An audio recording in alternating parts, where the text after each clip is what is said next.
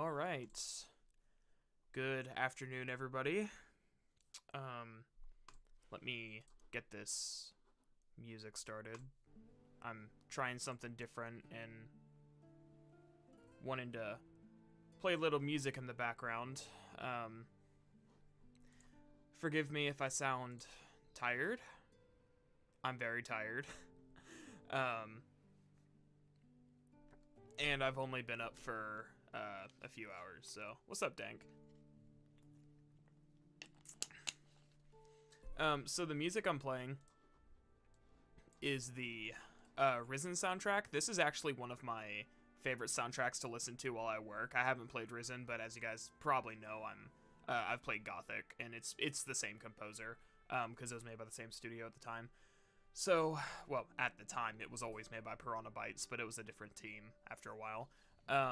This is the quote-unquote ambient mix. I chose this one. I don't like the little, like, ambient soundtrack, like the waves and the stuff in the background, but I didn't want to have to fight with, like, skipping the fight songs, because I kind of just wanted to be chill, and I haven't organized a official playlist yet, so... Let me get this screenshot of Jotunheim back up. You don't sound tired. I promise you, I am exhausted. Dude, I got like... I know we were talking about it in Discord. Dude, I got like not even...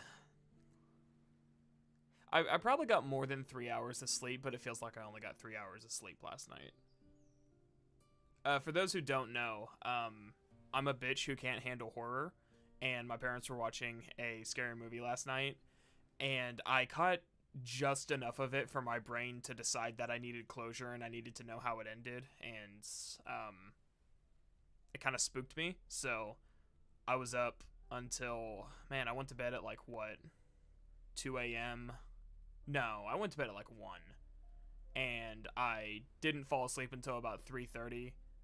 But I had my radio on the classical station, and it woke me up at like 4:30, so then I was up for another 2 hours until finally I managed to brute force myself to sleep and woke up at 8:30, then slept till 10, so... Yeah, I've had 2 cups of coffee, but I mean, I'm definitely exhausted, and I should not have done that to myself. Just beat the Dead Space remake. Also, Dead Space remake is absolutely incredible. Yeah, I've heard good things about it. I get to be kind of, what do you call it? I get to be kind of smug about that, because a lot of people were voicing concerns about the Dead Space remake, but I mentioned, and I know you watch basically all my videos, so I'm sure you heard me talk about it. There was that interview with EA Motive, where they were talking about how many of the people on the team joined specifically to make the Dead Space remake. And they had, like, that entire notebook full of ideas from Dead Space 2, which is my personal favorite Dead Space game. I know a lot of people prefer the first. No one prefers the third, I'm pretty sure. But the second one is my favorite. I really love that game. So, once I read that interview and found out that it really was going to be, like, a passion project, I was like, okay, yeah, this is going to be awesome. I haven't played it yet. I'm probably not going to until... I think I want to... If my schedule works out the way I have it in my head, which it almost never does, I want to do a Callisto Protocol Dead Space remake wombo combo video, probably in October for Halloween. Man, I feel like even starting that in August wouldn't be enough time, though. Like, it would be late, so I'd have to start pretty early. I'd have to start way earlier than I think I would need to, and that would just eat up all my time. But then again, if Callisto is as short as they say it is, and the Dead Space remake isn't too long, I feel like I could make it work. That's one of those things I wouldn't have to do more than 2 playthroughs each. It's not a 40-hour thing like God of War. Capcom RE4 Remake needs to be the same standard that Dead Space Remake has set, as it's the new gold standard for the horror game remakes. Yeah, man, I feel like... It would have to be like a Jedi Fallen Order Sekiro type coincidence for there to be that kind of lineup, because it would have been a lot better if Dead Space remake was like obviously like 2 years ago, while RE4 make was still in like early. I'm not gonna say early, but like earlier in development. At this point, as you know, they can't really kind of pivot that, but it would be cool if they did go for the same kind of idea. I have a feeling that Capcom, having done RE2 and 3 make, and yes, I steal those terms from Boulder Punch. He's the one who calls them that. I feel like they have enough experience remaking Resident Evil games that it should be pretty good, especially if it's like a universally loved one like Dead Space. Yeah, that's what it's called. Like RE4, I mean. I've got freaking stupid brain today. 3 hours is not that bad. Because your body thinks it's a quick nap. Dude, I almost got up after like 1 hour of sleep. Like, I'm not kidding. This freaking movie like scarred me. I'm not gonna say it scarred me, but it's like it was. So, like I said, we kind of talked about this in Discord. The movie leaned a lot heavier on like disturbing imagery, and I called them glorified PNG jump scares because they were just jump scares is what they were. And then near the end of the movie, really started my mom was watching it, and she was like, oh, this it's literally like a more modern version of The Ring with what they were trying to do. So it just really, really leaned into that disturbing imagery, and I think that's kind of what got to me. Because even though it's like I'm no stranger to that sort of thing, it was just the sheer amount of it kind of spooked me. Like I said, I'm not afraid to admit that I'm a bitch who can't handle horror. Like, whenever I first played Until Dawn, that's not even that scary of a game once you realize that many of the characters can't die until a certain point in the story. But that still got to me back then, too. But that was before, horror games don't hit me the same way. I guess because they're interactive and because I can win. I can't win a movie. Dead Space remake bad because the posters have black characters. Man.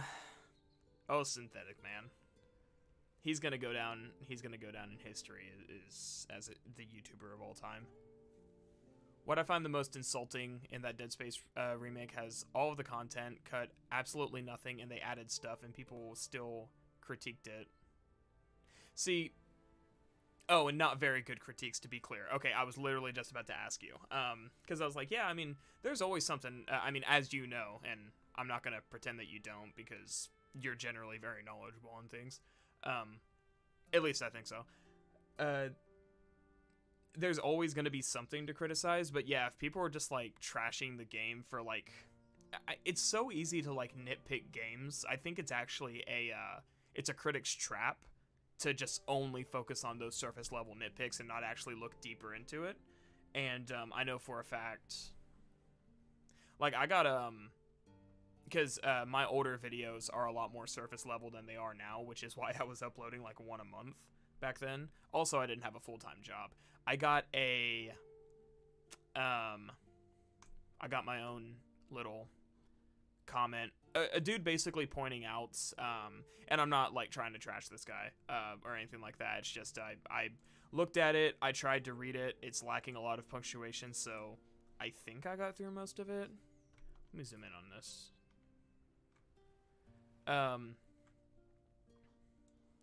So I got a comment like this. This basically boils down to my prototype video is very surface level, which he is absolutely correct. I only did one playthrough, and I really didn't... I think the game was too frustrating for me to, I guess, analyze the same way I could other games. So it was very surface level, and I think I really... at that time didn't know how to get past that frustration, which is why I ended up saying that like Prototype 2 has better gameplay overall, because it was just more fun. But yeah, it's very, very hard, and the point of me showing this is to say it's very, very hard to like get past those surface level nitpicks and not focus so much on them, and then like really dig deeper into the other stuff. He also left a few other comments that I need to read, but it was like 4:30 in the morning. And I was just trying to freaking... Man, I was just trying to get some damn sleep. I just, yeah, we'll do this one. I just wanted to sleep, and every time I close my eyes, I see that creepy ass shit from that movie. I am such a bitch. I'm not afraid to admit it. This is one of the most faithful and expanded remakes, probably the best since RE1 remake, and people criticized extremely little things about, oh, the Nicole jump scare isn't scary anymore, or a character's ugly. The Nicole jump scare can't be scary anymore. Not after Dead Space 2. Not to mention, it's like you can't expect to, I mean, there's no surprise factor. You're going into this game knowing that Nicole's dead. And that it's all in Isaac's mind. Like, we've had an entire trilogy. You can't recapture that same experience, you know, unless you're the type of person where the same thing can scare you twice. Which, maybe I am. I don't know. But, and character, I mean, man, regarding characters being ugly, I have to do it. I had to do it to him. Where's my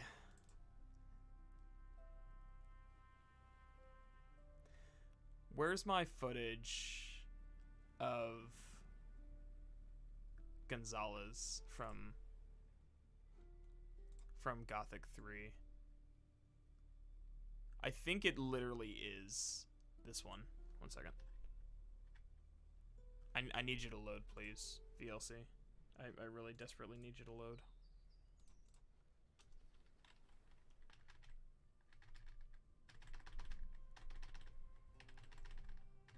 Come on, man. When do I talk to Gonzalez? Basically, I'm trying to show one of the ugliest NPCs I've ever seen in a game. It's hilariously ugly because of a glitch that you'll see as soon as I get to it. Okay, I did the arena. After doing the arena, what, am I done with Morrisol and I didn't even talk to Gonzalez? What's going on? Oh, no. I'm trying to track down the thief. Now I'm looking for the keys. Oh, yep. There he is. This guy, man, I don't know. I don't think I can zoom in on that. Let me,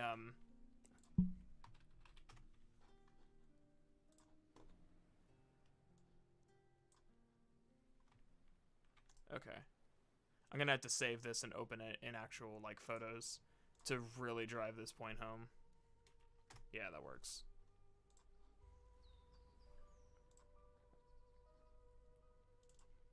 So, this guy has a glitch where his, when he's sitting down, and he's always sitting down because he's one of the leaders, his head doesn't set on his neck properly, so it makes it look like he doesn't have a chin. And it is always so funny to me every time I talk to this guy. It's like he's so ugly that I cannot. So whenever he's talking,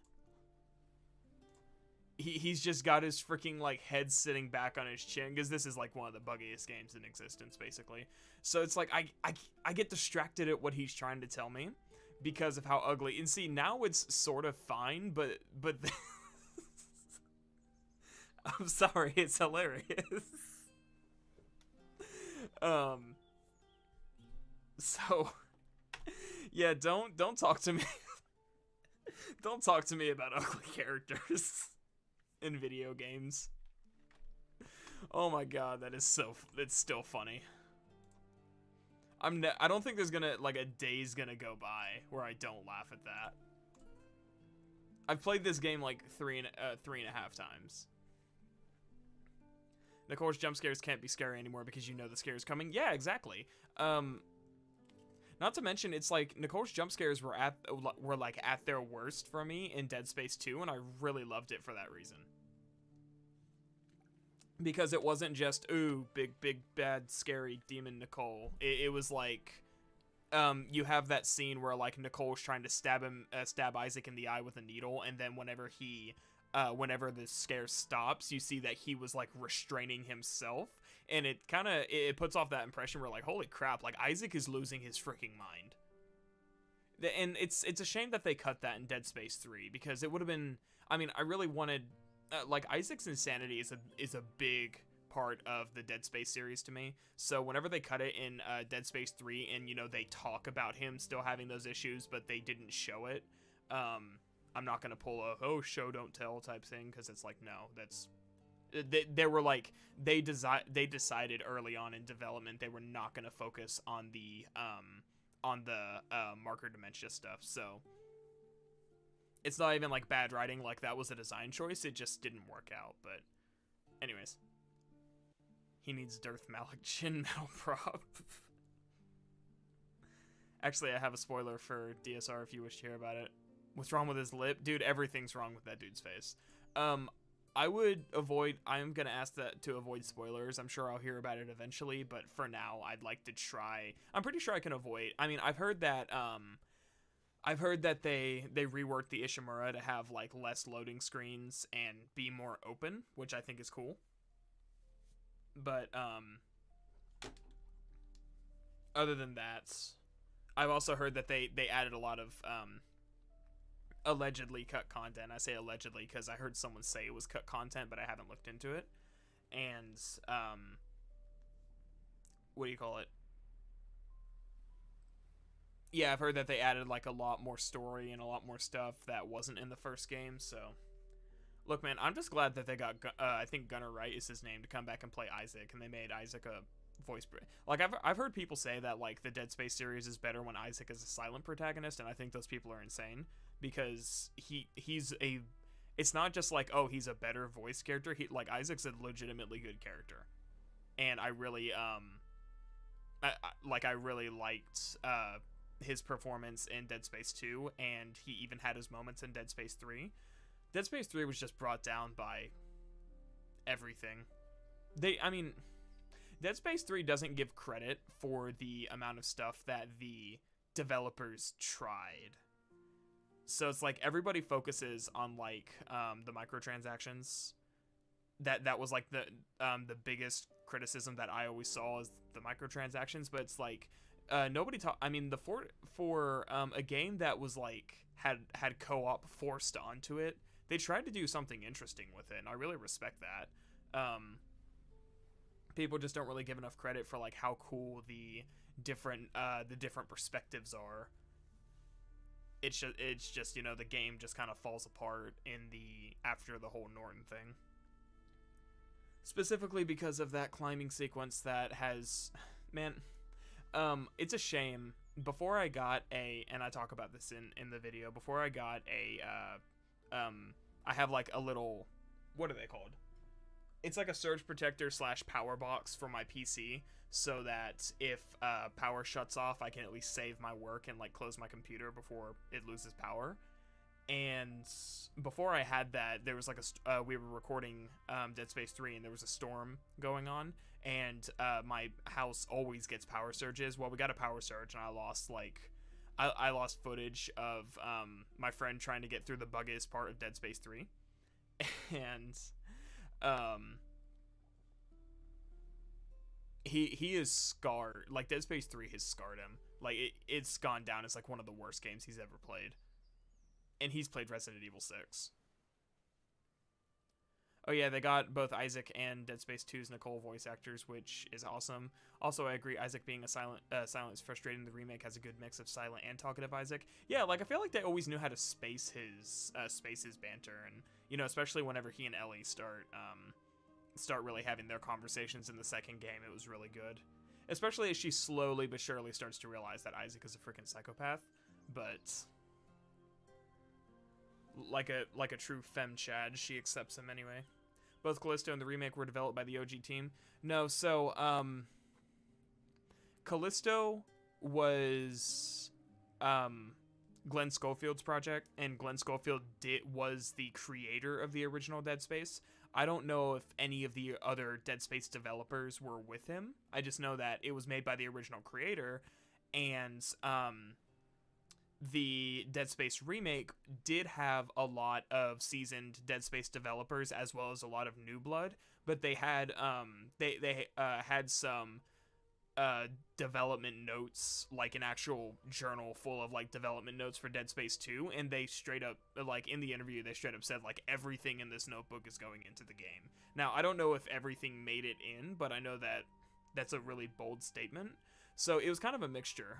That's why I think it'd be really interesting to talk about Callisto and the remake at the same time in one video, because they are really kind of two sides of the same coin. It's like you have the original creator of the Dead Space series making a separate project that doesn't get very popular, but then you have some of the original developers with, of course, EA making a remake of the first game, and they managed to make it successful. And I'd like to kind of see where Callisto went wrong and where the remake succeeds. And I don't think it helped Callisto that like it released so close to the Dead Space remake. I feel like had they been spaced by like 6 months, there would have been more time for Callisto to gain some traction and gain like a cult following, because there are people who like the game. But I think the fact that the remake just came out and like completely overshadowed it is gonna hurt Callisto in the long run. People just trying to screw with me. Did someone tell you that it was made by the OG team? I mean,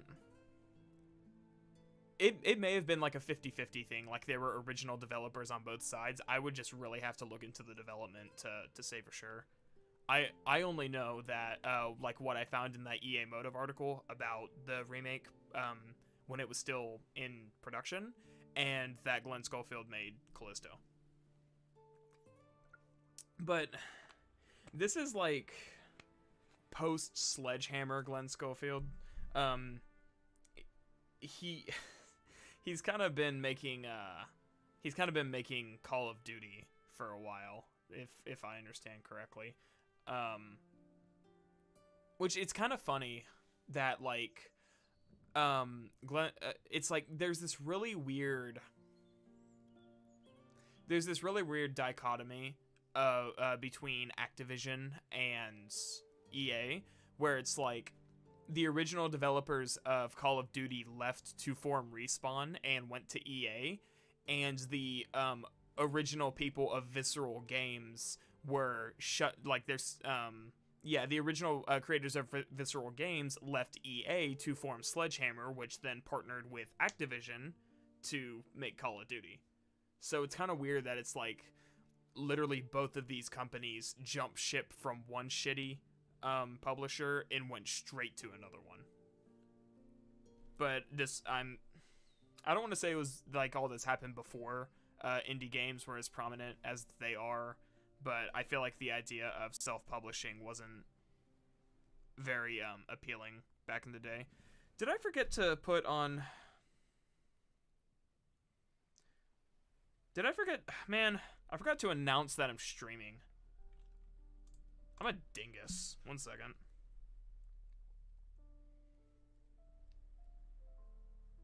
I straight up started streaming and didn't put it in my Discord.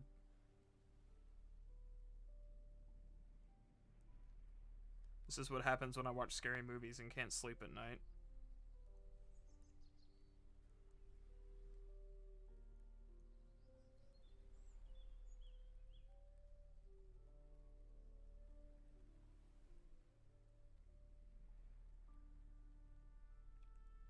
Okay. There we go. At least one person's going to be very upset with me right now. But we're not too far into it. Director versus the devs. Yeah, I can see that. Given Activision's issues, EA seems the better option. I feel like neither of them. I feel like if you have to go with a big name publisher, I don't know, man. Are there any good I'll say this. The only good publisher I can think of is THQ Nordic. Not because I know anything about THQ Nordic and like their company culture, but specifically because they are revamping so many old franchises, namely, of course, Gothic, but not just Gothic. They're kind of like a AA publisher, I've noticed. And they kind of put out games of mixed variety, but at least they're not following like AAA trends, I've noticed. So THQ Nordic probably wouldn't have the money that either of these studios needed, especially not if you're going from EA or Activision. I do not think that Take-Two Interactive would be a good publisher. Take-Two has been kind of notably shit with how it handles a lot of things. Valve, when games are finished, though, I think they screwed with Arcane. Isn't Arcane being published by Bethesda? Don't ask what word I just said. I couldn't say it again. Yeah, I thought Arcane was with Bethesda. Arcane Studios. Who is your publisher? Unless they left, but I don't think they did. Or maybe it's like a joint... man, I don't know. Maybe... so did they used to be with Valve before Bethesda bought them? Speaking of Callisto, the fact that Ars Technica released a video named How Callisto's Gameplay Was Perfected months before release, weeks before the game released itself, have always rubbed me off. Well, I was gonna make a joke about your choice of words there, but I think I'm just gonna leave it. And then Callisto's Gameplay gave people so many mixed opinions. I've heard... Okay, so from the limited amounts I've heard of about Callisto's gameplay, it either clicks with you or it doesn't. That's why I think it would be interesting to play it, and again, the Dead Space remake, because it's like I want to see what Callisto does compared to Dead Space, and whether or not like you can play one like the other or something. But anyways, I missed a chat up there. Isaac's too developed to be a silent, whereas characters like Doom Guy work pretty well as silent protags because he doesn't have the extensive backstory, relationships, etc. Yeah, exactly. It's like if you're gonna have a character who has like feelings, like thoughts and feelings and emotions, he probably needs to speak. Especially if you're going for something as complicated as Isaac with his entire like dementia thing. I heard Arcane was going to make a Ravenholm game back in 2010. I have not heard of Ravenholm. Let me Google that.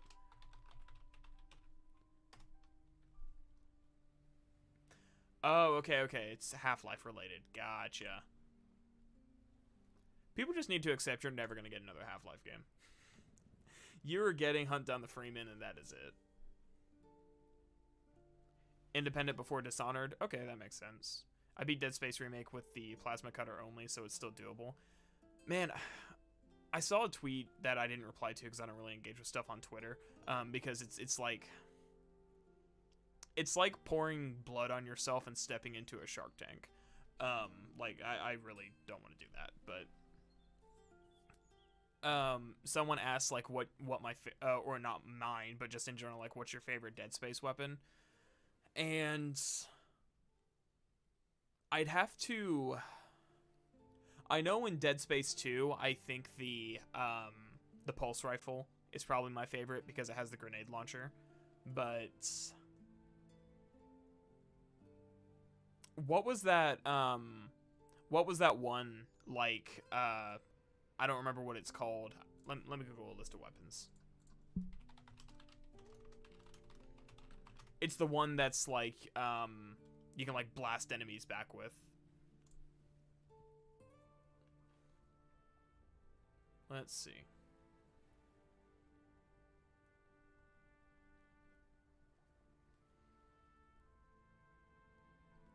Oh, I'm not gonna find it.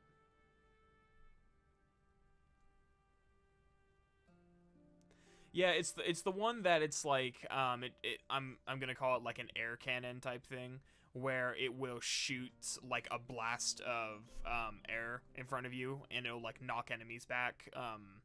That's probably my favorite one, just because it's always fun to it's always really fun to just like demolish enemies that way.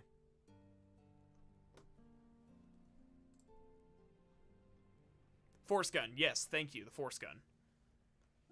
Best analogy for Twitter I've heard so far. It's true though. It's like I was in Private Sessions Discord server and I screenshotted a tweet, and let me see if I can find it.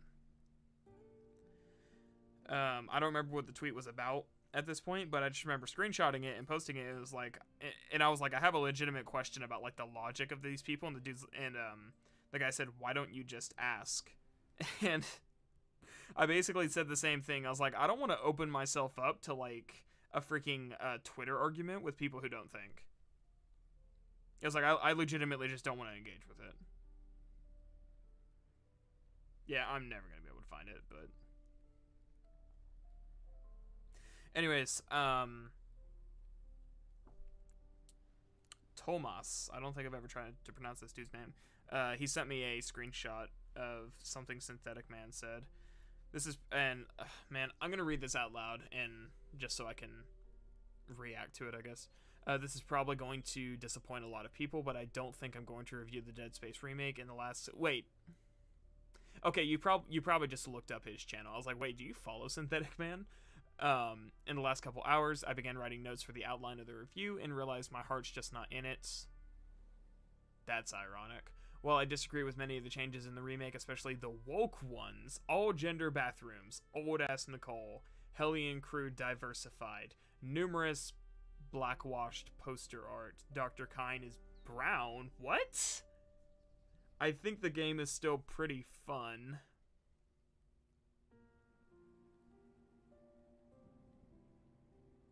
Wait. Hold on. There were actually quite a few challenges I liked. Revamped turret sections, completely new room layouts, contact beams, shoop to whoop laser, faster combat, roughly Dead Space 2 level. That sounds good. The marker distorted the screen, the new weapon upgrades, and probably a few other things if I think about it for a while. And then that's where the screenshot cuts off, but there's more. Hold on. Who's Dr. Kine again? Is Dr. Kine the guy,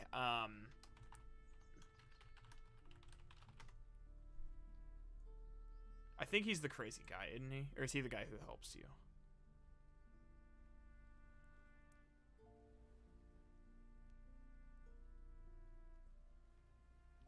Yeah. He's the one who tries to help you, who turns out to be a psychopath.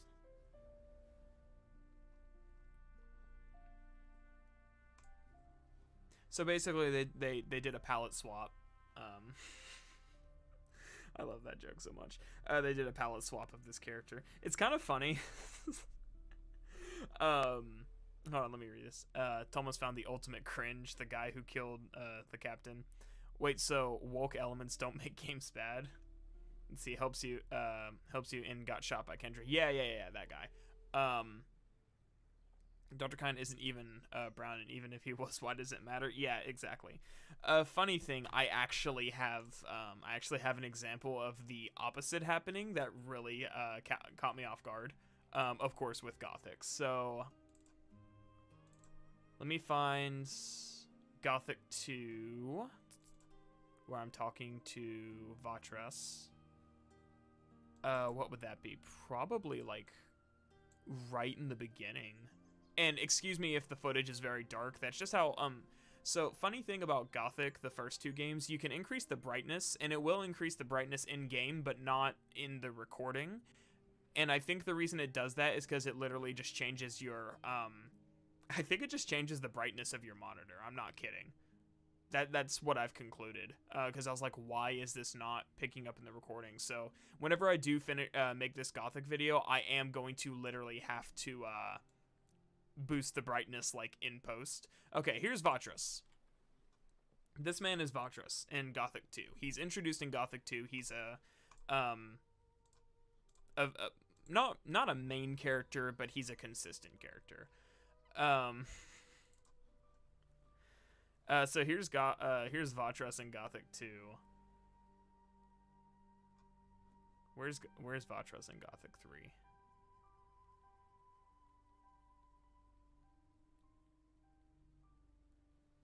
I know I'm pretty sure I labeled my footage for when I found him.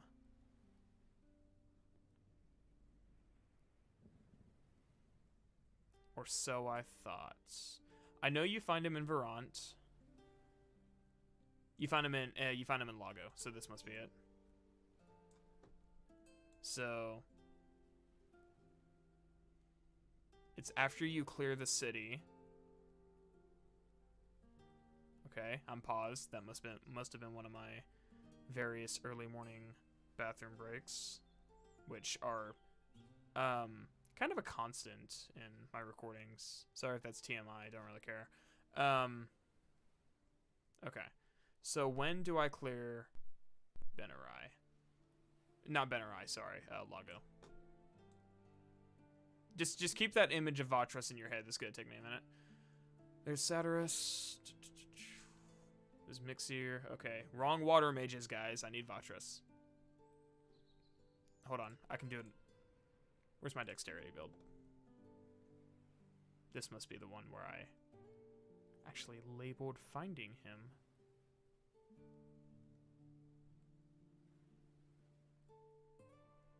Dude, when did I know I went to Varan on my dexterity build. I was struggling against the freaking coyotes with my bow.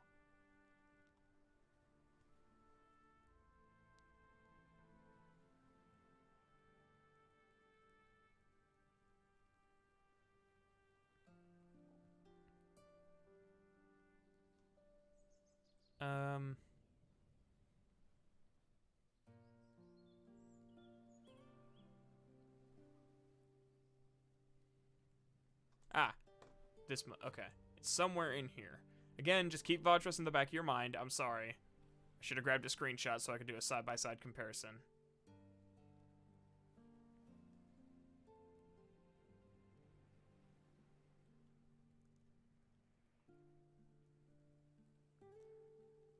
Come on.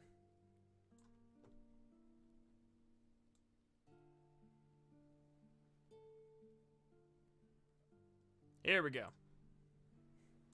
So this is that same character. Let me get a picture.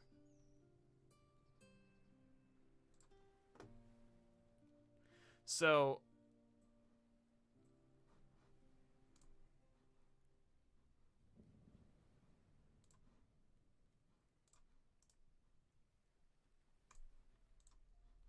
all right.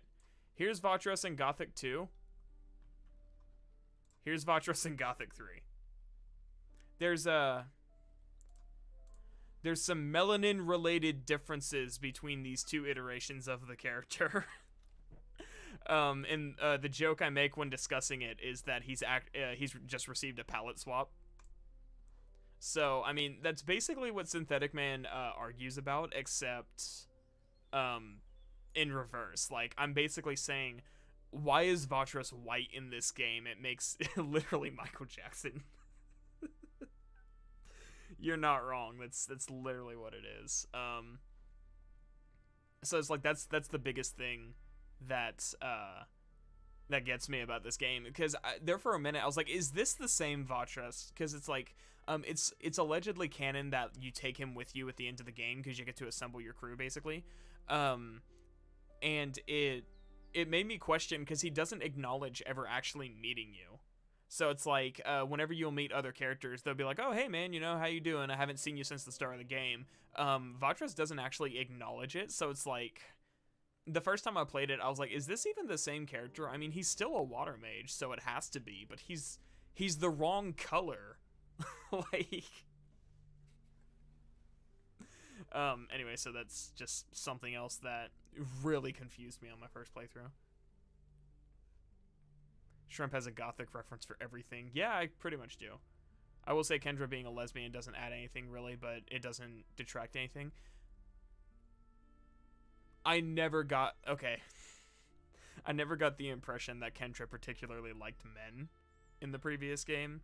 Like you said, it doesn't really detract anything, because it's like, yeah, okay, that's one of those, like, okay, what's the point of this type of arguments? But at the same time, it's like, I am more likely to believe that Kendra is a lesbian than that she's actually straight, specifically because of how she treats you and the other guy. I know, real Dead Space fan, can't remember the other guy's name. Lesbian EarthGov agents. I mean, I believe it. He looks like Samuel L. Jackson in Gothic 2.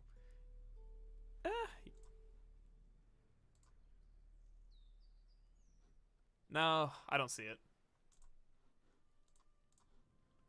Okay. Changes really nothing about her betrayal or nothing about her narrative. Yeah, I don't know, but it's woke because it's trying to shove gay people down my throat. And that's apparently the definition of woke is, I don't know, man. I'm so freaking sick of the word. I'm sick of everything being woke. It's like, just accept the fact that some things like just exist because of company culture and because they need to and they have to like check off a box. But like you said, if it doesn't detract anything, who cares? I'd say it gives her more depth, if anything. Yeah, I mean, like, Kendra being more than just, like, a plot device is... Even if it's something that... I mean, granted, keep in mind, this is synthetic, man. Like, he could freaking... You could tell him that snails are hermaphrodites, and he'd say it was woke, but nature's gone woke on us. The dogs are humping each other, and they're both men. But... I don't know why I said that.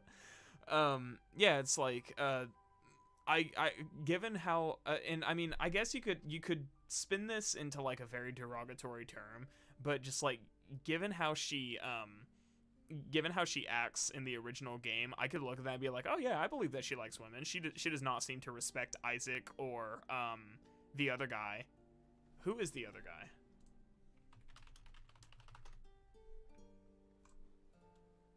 It's actually bothering me that I can't remember his name.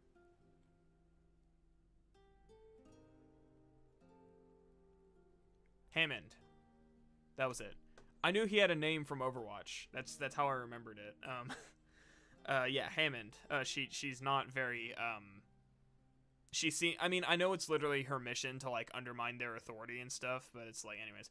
Yeah, I'm gonna stop talking before I say something that gets me in trouble because I'm too tired to actually explain myself, but Synthetic Man is literally whining at this point. Yeah. What does the rest of his post say? I'm curious. Keep in mind, this is the same guy who said that content on YouTube is disposable, so he doesn't have to actually try. And he's saying that he's not making a Dead Space video because his heart's not in it. It's like, was your heart in that freaking Raid Shadow Legends, that like sponsorship that you took and then freaking belittled your viewers and called them stupid for falling for the scam, quote unquote?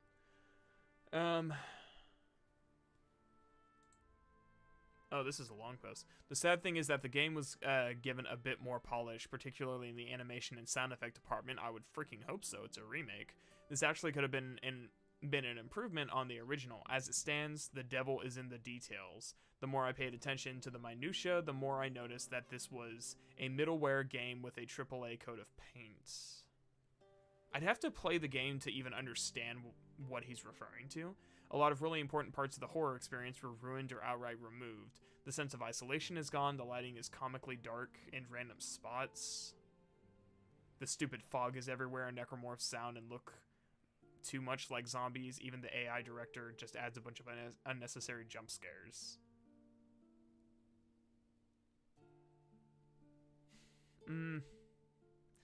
Having played the original more recently, it's like I'd have to play the remake to say if he's correct, but I can probably see that. At the same time, I never got much of a feeling. I mean, yeah, there's a feeling of isolation in the original Dead Space, but that comes more from the sound design. So I think a big thing I would be focusing on is how does the sound design of this game compare to how it was before? Because the sound design is very, very important in the original Dead Space. You can tell some of the devs wanted to do Dead Space justice, say all of them did after that article I read, but either were limited by budget, lack of talent, or the Frostbite engine itself. Notice that the anti-gravity panels were replaced and some of the Kinesis puzzles were too. Well, that's a bold assumption if you didn't look into the development, and I know you didn't. But despite my numerous complaints, I don't think I can pull off the level of nuance that's funny, to give this the middle of the road take that it deserves. That's really funny. It's just going to sound like I hate the game, which I don't. I want to make it clear that this is not a demake, but it certainly feels like one sometimes. I probably wouldn't recommend it over the original, but if you want better graphics and more story details, it's not a bad option. Again, I'd have to play the game myself, but as a last note, I'm feeling burnt out again. I released 2 videos this week and streamed 4 times. That's only, I can, man, 2 videos in a week, good lord. That's way too much YouTube for me. Oh, wow, isn't this your job? It's not about the work, I'm just not feeling it. I can't muster the rage or snarkiness I need for videos. Well, after that God of War video, I think you could probably do without. So, I'm going to take a short break again. I'll be back in time for Hogwarts Legacy, maybe sooner if something inspires me. See you soon. Well, I respect him for communicating with his audience. All 2 of them. I guess if there's anything woke in the game, it outweighs gameplay. Synthetic Man is so pathetic.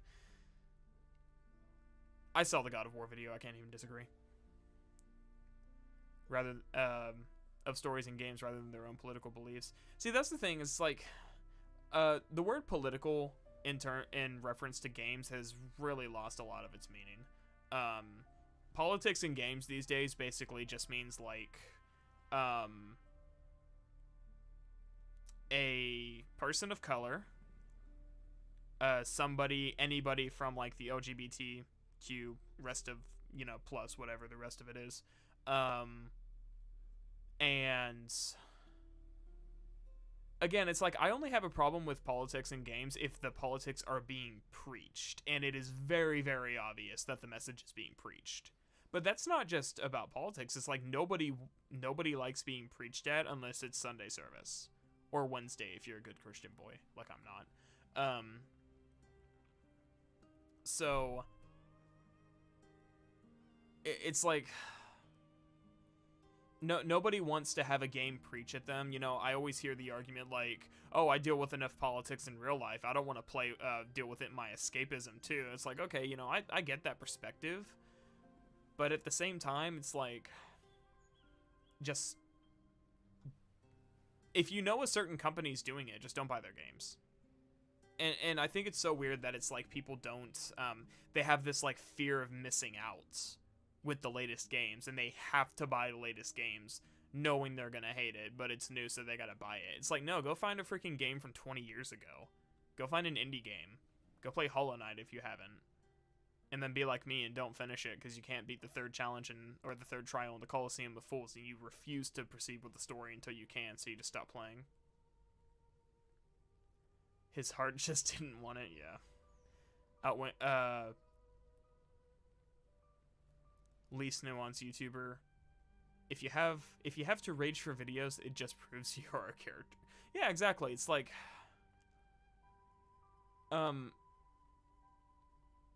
it's like, save your anger for when it matters. Like, if anybody here has seen Patrician TV's Skyrim video, which I know at least some of you have, that section where he like gets super pissed off when talking about magic in the game, it's like that's when you should really apply your anger, because it's very clear that he was very, very passionate about that subject, and he even says, he's like, I don't usually get pissed off when recording because, like, my anger doesn't carry long enough from when I play the game to when I finish it. And I've done that too. Like, that section I talked about last stream, when I was playing God of War, and I couldn't get past that one fight in Vanaheim. Like, I wrote, like, a 2-paragraph, like, just rage-induced hit piece where I was talking about how, like, the combat isn't fun, it sucks, I absolutely cannot believe that they thought this was a good design choice, it's ruining my experience type thing. And then about 5 minutes later, I went back and deleted it, and I was like, this does not need to be in the video. I just don't, that's the thing about streaming too, is it's like, it's really easy to have stupid criticisms when you're streaming, because you are in the moment, you are pissed off right then, and you just stream of consciousness what's on your mind. So you're probably not gonna feel that way in a few hours, much less a few weeks if you're making a video, or in my case, a few months. So that's why if I was streaming games, you guys would be hearing like just a lot of stupid shit. Because, I mean, it's so easy to blame the game, too. Not a defense for DSP, he does it all the time. But it's really easy to, like, feel like, especially with God of War, especially for me, where I have two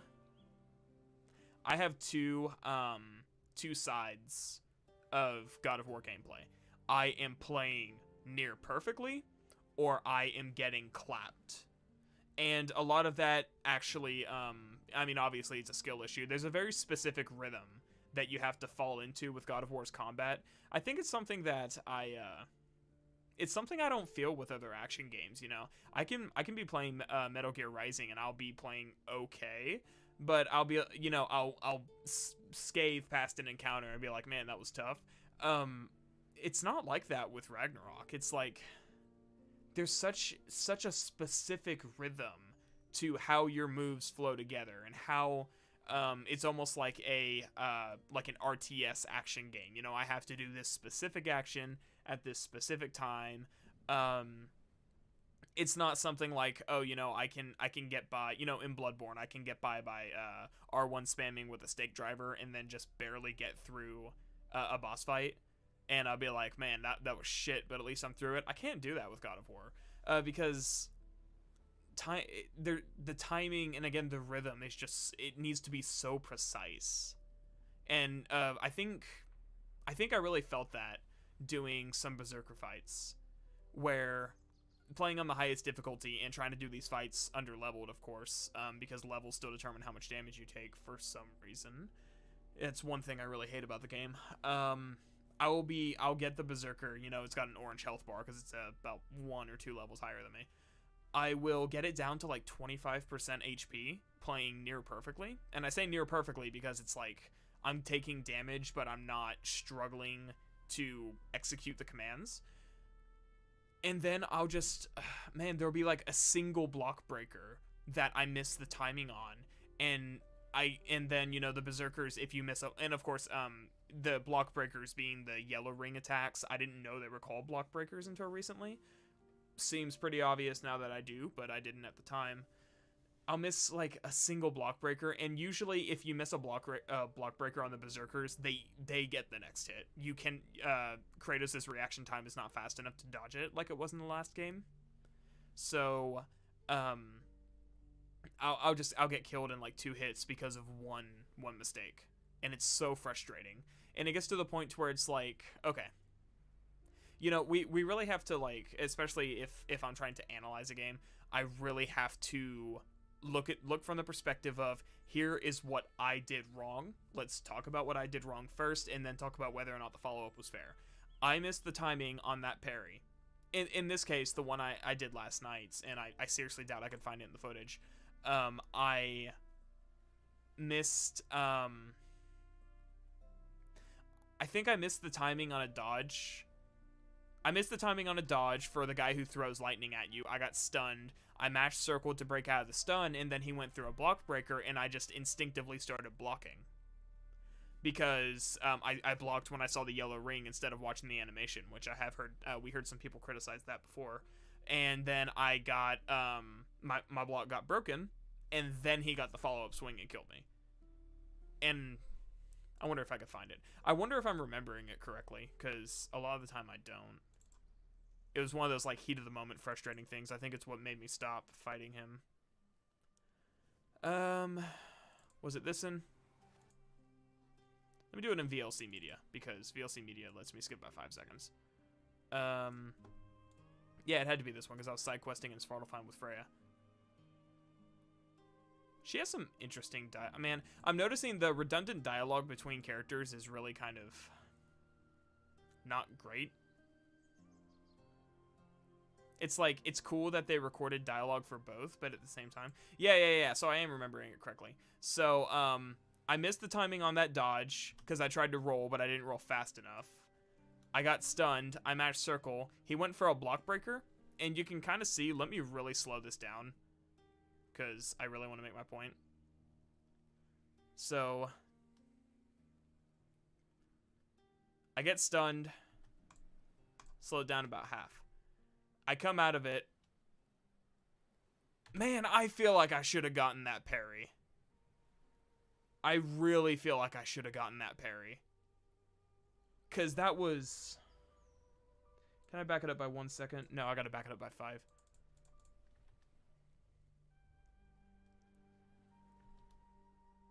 Let me watch this, like, really slow.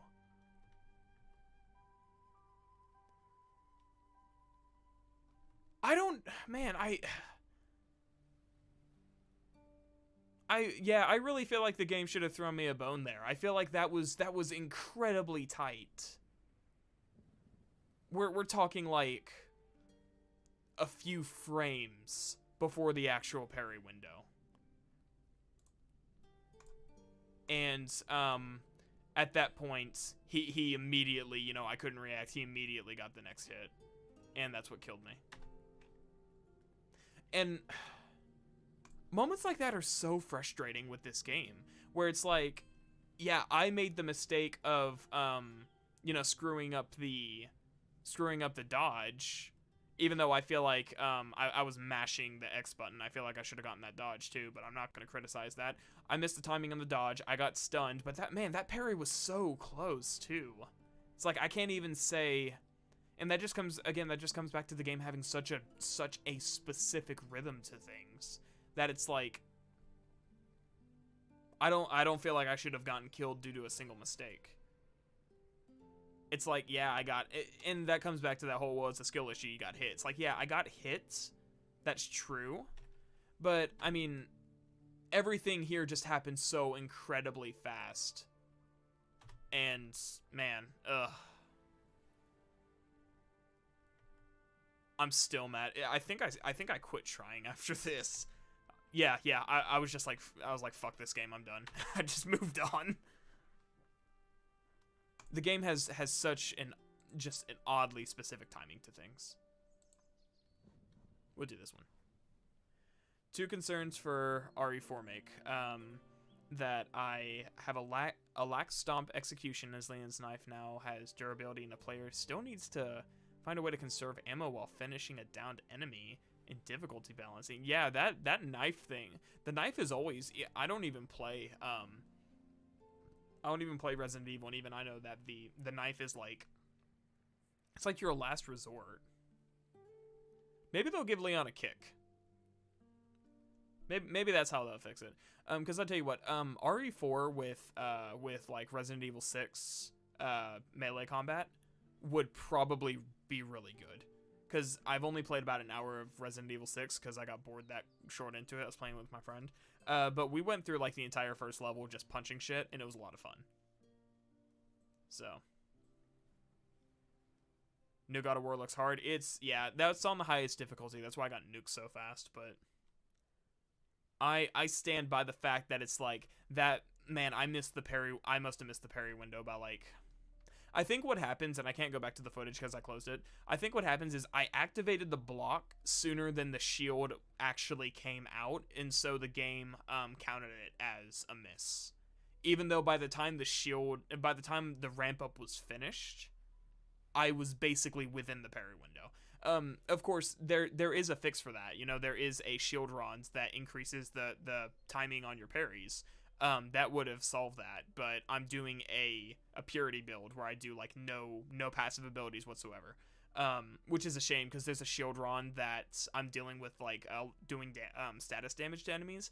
There's a shield rod where if Kratos has status damage on him and you shield bash an enemy, it transfers that status to the enemy. And I was like, oh man, I really want to use this, but I'm doing a self-imposed challenge, so I can't. Anyways, it's been about an hour, and I've been talking for so long, so we're gonna go ahead and call a stream. Not really. I'm gonna go use the restroom real quick and grab a coffee because my brain is still not awake yet, and then we will get in. It's not gonna be a long stream today. I'm thinking about 4 or 5 hours. Then we'll get into some of these videos. Go get that bread. Where did we leave off? We left off with lasers. So I just finished God of War Ragnarok. So we are on... Ooh, loud, sorry. Oh, the music ended. Start over. Actually, let's just go back to the... Well, no, we're used to this one now. So we are on...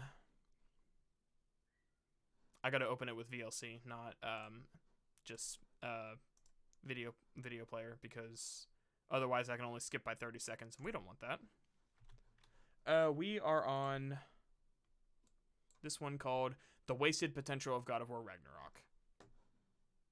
What was the command to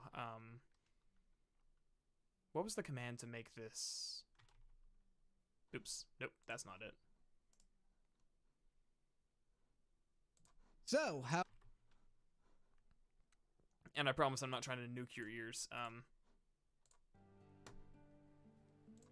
Let me kill this audio. Let me balance the audio. I didn't actually test this. So, how about that God of War, huh? So I just finished God of War Ragnarok, and even though I had fun with the game, it mostly just left me feeling... I think that should be... Well, I'm way louder than that. I think we can probably... confused. And honestly, yeah. the... It's real. That's really loud for me. I don't know about you guys. Is that too loud?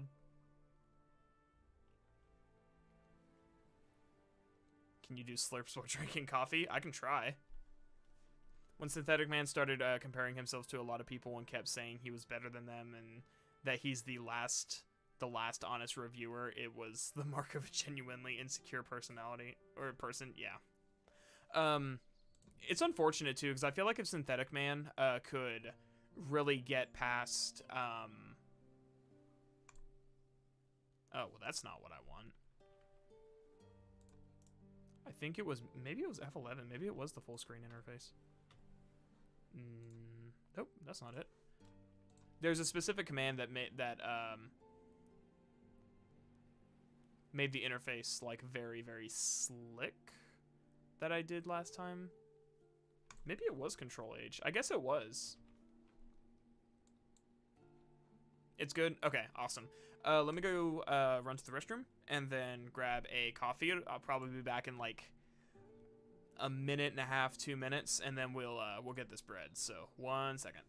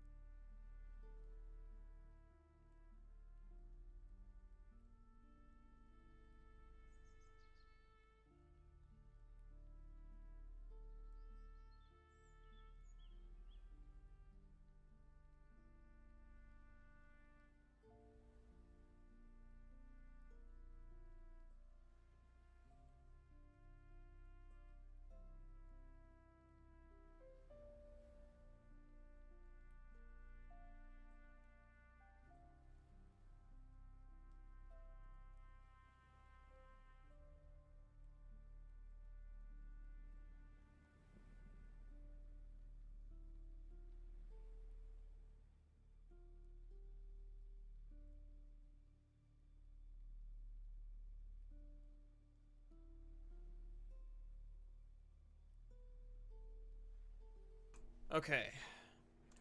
Dad has returned with the milk and cigarettes.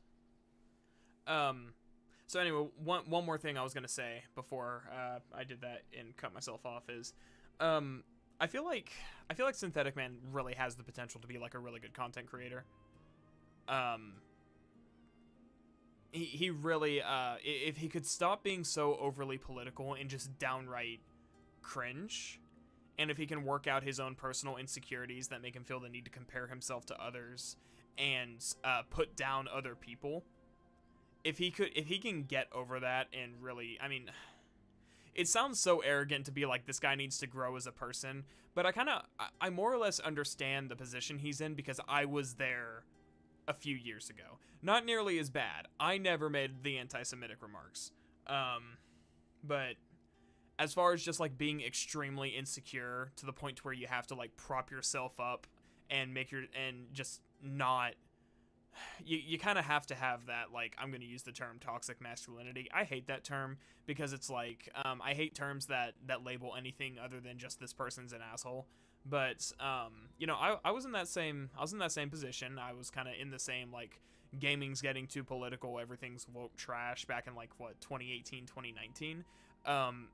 And I actually, as I started working out like my own personal insecurities and my own personal issues and getting some like genuine self-confidence for this first time in my life, like all that went away. So I really do, I mean, I really do understand the mindset that this dude is in. So I really hope he's able to like crawl out of it, but he's almost 30 and he's living with his mother and he's still like this. He may be too far gone. I'm only 23. I got over this when I was like, what? I really started working on it like in my early 20s. I'm still in my early 20s, so it's a shame. It's such a miserable way to go through life, having no self-confidence and viewing the world through a very particular negative lens. That's why nihilists are so sad. You've never seen a happy nihilist.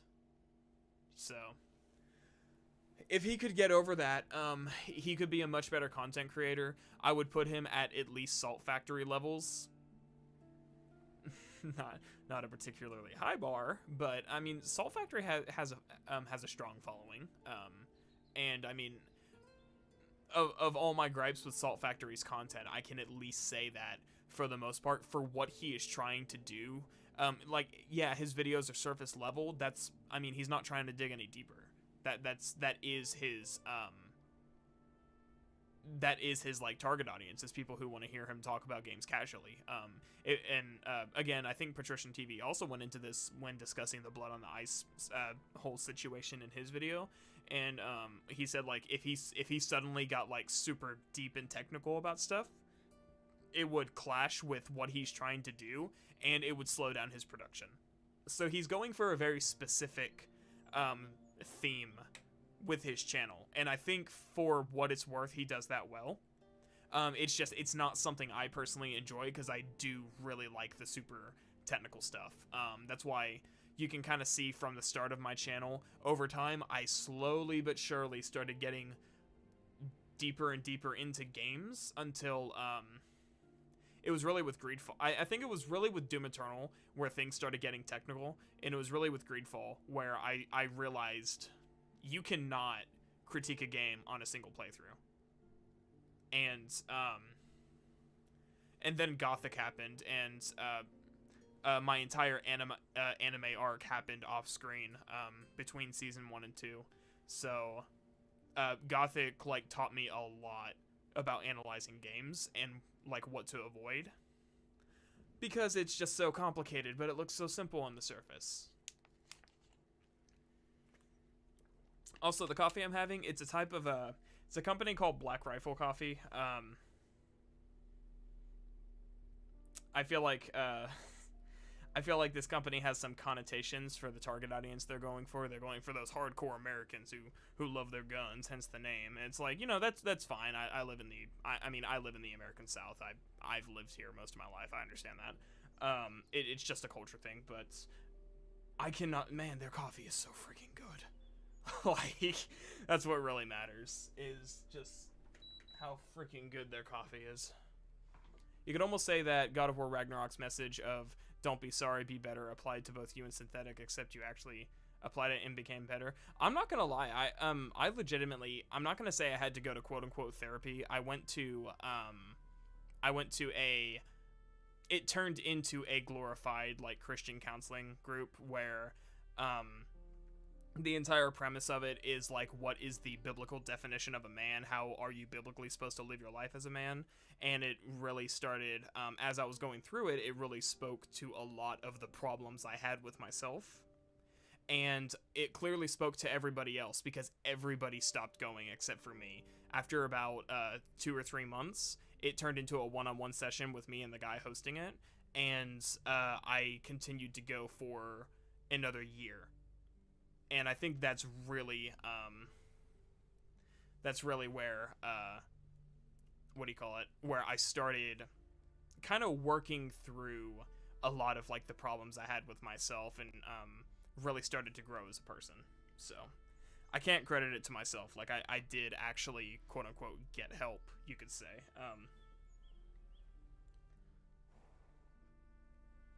And it was a really positive experience. And I recommend, I mean, obviously if you're not Christian, it's not gonna work for you. But even then, a lot of the stuff they talked about was just some stuff that's just applicable to your life. So it was really helpful. And then of course, it's like I've just since then just continued to grow and mature as a person. But enough about me.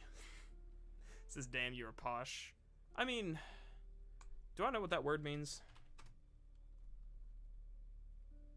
Oh, yes, I'm very elegant or stylishly luxurious. Biblical male. Yeah, so to kind of get into some of it, it was a look at how men are portrayed in the Bible, specifically like the godly men and how they portrayed themselves. It was a look at Jesus's life and how Jesus treated himself as a man, and how he is supposed to be like, if you're a Christian, your guide to life type of thing. And it really explored that, but then it didn't just focus on that. It took that as a foundation, and then it built on it with Christian counselors and other people who were talking about, basically it turned into like a therapy session type thing, which I didn't know I needed until I did. And it's kind of hard to explain because, like I said, it was a year-long course. There were like five different seasons, quote unquote, of sessions where it starts with like different stages of your life was each season. So like it starts with your man. Like I said, this is gonna make it sound like it was like a freaking counseling session, because that's basically what it turned into. It starts with like your childhood development, identifying any issues you had there, and then it went through your teenage years, same thing, your early adult life, which I'm in currently since I'm again 23, and then it went from there into your older adult life, into getting married, having children, how to raise your children type of thing. You can't summarize it, and again, it's like it was something that applied to me very specifically. Like everybody else stopped going. This was just something that I personally needed. So it was interesting. I can't find an equivalent to recommend for anybody, because it was such a personally necessary thing. It's like I think everybody kind of has that one thing that they genuinely need to grow as a person, and that was just mine.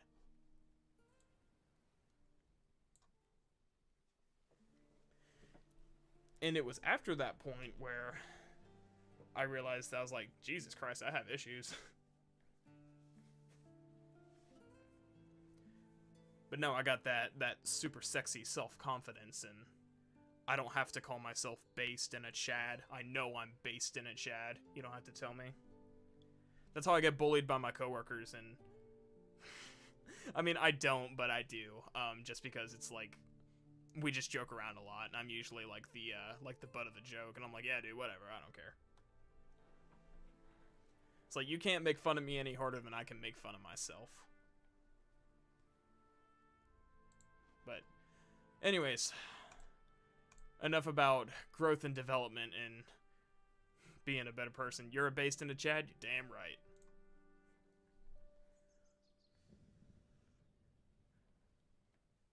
Watch. Here's what's gonna happen.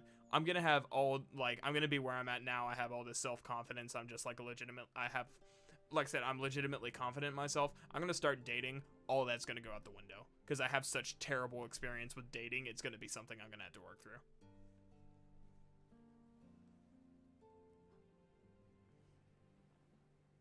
So, that's gonna be fun. And I'm not prepared for that. Anyways, I'm gonna go ahead and start this. So I'm going to kill the music for now, and we're gonna start this video.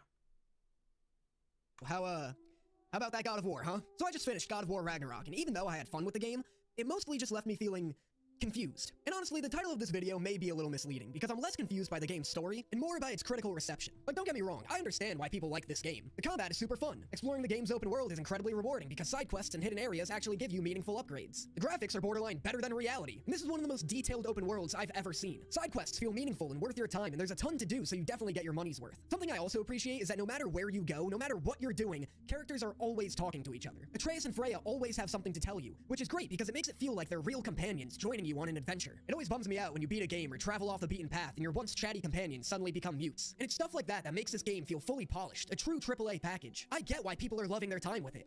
But what I'm a little shocked to hear is that nobody seems to have a problem with this game's story. Well, it sounds to me like he understands the critical reception of the game then. I'm interested to see his issues with the story. Let's play a game, which we've been playing with these videos. Let's see how long it takes me to get through this video, just because I feel the need to issue corrections. Because let me tell you something, I sure do. But before I get into it, let me get, the classic obligatory I also want to say there's nothing wrong with having issues with the story. I think after watching Laser's video, I am more receptive. I mean, it's not like I was necessarily not receptive to people's opinion of the story, but I think Laser's video really did open my eyes to a lot of the issues, and I've been thinking about it since last week, since that stream, and I've kind of seen the light as far as what people mean when they say the story has pacing issues. I think I know this guy you're covering. I believe that he did a Suicide Squad Kill the Justice League video that was pretty good. Okay, that's good. Yeah, I'm not going into these expecting them to suck. I just get disappointed when they do. Speech out of the way. Obviously, these are all just my opinions, and I'm not trying to convince anyone who likes God of War Ragnarok that they shouldn't. If you're enjoying your time with the game, then that's awesome. I would never want to make anyone regret the time or money they spent on something they enjoy. All this video is meant to do is draw up a discussion about the game's narrative choices. So if you'd like to engage in that discussion, feel free to in the comments below. And just remember, calling out a problem is griping. It's healthy. So with that out of the way, let's get our nice, calm, civil debate out of the way. Anyway, time to talk about... That was kind of fast, but the thing Atreus said is calling out a problem isn't griping, it's healthy. Which is actually true. God of Snore. Am I right? Oh my god, I cannot stand Kratos for the majority of this game. He's so annoying, and what's impressive is that he manages to be annoying both on a narrative and meta-narrative level. Let's start at the beginning. In God of War 2018, you spend the whole game building trust between Kratos and his son Atreus. It's like the whole shtick of the game. Kratos doesn't trust that Atreus can make decisions on his own, and by the end, they learn to work together and respect one another. Cool, awesome, what a great father and son bonding adventure. I can't wait to see how that relationship doesn't develop for the first 15 hours of the next game. Ragnarok starts, and at the very beginning, we see Kratos deliver his first ever canonical smile when he sees how capable Atreus has become. It's great, immediately heartwarming start to the game. And it's exciting too, because you're like, oh awesome, I spent the whole last game building these two's relationship, and now I get to see the fruits of that effort. But then like immediately after, Kratos and Atreus go right back to not trusting one another. It's as if all that progress we made in the first game just doesn't matter. I get that this game needs conflict between its two lead characters, but this is literally the same exact conflict from the first game. But okay, I guess that's not like an issue specific to Kratos, it's more both of them. So why does he annoy me so much? It's funny because I was listening to him say that. Everything he just said is correct. I feel the same way. I don't think Kratos is annoying. I'm thinking, like I said, there is a Twilight level Team Jacob, Team Edward situation with this game where I am Team Kratos. I think that even though Kratos is obviously supposed to be overprotective, I think he makes a lot of the right decisions and it is, from my perspective, it is Atreus who is refusing to listen and refusing to use his brain. So I'm getting the feeling that he's probably Team Atreus. So, which is interesting because it'll be nice to hear somebody. It'll be nice for a change after all these videos to hear somebody talk about how Kratos is the problem, not so much Atreus. He did just say it's both of them, so of course I'm just speculating, but I'm really hoping somebody at least tries to engage with that side, because so far the majority of the opinions we've heard is just Atreus is 100% the problem. Kind of how I feel. I think it's more like a loyalty thing. Like, I'm more loyal to Kratos than I am Atreus. I've had Kratos for 7 games. 8 if you count Betrayal, but who's played Betrayal? I don't even know if you can get it anymore. But there is a perspective to be had that Kratos is the one not trusting Atreus and trying to hold Atreus back. But at the same time, I don't know. I've always felt like Kratos is trying to do what's best for him and his son. Atreus' struggle of wanting answers about who he is understandable, but man, he just acts like such a brat sometimes. Specifically in Svartalfheim, where he's like mouthing off to Kratos, and Kratos is like, dude, like, I'm gonna help you, but don't be a bitch. Well, the whole first half of this game, Kratos is like, my son will not go to war with Asgard. We are not going to start Ragnarok. Okay, Kratos, fine. That makes sense. War is scary and dangerous. No self-respecting parent would wish that on their child. So, what would you like Atreus to do instead? Oh, nothing? You have no alternatives? Kratos just follows Atreus around, helping him start Ragnarok while saying, I will not help you start Ragnarok, and offering absolutely no alternatives. He has this long list of things he doesn't want Atreus to do, but absolutely no idea what he wants him to do. If Kratos was like, we aren't going to war, we're going to be farmers, or traders, or help our community rather than destroy it, then that would make sense. But no, he's just like, we're not going to war with Asgard. We're going to live in the woods and train until we die. And I get that the point is that Kratos is so fixated on Atreus' safety that he's keeping him from living his life. But just because that's the point doesn't make it any less annoying, especially when 50% of this game is cutscenes, and 20% is stuck in a walking animation getting scolded by your dad. On top of that, Kratos is constantly annoying on a meta-narrative level because he refuses to let you, the player, do anything cool. We're not going to war with Asgard. Okay, great, but could we though? Because that sounds super fun. No, we're just gonna keep doing puzzles and literal chores instead? Cool, awesome, great. Really making every second of that 25 to 60-hour playtime count. Like, when I buy a God of War game, all I want to do is fight gods and witness amazing spectacles. You know what I don't want? The main character telling me I'm not allowed to do either of those things. I saw a comment on a video that said young Kratos is like an unstoppable force, while old Kratos is like an unmovable object. And a lot of people, including myself, seem to agree with this. The irony, though, is that this metaphor actually highlights why I think new Kratos is so uninteresting. When it comes to a narrative, you always want to keep the plot moving forward. You want your characters to be active, impacting the story with forward momentum and a clear purpose for the audience to be excited about. The old God of War games were exciting because you could latch on to Kratos' need for revenge. It was exciting to tear your way through Mount Olympus, killing one god after another on a quest to defeat. He's making the Synthetic Man argument of this is God of War, but he's actually explaining his thoughts and making a good argument. Zeus. Kratos was an unstoppable force, and it kept you engaged because you wanted to see how these iconic gods would try and defy him. But this Kratos just wants to sit at home and mope all day. I've heard a lot of people say that old Kratos was just a two-dimensional character whose only character trait was rage, and that new Kratos is a better, more complex character. Well, that's absolutely not true, but he's about to say that. Like, no he isn't. New Kratos isn't complex, he's just... For context, it's not true that people don't say it. It's not true that Kratos was two-dimensional. God of War has always played... man, I ranted about this in the last few streams. I'll keep it brief. God of War has always had very deep themes. And Kratos has always been a deep character. It's just the fact that it's like a gameplay thing that he has to be so willing to murder everybody. But what's up, dude? How's it going? It is going. I'm on my 3rd coffee. I'm finally waking up from not being able to sleep last night. I hope I didn't miss anything. You missed the discussion about how I scared myself shitless with a horror movie and it kept me up all night. But other than that, no, not much. We just started the video literally 6 minutes ago. Everything else has just been shooting the shit. Just sad. He's literally old Kratos, but they replaced being angry and brutal with being sad and lame. And it's so weird because there are even lines in this game that sort of agree with me. He still slays gods, but now he's sad about it? You expect me to lead your armies at Ragnarok. That is Tyr's job, not mine. It's plain to see Tyr's no war god anymore. Nor am I. I have left that life behind. Not killing gods, you haven't. Or else what are we doing in this realm? Forging this weapon? Your choice. Man, this guy is salty right off the start. He did ease into it. He's in the middle of a rant right now. But he's not making, like, I don't agree with this is literally just gonna come down to a difference of opinion. I don't agree that Kratos' character is boring. He clearly prefers the older version of Kratos. I like both iterations. I think they're both very very telling of where Kratos is at each stage of his life. But I mean, what he's saying isn't correct. Like, everything he's saying is correct. It just doesn't bother me personally as much as it does him. But this isn't Synthetic Man levels of, this is God of War. Why am I not godding of warring? I mean, he's actually explaining himself, and he's doing it pretty well, even if he's ranting. You know where it might lead. I am only protecting I know. I just wish he wasn't so predictable. If you haven't played this game yet, here's a fun game you can play. Just imagine what you think Kratos' arc and responses to situations are gonna be in this game. You got them? You got them all in your little head?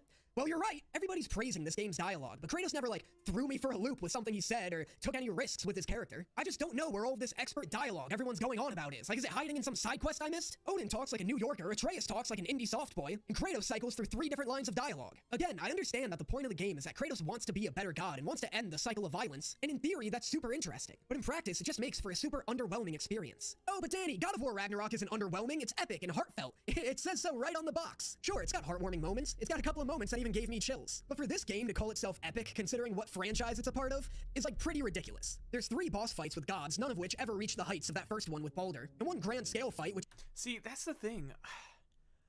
I don't really know where they're coming from there. I really wish someone would explain that. Because I've heard several people say that the Baldur fight in the beginning of God of War 2018 was better than the Thor fight and the Odin fight. I feel like the Odin fight was the most epic one. It took 3 of us to take him down.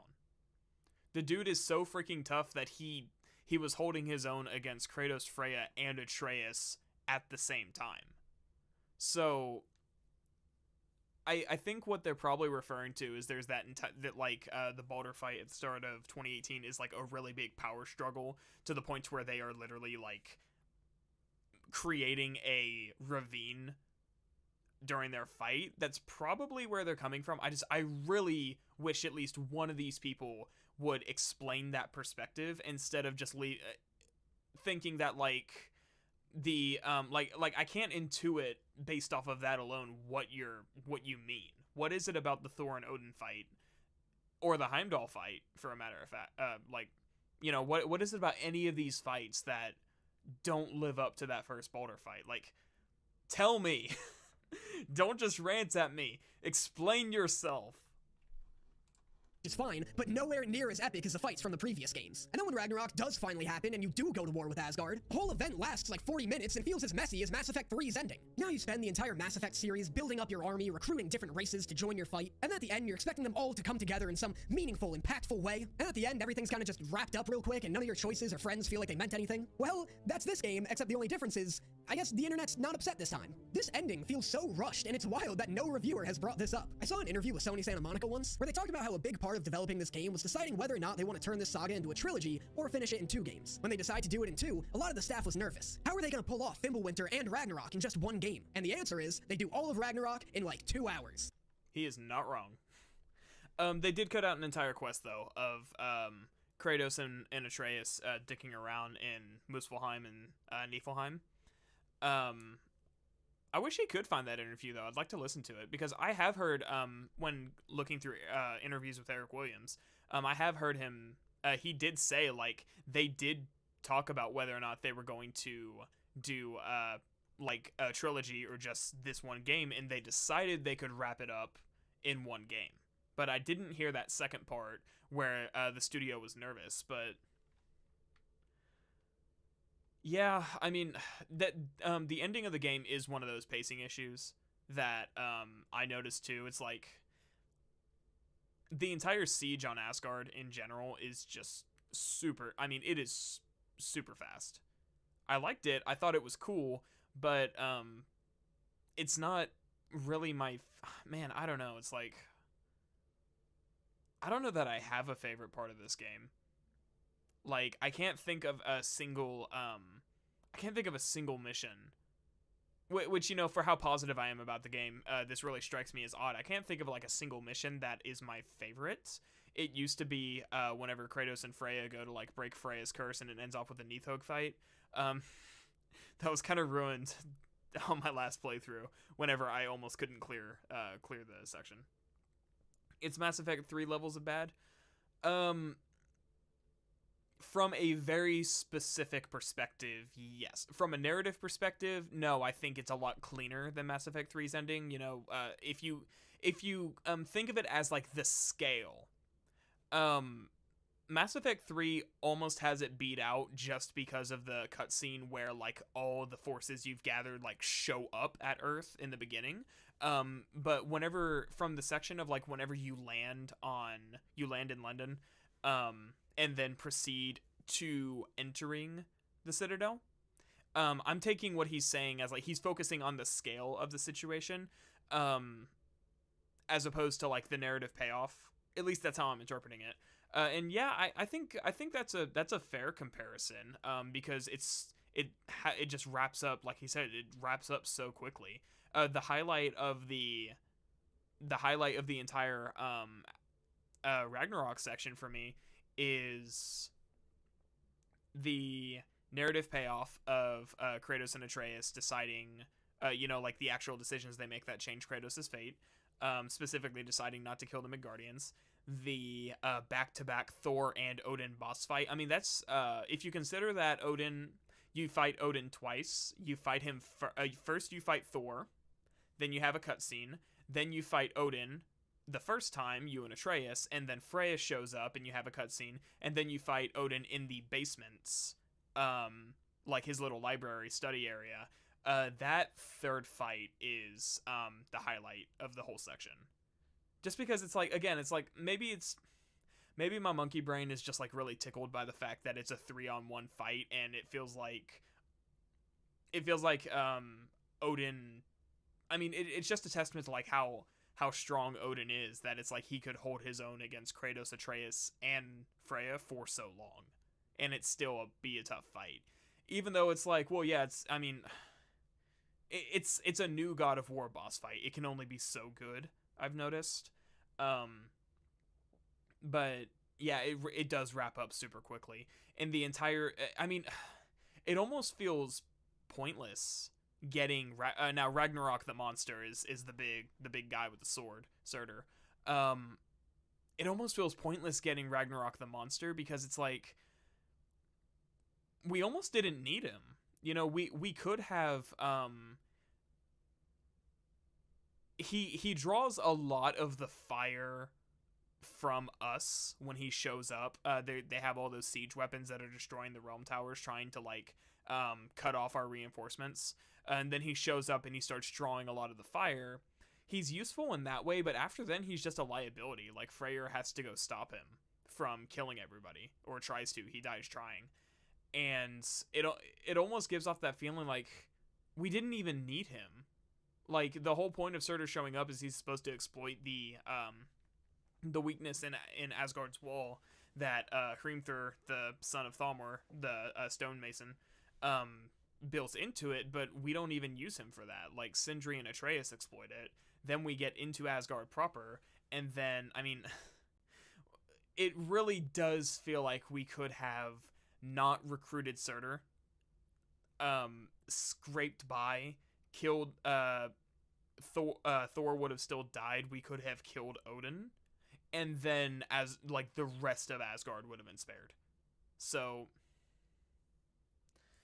it really is a mess, and I felt that way my first time too, because from the time that you, like, whenever it comes time to like recruit the armies for Asgard, it is a single trip to Muspelheim. Everybody's like, all right, let's fan out and recruit the armies, which, I mean, we talked last week about how there's not that many armies to recruit, but you have like one meeting where it's like, let's go get all the armies, and then you go get Surtur, and you have a cool Valkyrie boss fight, like a double Valkyrie fight, and then it's like, okay, let's start Ragnarok, and it really does feel rushed. And it lacks a lot of the entire game. I realized I really picked up on this last week when we watched Laser's video. The entire game lacks direction. It's like, comparing it to God of War 2018, You start God of War 2018. What's your goal? Spread phase ashes from the highest peak in the realms. That means no matter where we're at, we have to get up that mountain.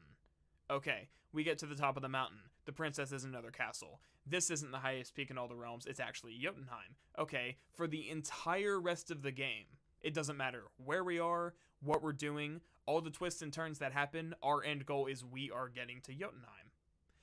And Ragnarok doesn't have that. The levels are they're very self-contained. They're almost like Crash Bandicoot levels. It's like, it really feels like, I mean, and I think this is where he's coming from with like Kratos not wanting to do anything. There's nothing for him to do, it feels like. He really doesn't have a plan.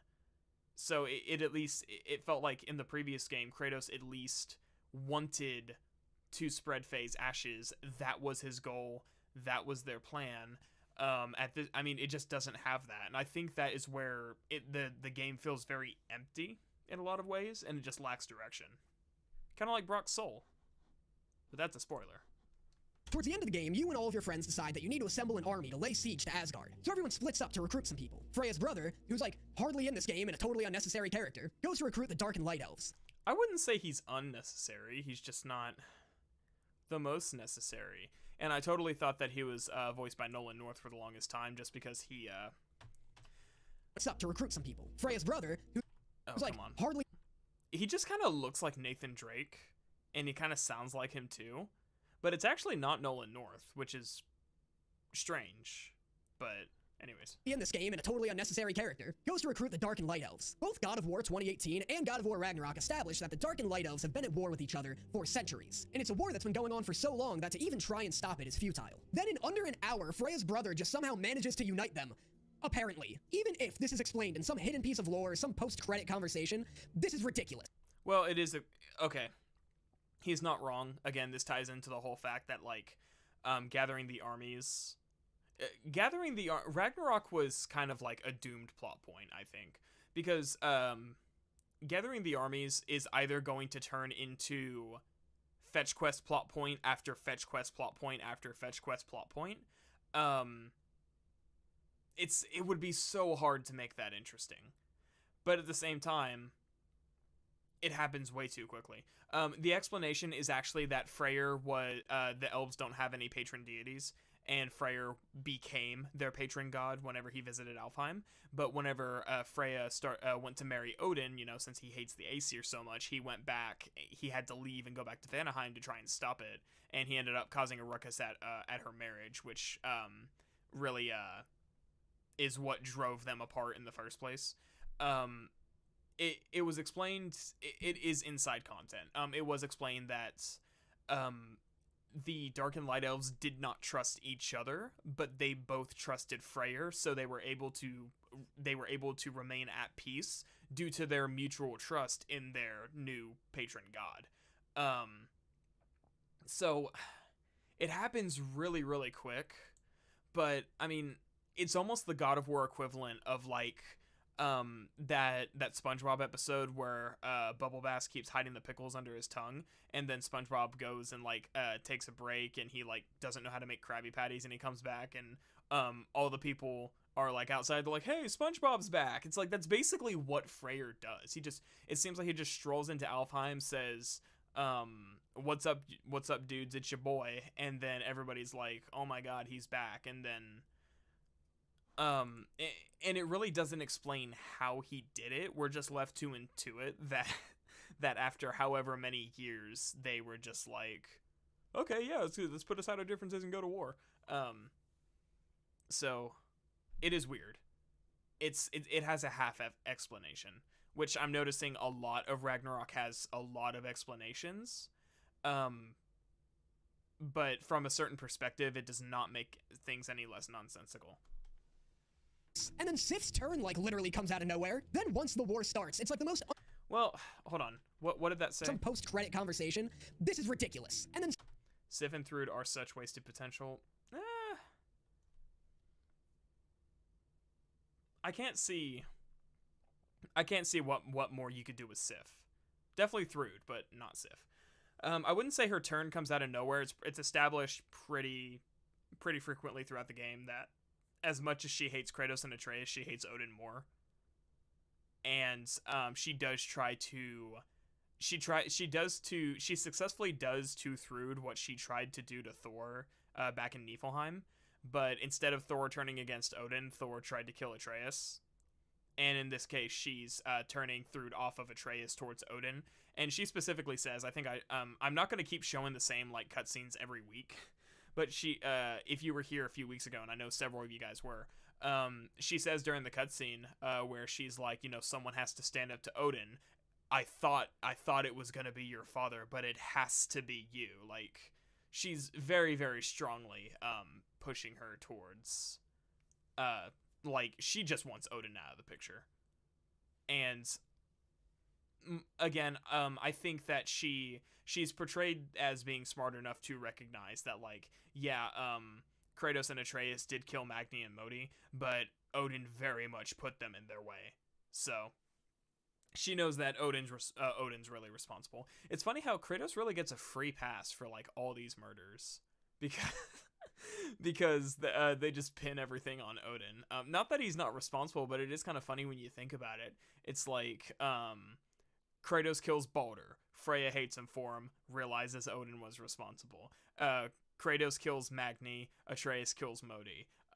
Sif and Thor blame Kratos and Atreus for it, eventually realize that Odin was responsible. And of course, I'm sorry, those are the only two examples that I have.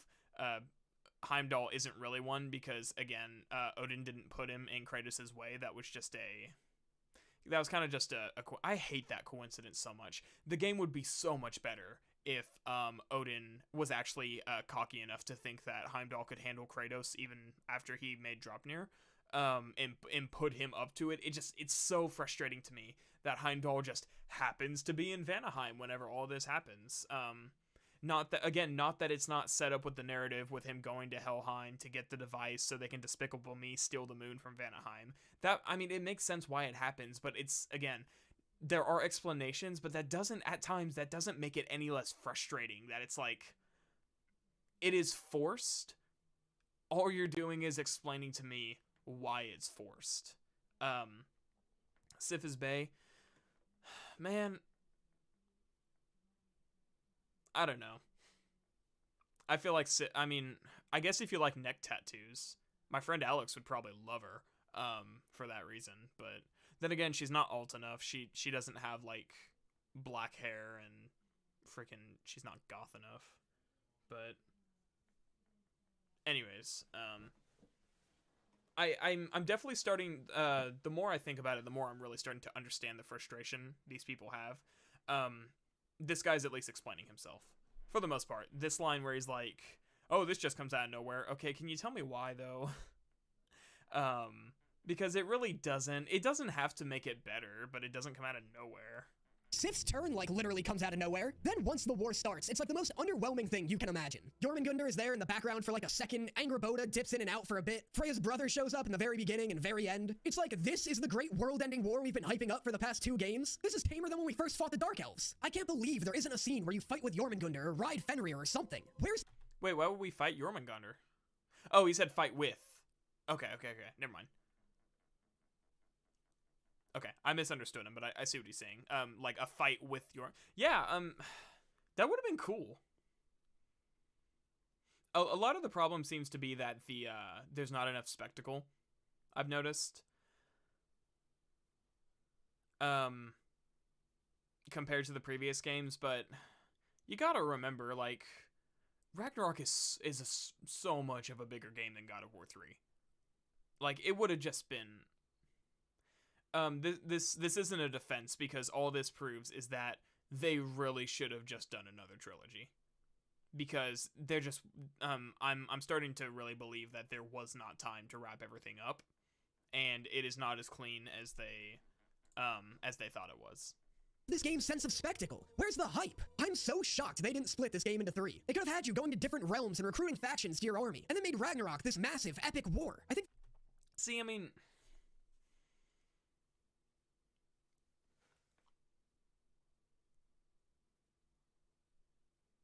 I'm trying to think, because it's like, in the current state of the game, I cannot imagine they can pull that off. Not that it's a competence issue, but it's like, how can you make okay, so let's follow this train of thought for a second. Let's say we are going to recruit Alfheim. Okay. There is a interracial dark and light elf couple, because this game is woke. I make that joke in the video too. They kind of play with the idea that it's like dark and light elves can put their differences aside if the circumstances are right.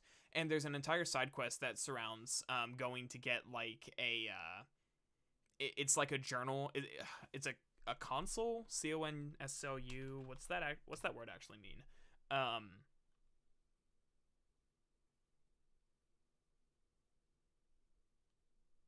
Weird that they called the book the console. I may be misunderstanding what they're talking about, because that's a government thing. But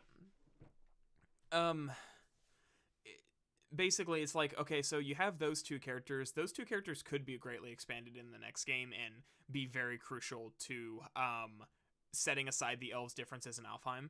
But then you're looking at spending like 4 hours, 5 hours in Alfheim for a single quest. Okay, there's one. I could see them pulling that off with those characters. Clearly, the developers are a lot more creative than I'm ever going to be. So I think that could work, is exposing really getting into the political structure of the elves and their differences, and Kratos being someone who has killed the leader of both sides would be the worst diplomat you could think imaginable, so Freyr would have to be there. But I can see that being interesting. Okay, so there's one. Okay, let's say we need to go recruit the armies of Vanaheim. The armies of Vanaheim is 5 people. Not even kidding. Well, Freya says that since the AC are occupying Vanaheim, the rest, there have to be people there. We just don't see them. It would be... I guess we could get into trying to find these people and draw them out of hiding. There could, I guess you could do some epic scale war, because you could make an entire section about just liberating Vanaheim from Aesir occupation, and really reinstalling Freya and Freyr as the... Well, Freyr would have to be in Alfheim, so reinstalling Freya as the actual queen of Vanaheim, and really rebuilding some of their society. I could see that being interesting too. You could spend a few hours on that, and that's not a glorified fetch quest. That's at least interesting. Okay, so we have Alfheim and Vanaheim. Svartalfheim. You have the dwarves under Aesir occupation. Again, Durlin is a former resistance fighter. We have a character who is who could work there. We have a couple of, we have Brock and Sindri. If Brock would be dead, so it would mostly be Sindri. We would have to rework how Sindri's plot works, or Brock would have to die in the next game. You could go there again. You could revamp the resistance. There were references to some of the artifacts. Mimir has references to the other other resistance fighters. You could restart the dwarven resistance.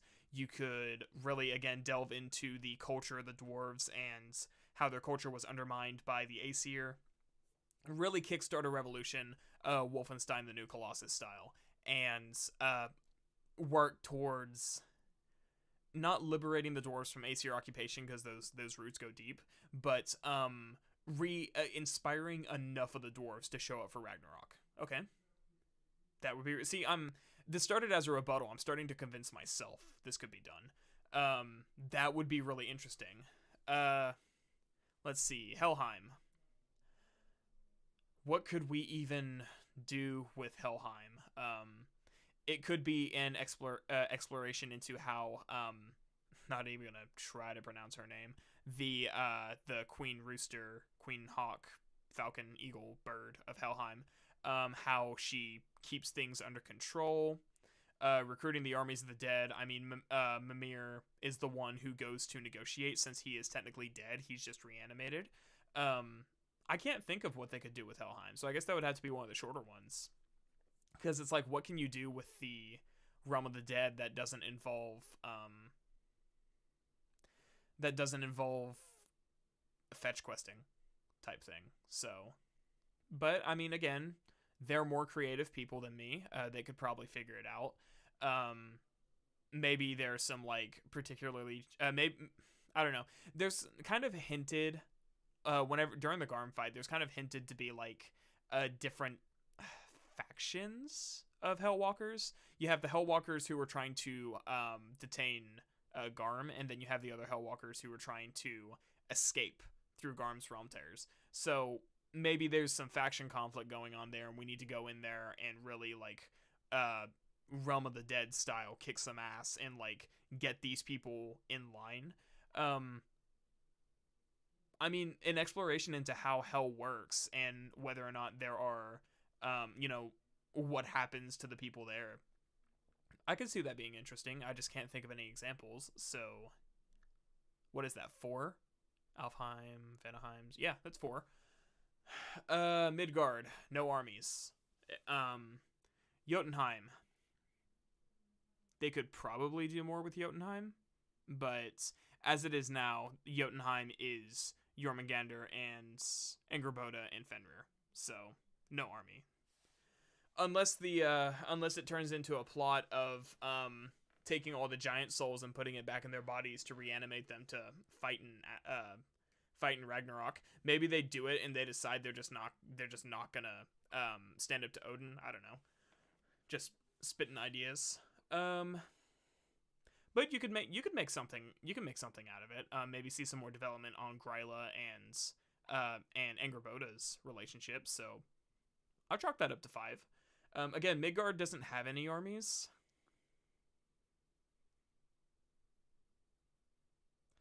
I have some crazy ideas.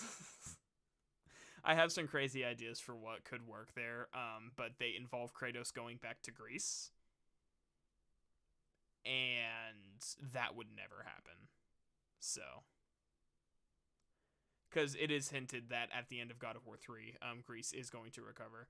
But, I mean, we're talking a trip from Norway to Greece. That would take months. That just wouldn't happen.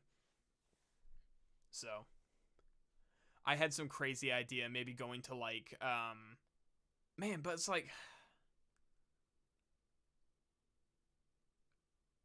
this is really, like, a crazy idea. It would be so cool if they could, there are raiders. There are raider clans in Midgard. So, working with various raider clans, maybe you do find, not so much in the Lake of Nine, but in some other areas of Midgard, maybe you do find some civilization who survived, and you kind of set up the Beowulf-style Viking culture, and you have to work with them, and maybe them being Vikings, they are not very receptive to the idea of standing up to the Aesir, and especially Kratos being a foreign god. That there's some interesting conflict to have there about whether or not these people are going to essentially convert and follow a foreign god, or whether they're going to stick to their culture.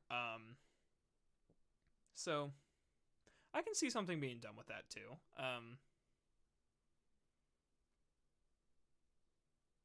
So fuck it, he's right.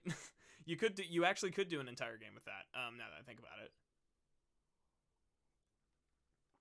you would just need to be more creative than me. But even a lot of this stuff already being set up now, it wouldn't be as long.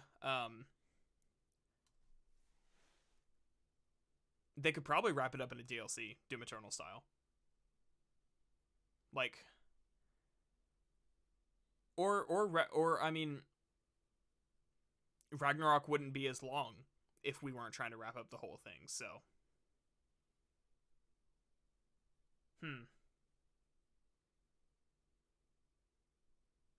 I think I'm gonna add that to the end of the video. I'm gonna talk about what they could have done, and say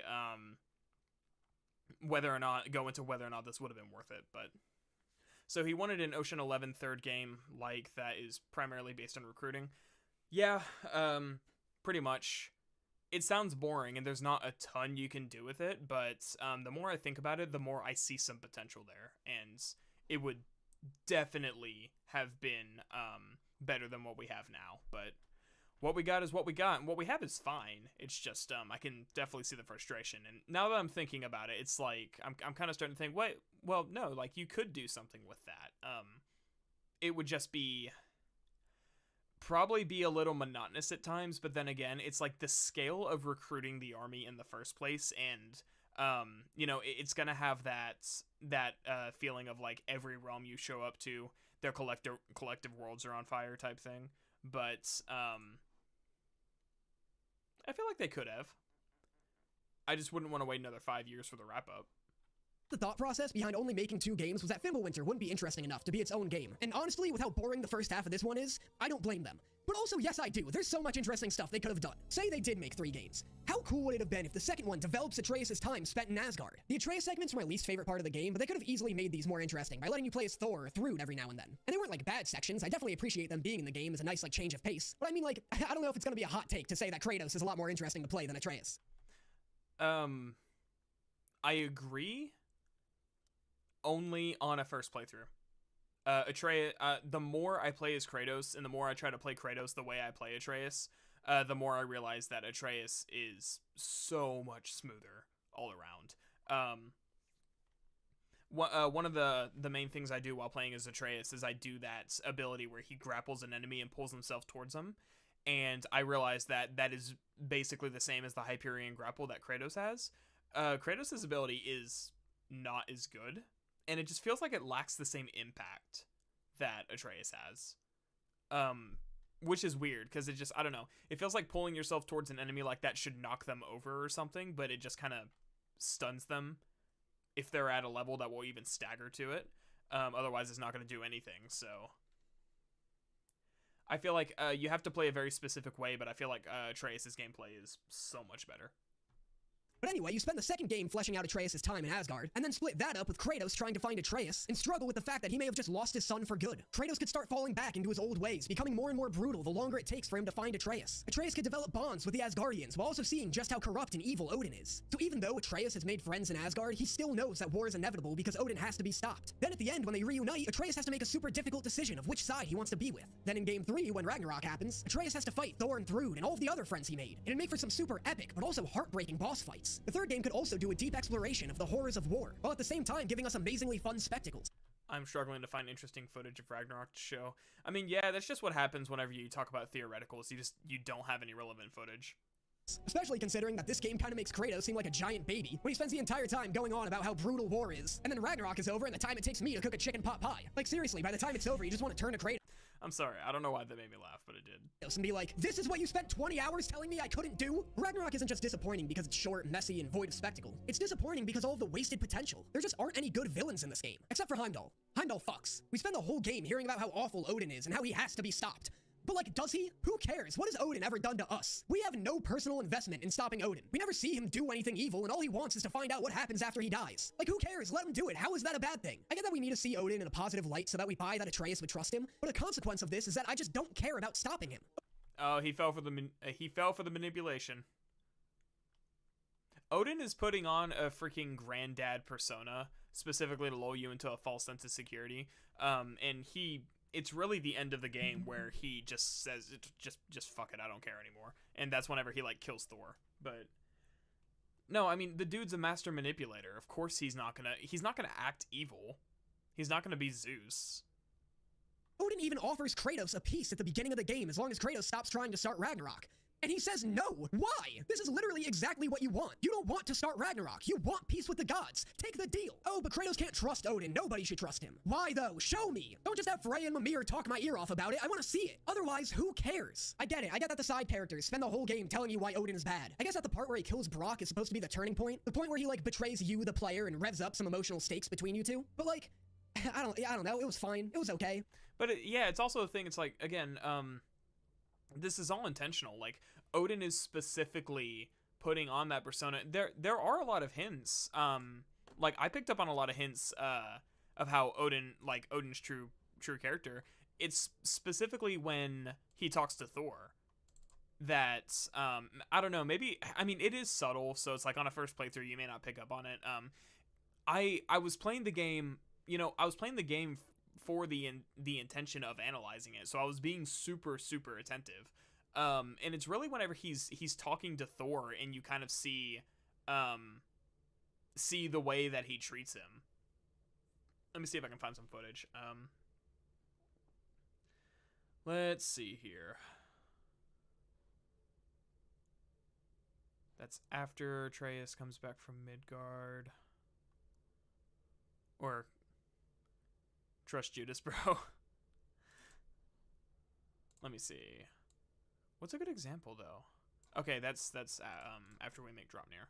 I need before we make that. This is the one where freaking my MP4 file didn't download, so I gotta find another example. I mean, like, the fact that Odin basically, like, talks so much shit to Thor that it, like, he relapses and starts drinking again is really, really telling as well. Again, it's subtle, though. It's like, it's a subtle manipulation. The writers want you to think, oh, Odin's not that bad. He's a really cool, really reasonable guy. But it's like, no, it's a facade. So...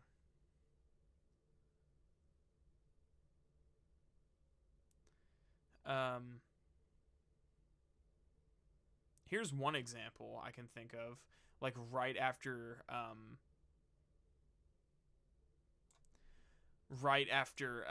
you get back from Muspelheim. How loud is this gonna be? No balls. Prepare your ears. I don't know how loud this is gonna be. Look, one of these phrases is complete now. We can read it all. But you can't translate it. Not yet. See, I got a little theory. I think if we can find the rest of this, we can use it to look into that without, you know, losing an eye or worse. Look at this. We make a good team. Don't we? Don't we? Make a good damn team? Just like you and Baldur. You both behave out there? Thor was really great. I learned a lot from him. You learned something from him? Really now? Okay. What did you teach the kid? Nothing.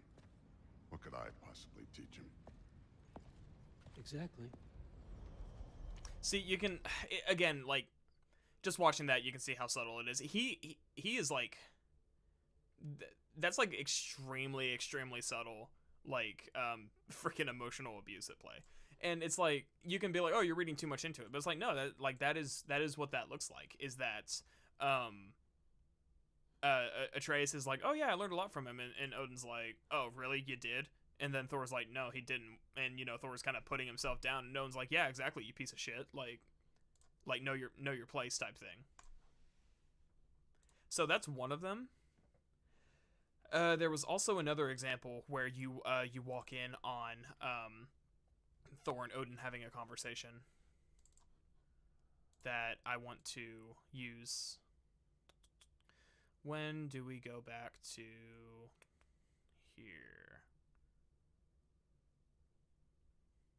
Why Odin hates Thor? Yeah, they have a very, very, like I said, it's like a very emotionally abusive relationship. It's very dysfunctional. I just don't get it. The mask. Bringing the giant that killed my sons here. Why? I can explain it to you, but I can't understand it for you.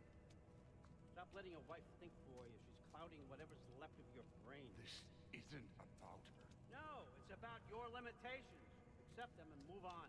Now go smash something, will you? Honestly, I liked you better as a drunk. So, again, that's another very know your place trash line from him. And those are the things that I picked up on. Like, I picked up on those immediately. I'm not going to pretend that if you listen to that and you don't see it, I'm not going to pretend that it's like, oh, you're stupid for not realizing that. It's like, no, it's very subtle. But you really have to watch for those moments. And again, with Ragnarok being such a cinematic game, which I know has negative connotations, but this literally being... They're using film tactics of like focus on their facial expression, focus on their body language, try to read between the lines type of stuff. That really it's like if you're not paying attention to that sort of thing, it really you're gonna fall for the scam. So, and then of course when he kills Brock, and he kills Brock so, like, he treats it like a business transaction. Like he kills Brock. He's like, yep, sorry, wasn't part of the plan, but just give me the mask and we'll be okay. And then after that, whenever he finally kills Thor, again, it was like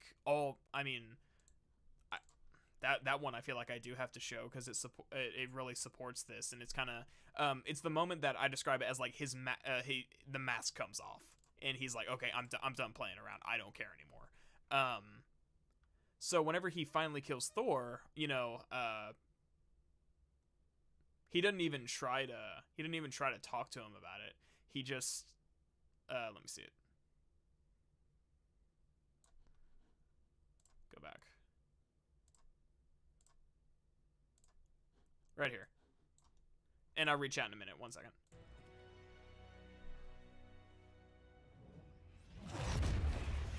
Why isn't he dead? Are you talking? Who told you to do that? You don't talk. You don't think. I think. You kill. It's a simple fucking concept. Sif was right about you. I just didn't want to see it. What is this? Are you broken? I am your father. Take the hammer and kill who I tell you to kill.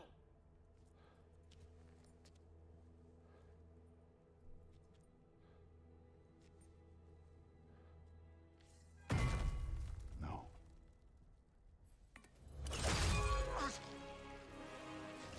I didn't want this.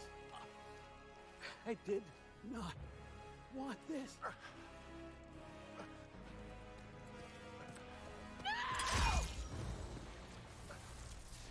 So yeah, I really like Thor's theme too. Like, I've really been paying attention to the music on this last playthrough since I muted the dialogue. Thor's theme is one of my favorites. Yeah, you can see, and I saw Robert pointed out the "Are you broken?" line. It's like, yeah, he very much was just like, if you're not like I don't care if we're family, if you're not gonna be useful to me, I'm just gonna kill you. And that's really the moment where the mask comes off, and you're supposed to see, like, wow, he has, like, no empathy, no loyalty. He's shown throughout the entire game he has no loyalty to his family, and he only has loyalty to himself. So, that, again, and, I also saw, one of you pointed out, is like,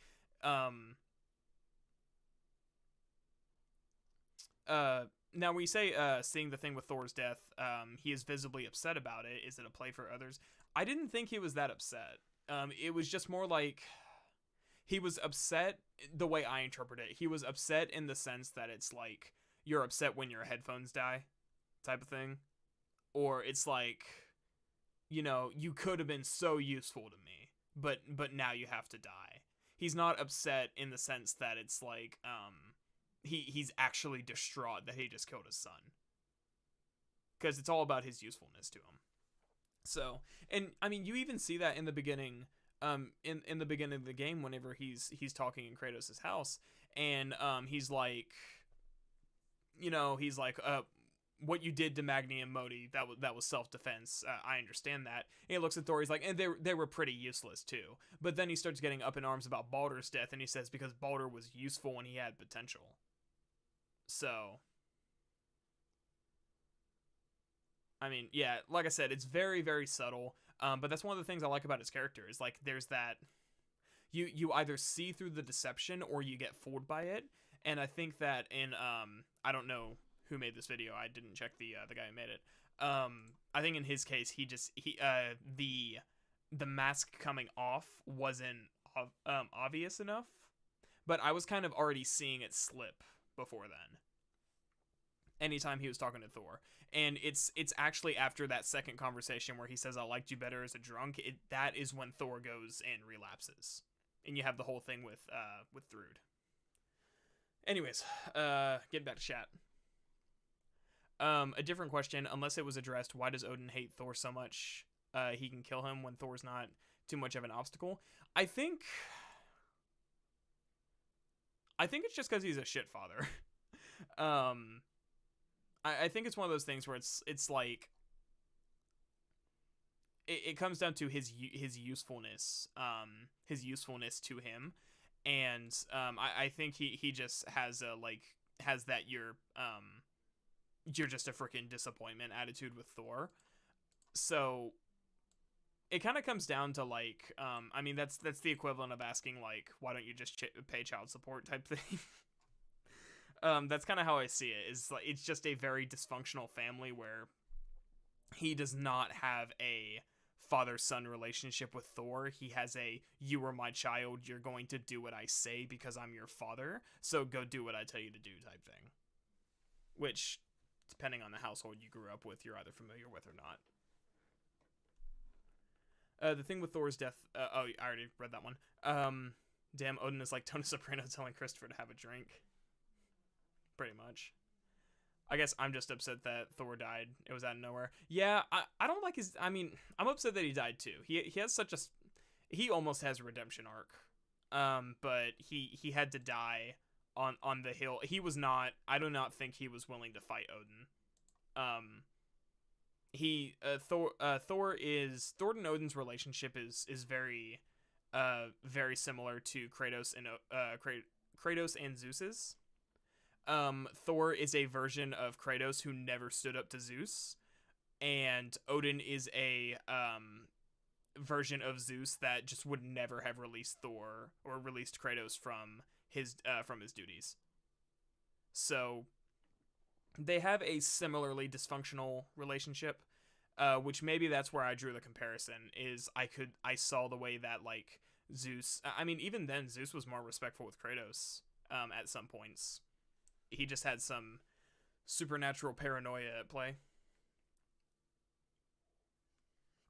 Anyways, how long is this video? I'm wasting so much time. Oop, wrong button. Oh, we're almost done. Zeus, yeah. Hey man, don't judge me. I'm going off like 3 hours of sleep, man. You know, if you want to flame me in the comments, go ahead. I know that this part deeply affected some people. That makes sense. That's cool. It just didn't for me. It wasn't enough. It was sad, but I mean, we spent the last 2 games killing hundreds of people. Him killing Brock wasn't like crossing any lines or anything. I think it was more the fact that it's like it's the realization that Tyr was Odin the whole time is really what got me. But I do like Brock. Brock and Sindri get a lot of development in this game, and seeing Brock die did hit me just because, like I said, he was one of Kratos' few friends, and so that kind of hit me hard. But it was also like, you know, a lot of the shock comes from the feeling that like you just been duped type of thing. The game just feels so safe narratively. It takes no risks, delivers an underwhelming epic, and nobody's motivations make any sense. See, that's a weird criticism. Not weird because I think it's inherently wrong, but it's like, this is another thing I hope he explains. What do you mean that it's too safe? What risks did you want to see it take? Like, it's a common criticism with games that the narratives are too safe and don't take risks, but it's like, in Ragnarok's situation, like, what do you mean? Because I think that making Tyr Odin the entire time was a very risky play because it has so much potential to go wrong. And it could be one of the... It is a very, very fine line to walk between I couldn't have seen that coming because the game is actively not showing me signs, and I saw that coming from a mile away. And I think them willing to do that, it was very risky. And it could have completely failed. Everything else, I guess. But that's just one of those things I wish people would explain. Zeus versus Odin, who wins? Probably, I'm going to say Zeus specifically because of how the shock debuff works in this game. He could basically just stunlock Odin to death. Whereas, I also think Zeus was just stronger than Odin all around. Odin's just... He's not weak, but he's weaker. Zeus was just way more powerful. And I think that's the implication, is that the Norse gods are just like the... who was it that compared the Norse gods to like the Deep South? I feel like I heard that during one of these videos. It's just a game full of wasted potential. Fenrir, wasted. Ragnarok, wasted. Well, how was Fenrir I mean, Ragnarok I understand, but how was Fenrir wasted? I mean, sure, he just kind of turns into like just a big doggo, so I guess in that sense, but just please, just you're really good at explaining your points. I just need you to like tell me. I cannot implicitly understand these takes. Like I would really like it if he would just explain his points. Zeus gonna look into the rift without the mask and stay untouched. I don't think Zeus would. I mean, he seems like the type to just not care. Loki, wasted. They do literally nothing with any of these great concepts, and that's why it's so frustrating to me. God of War 2018 ended on such an impressive cliffhanger that set up such a promising future. The implications were insane.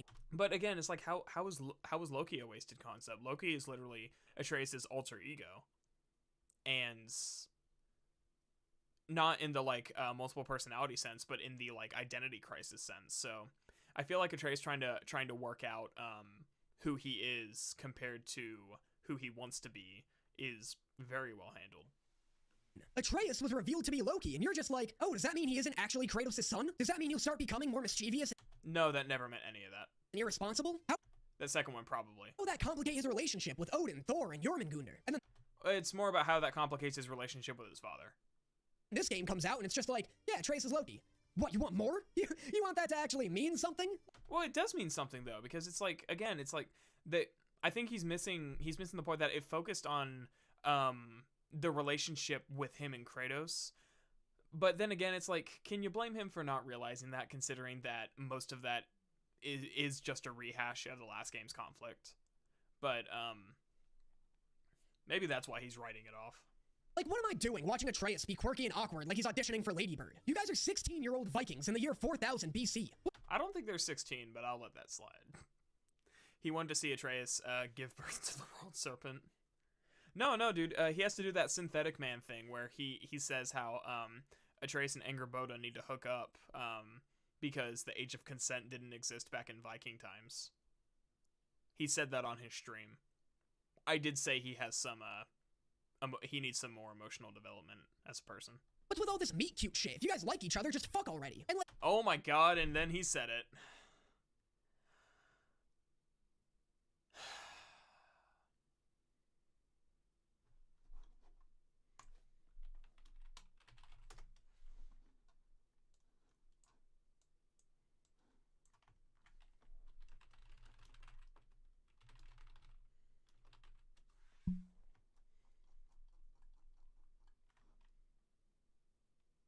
Say it with me.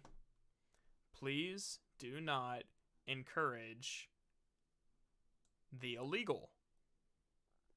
I do not.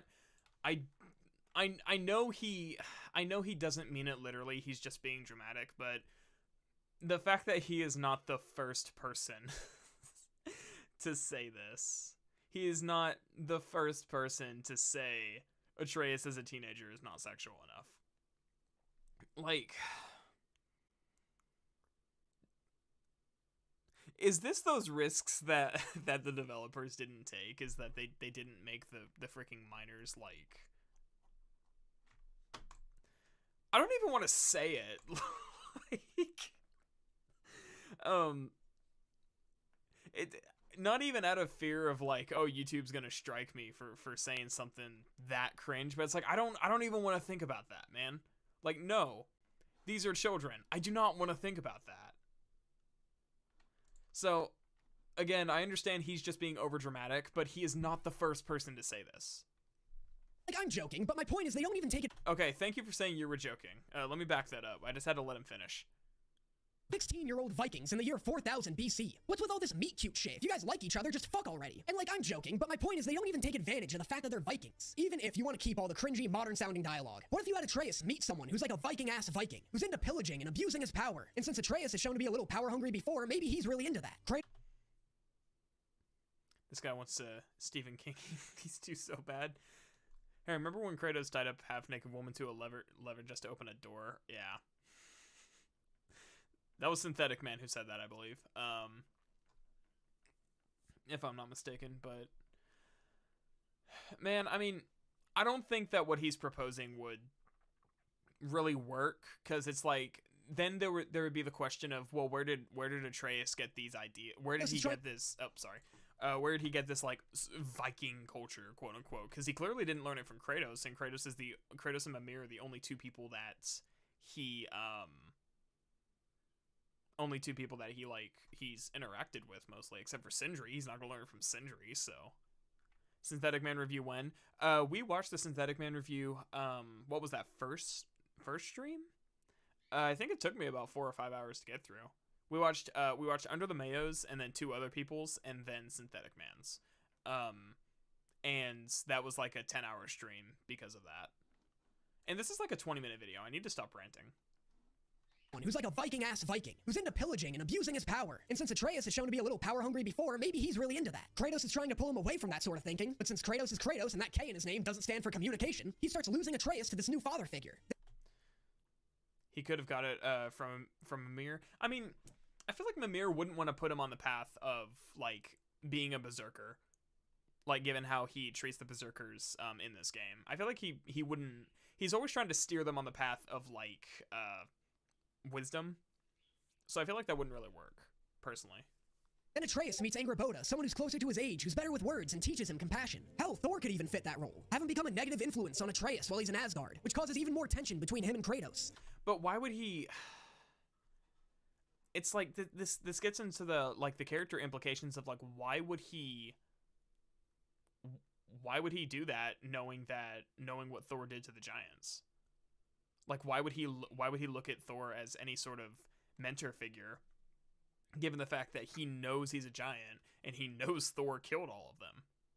So even that like that wouldn't work.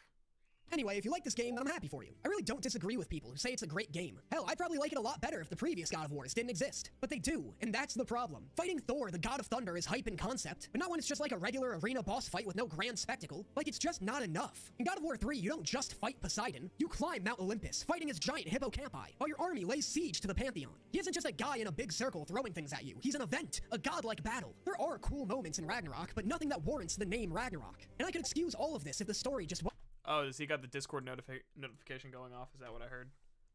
What kind of negative influence would Thor be? Like, Atreus never would... Yeah, exactly. He would never want to be anything like Thor. Not to mention, it's like a large part of his identity comes from his mother, and knowing that his mother was a giant, that would be completely... what do you call it? That would be, like, completely against her, especially with the side quest where... Ah, shit. My bad. 1 second. I hit the close all windows button again. There we go. Like that would be basically completely going against like who his mother was as a person. So they're cool ideas, but they would not work in execution. It would be so messy if they tried to make Atreus see Thor as like a second father figure. A godlike battle. There are cool moments in Ragnarok, but nothing that warrants the name Ragnarok. And I could excuse all of this if the story just wasn't so repetitive, Kratos wasn't so annoying, and the ending wasn't so rushed and hollow. This is probably going to be a lot of people's favorite game, and that's awesome. But to me, it'll just be a pretty fun game with a lot of wasted potential. Anyway, I hope you guys enjoyed this video. Like I said, my intent isn't to dissuade anyone from liking this game or to make any developers feel bad about their work. I really, genuinely would never want that. I just want to drum up a discussion about the game's narrative choices and maybe see if this video resonates with anyone who agrees with me. And if you like this video, make sure you check out some of my others on this channel as well. And I will see you guys next time. I respect the respect that he was showing. Yeah, exactly. At least he's not trying to shame you for liking the game. I mean, I feel like it would be really stupid to try to convince anybody that this game is a disaster when the general consensus is that it is so good.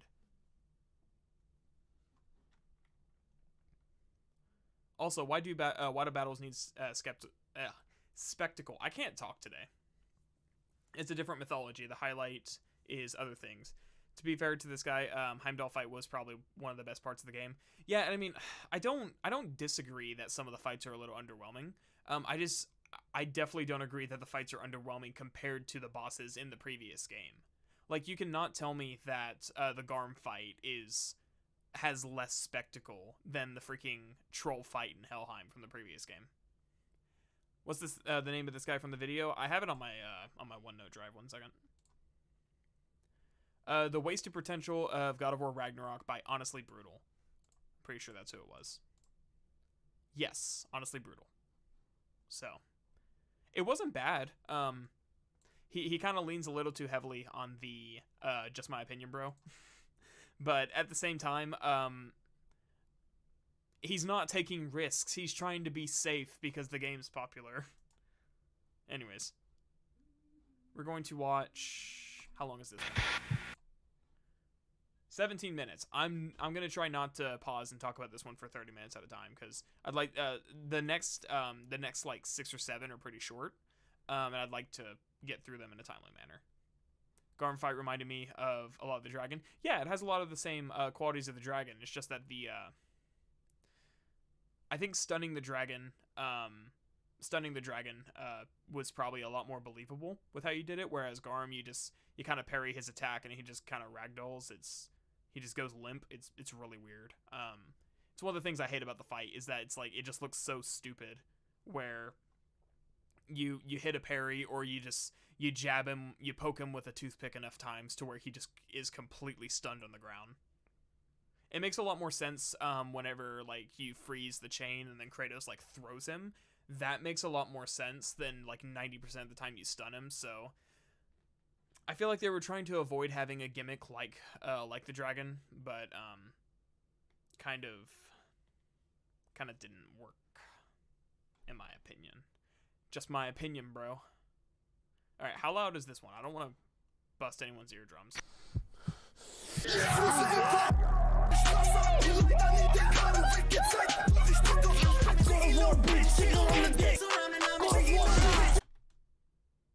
What the fuck am I watching?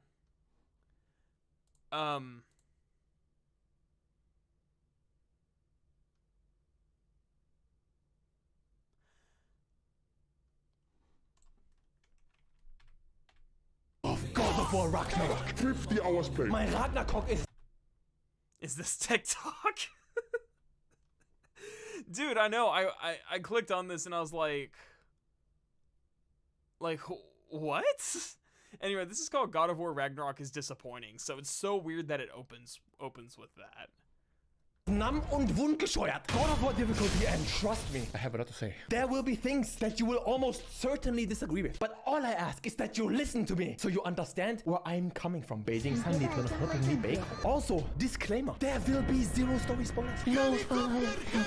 That being said, I will talk about the game and I will talk about it hard. I have to talk about one important feature that's in the game that is revealed quite early on. It's not a spoiler unless you consider any new mechanic that I show a spoiler. But trust me, I will mention it because it's very important to my overall rating later on.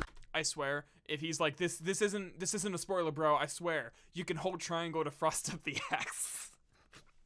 I swear that's where this is going. It's really loud and it's too Gen Z. Okay, I'm sorry if it's really loud. Let me turn that down.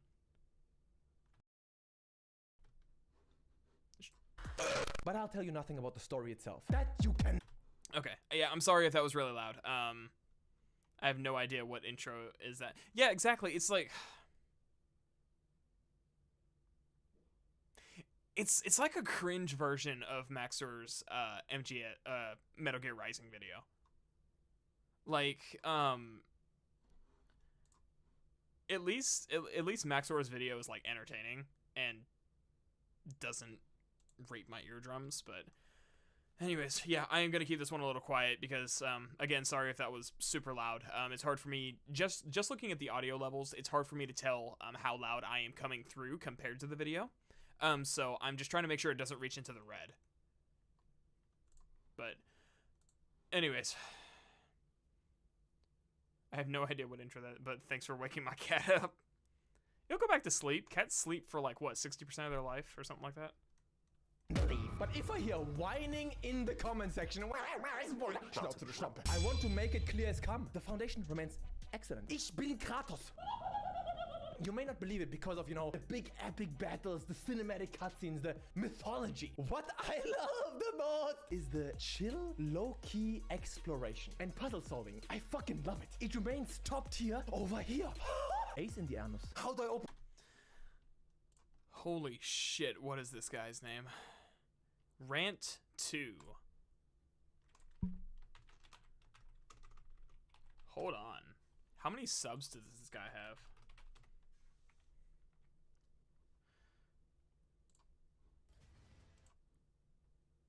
He's got 145,000 subscribers. I'm not trying to be a dick, but how?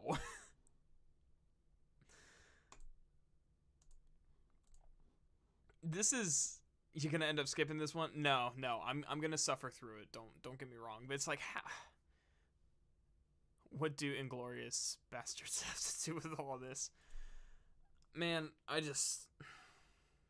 this is gonna be cringe, and I can't speed it up because he talks fast. So, buckle up, guys. It's only 15 more minutes. On this chest, bing, bong, bong, da da da da. Sometimes your companions point out the solution a bit too fast. Like you take 1 more second, they're like, Kratos, have you thought about this? It would be nice if they would shut up a bit more, especially with me. Hey, brother. You are right, brother. Call me bro one more time. But it's okay. I've been listening to Taylor Swift's new album in the background, so I don't hear that shit. I just love when the game lets me off the leash, like the dog that I am. It still works and it's still a blast. There's so much content in Ragnarok. It's like the first game times 1.5. Absolutely. I just had a thought. Do you think that any of the old God of War games will get remakes? Absolutely not. Also, with how good Dead Space Remake is, I want to make a Dead Space 2 remake. See, I think Dead Space 2 doesn't need a remake because that game is still incredible to this day. I want a Dead Space 3 remake where they because it's just so buggy in some areas. It's one of those games where it's like this game needs a remake, not because it's bad, but because it is so buggy. And how it's there, it's beatable, but it could use one. And then Dead Space 4, absolutely. He's trying to be Maxor, but he just can't. Yeah.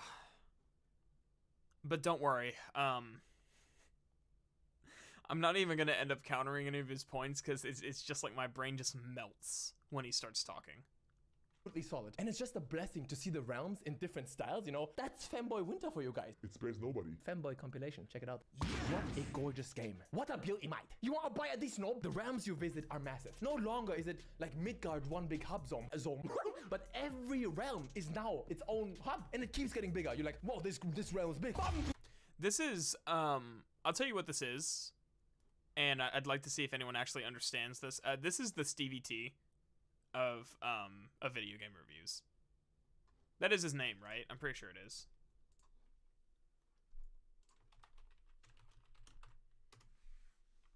Yeah, this is literally the Stevie T of video game reviews. Except, I don't know, at least Stevie T can play guitar. So he's got the musical thing going on. Do you think this behavior lands him any relationships? Probably. Because... yeah, I'm gonna say probably, just not the type I'm going for. Stevie T? Yeah, so Stevie T is a musician who is really into the progressive metal scene, and he has a lot of the same... I don't think it's as cringy. He does the same, like, act like a freaking jackass on screen, but he's also really good at playing guitar, so he at least has that going for him. I thought that about Dead Space Remake, but then it dropped in, it surpassed my expectations. Yeah, I'm gonna say yes, but I don't, as in we don't need one. Okay, see, you read my mind, because you always clarify right as I'm about to ask you to. Yeah, but I don't know. I don't see them remaking any of the God of War games because they'd have to go back to making they'd have to go back to making spectacle fighters. More, like in Star Wars Fallen Order, where also the maps get bigger and bigger. Fucking epic shit. The crazy. Please don't tell me he just praised Fallen Order's map design. Hey, at least I'm not the only one who draws the comparison between the series, though. An entirely optional region. Oh, monsieur! It's my favorite. 5 hours in that region alone, just for fun. And you can triple the amount of side quests, buddy. The fucking Geister, the ghost, the spirit goes, find my deck. Good shit. Now you travel between realms with the door, you know, the fast travel door from the previous game. Yeah, I mean, I had to get used to that at first. I missed the big tablet, you know, the tablet, that you turn the tablet to travel to the back realms. And the tree goes, and in the first game it said like, this realm has been locked by Odin. And in my head, I made a mental check note. And I said, I'm gonna come back here in a few years, and I can't wait to access these realms. You took that from me, that chance. But at the same time, it's much faster and less of a hassle. Because let's be real, the way you transport in the past, it kind of took forever. It's something that I had to get. They're remaking Horizon Zero Dawn. What makes you think they're going to remake actually good games? I never played Horizon Zero Dawn, so I don't know. But weird to me that they would make isn't that a relatively recent game?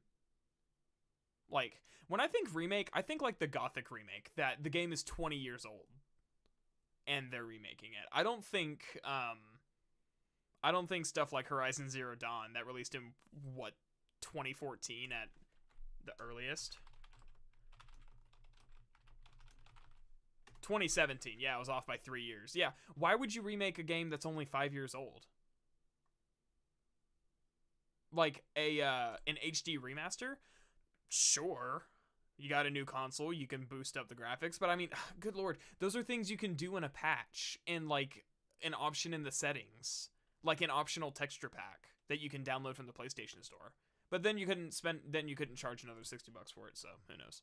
Who even made Horizon? I know it's Sony.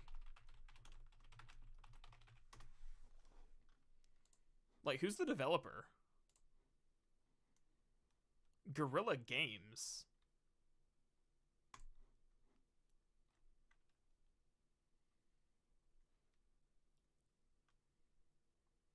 I've never heard of these people. Well, they made Dizzy's Candy Quest back in 2001. Okay. Never heard of that. Rhino Rumble. Never heard of that. Black Belt Challenge in 2002. Never heard of that. Invader. Nope, nothing. Shell Shock Nahum 67, 2004. Never heard of it. I've heard of Killzone. So, okay, that's something I've heard of. So they made Killzone from 2006 to 2013, and then Horizon. So, not quite a shovelware company, but not a particularly large. Then again, Raven Softworks doesn't even make games anymore, so who am I to judge? All right, this is worse than Synthetic Man. Yeah, I'm actually gonna spare myself and go use the bathroom because I just drank that whole coffee. So I will be right back.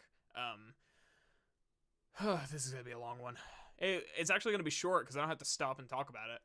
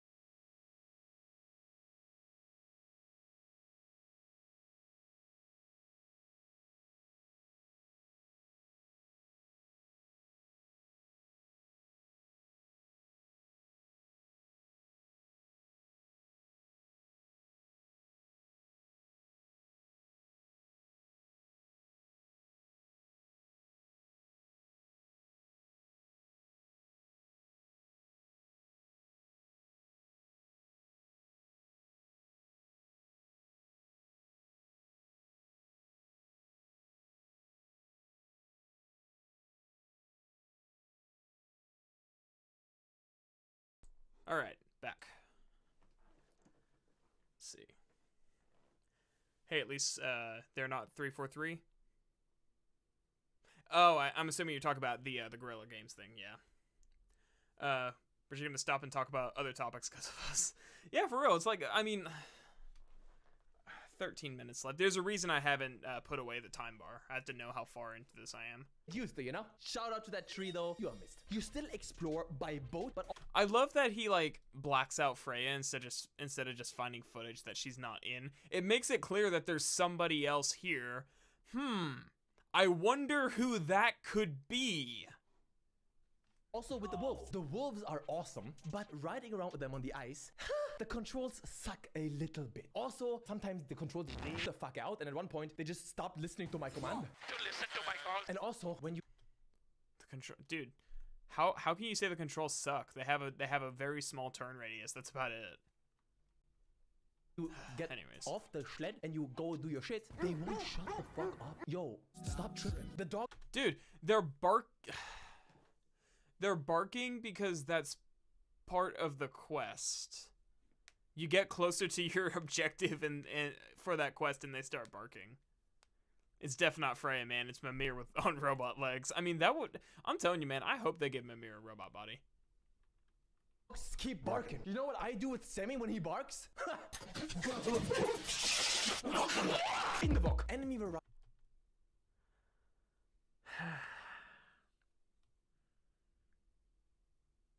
You know, I've been binge watching Senza videos. I'm no stranger to this type of ADHD micro editing. I'm just used to it being funny. Even Maxor's Metal Gear Rising video is particularly part 2 because, you know, of the whole my sources that I made it the fuck up. It's at least entertaining. This is just...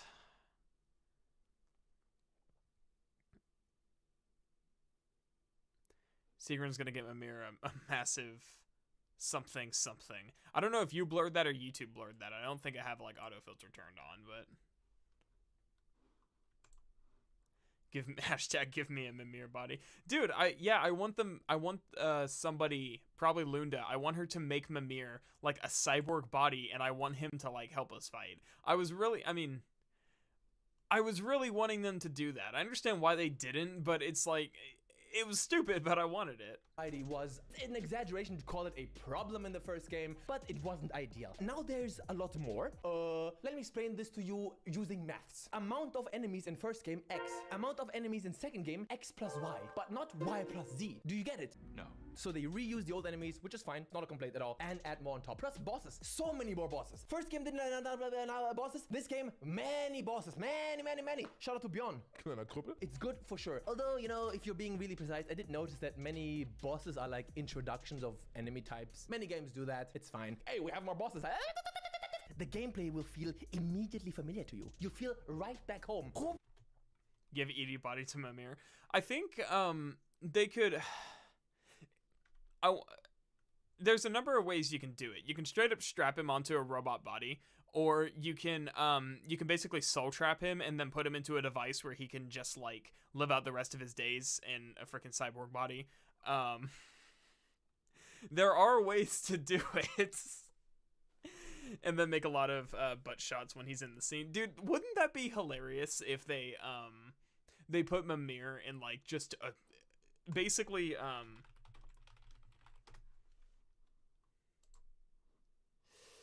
so I'm thinking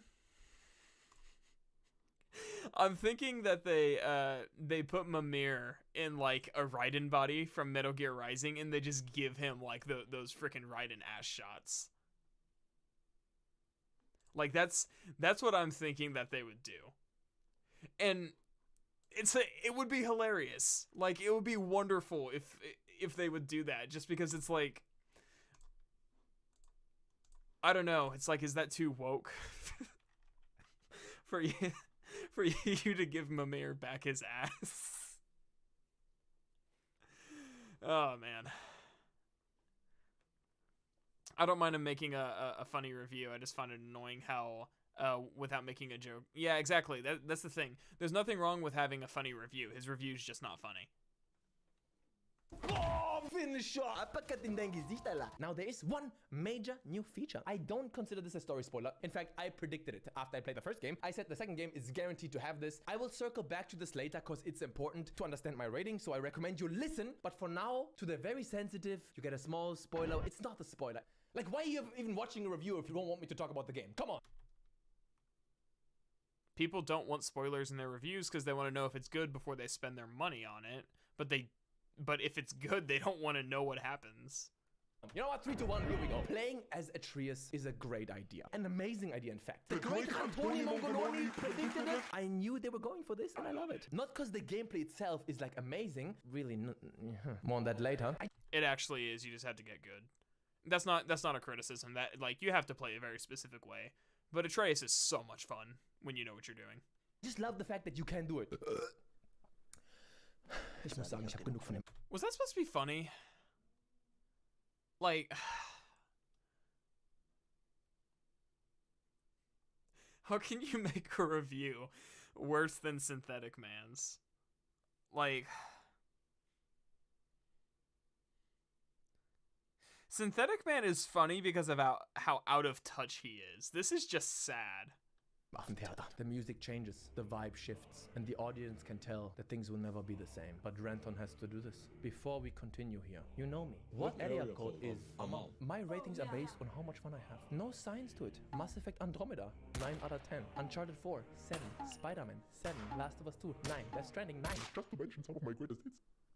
If I don't like something, I have to say it. Not really, no. I'm gonna need context for what that was because I already forgot what I said. At least make video shots of Big Lebowski. Lebowski. Oh good lord, am I gonna regret googling this? Damn it! Stop. Windows. I'm not asking you to close every freaking tab. Oh, it's another film I haven't. Oh, okay. Gotcha. Man, you were going to learn I do not know shit about movies. I've watched so few movies. I like Atreus as a concept, but it's definitely a little too undercooked for me. Yeah, see, that's the thing. I felt the same way. He's a lot of fun if you, like, overuse the triangle ability and focus on inflicting as much sonic damage as possible to enemies, because then it just melts them. Even on Give Me God of War. That's why, I mean, I have fun with it, but then again, this is like my third time through, and I'm just now having fun with it, so that really says something. I hope this is what you appreciate about me a little bit. You don't have to agree, but at least try to listen. If you do, you might... Oh, you said, was that supposed to be funny? Then I replied, no, it wasn't. Yeah. No, it's just, yeah. Even understand my gripes a little bit and have a chance with me in bed. Anal is fatal. Ultimately, I am incredibly disappointed in God of War Ragnarok. I will make my case now based on 3 pillars: story, combat, UI. We increase severity as we go on. Let's begin with the user interface. Or should I say, in your face? Massive step back from the first game. Unfucking believable. First game, clean as fudge. The information is presented straight to the point. Everything well sorted, not sensory overload. And it's not a matter of getting used to it. When I played Ragnarok for the first time on stream, I was like, yo, what the fuck is this? Oh god, I hate, It took me 50 hours to finish this game. I did all the side shit, almost 100% of the collectibles. I never got used to it. It's so badly organized. There are too many numbers on screen. Too much information at once. See, that's a really bad way of putting it. There's not too many numbers. It's just so, it's visually cluttered. The first game was bad at UI too. The first game's UI was too small, I think. I noticed that going from Ragnarok to going back to like 2018, it's like going from an old person's iPhone that zoomed in by 500% back to like your phone. You're like, holy shit, like there's so much wasted space here.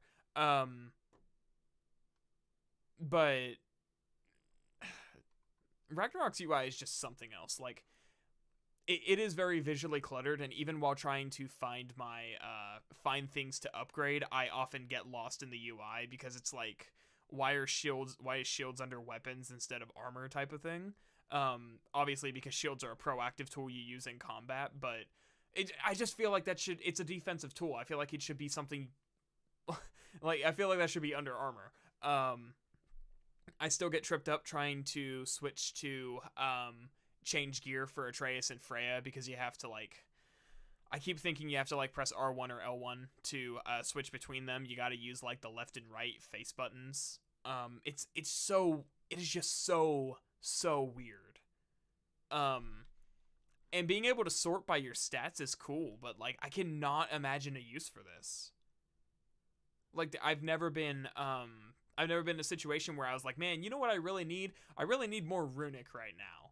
Just because most gear, the gear is not so much about the stats as the passives now. So, whereas before, where your stats actually mattered as far as the you unlocked passive abilities with your stats, they cut that. Passives are now more important, so I don't really care about the stats as much as I care about the level of the gear. So it makes more sense to have an itemized list from, like, highest level to lowest level. So it's such a visually cluttered UI, and it's so slow to navigate. Joseph Anderson didn't know he can change between different shield covers until, like, halfway through the game. Yeah, I figured that out pretty early, but then again, it's like it's only a cosmetic thing, so that's fine. Unless you're talking about, well, no, you couldn't be, because it wouldn't, Ragnarok holds your hand when switching between shields.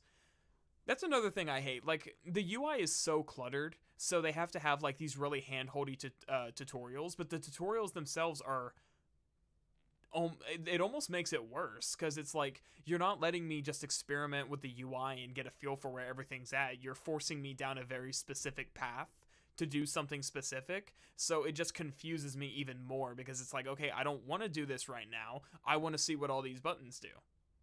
And yeah, the UI is just a total mess in this game. Such a clusterfuck. Main weapons are in the same row as craftables, and upgradables and weapons in the same row as their pommels and attachments. Wait. Many numbers on screen. Too much information at once. Such a clusterfuck. Main weapons are in the same spot as craftables?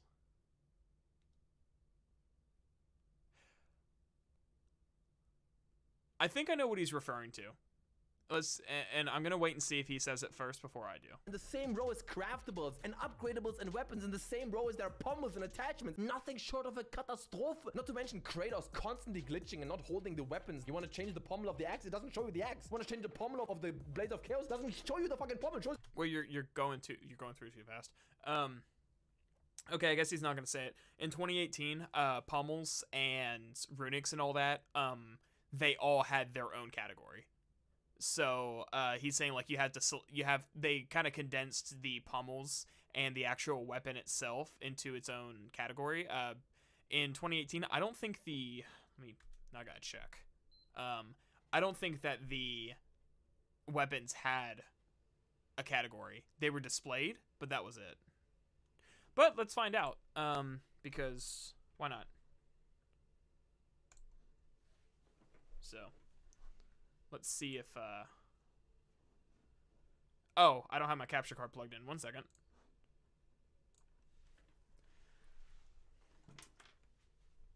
Damn it, so now I gotta switch and disable. This is really why you shouldn't use your console for, like, the console you record stuff on, which are all of mine. You should not use it as a DVD player, because then you have to go into the settings and disable HDCP so that I can plug in my capture card, and it's just a pain in the ass. 1 second. Okay. So, I'm going to take you and plug you in here. I'm going to take you and plug you in here.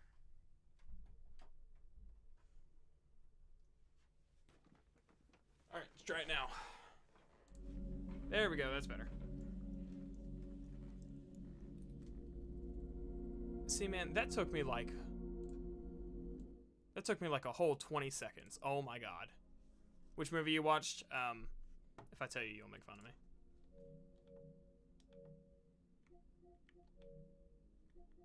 Basically, after I watched that horror movie that scared me shitless, I tried to watch like a DreamWorks movie, thinking it would make me feel better. Because, you know. Oh my god, am I recording right now? Why are you recording? That must have been an accident, because yeah.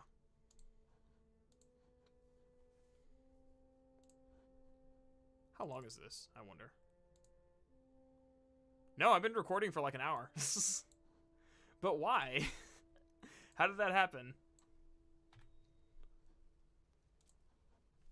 Anyways.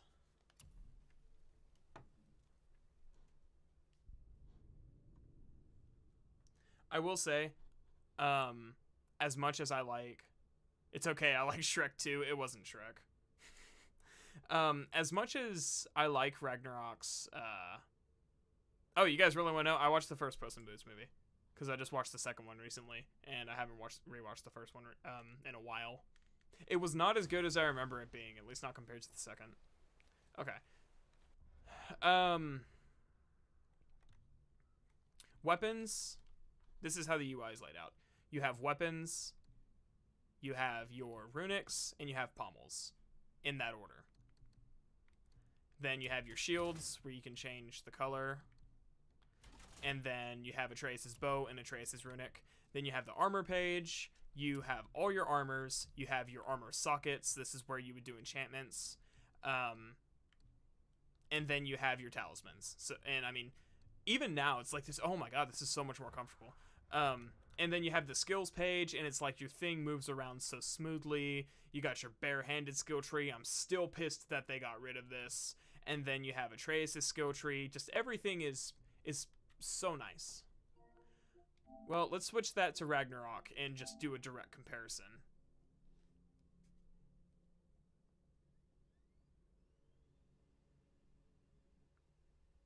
So keep all that in mind.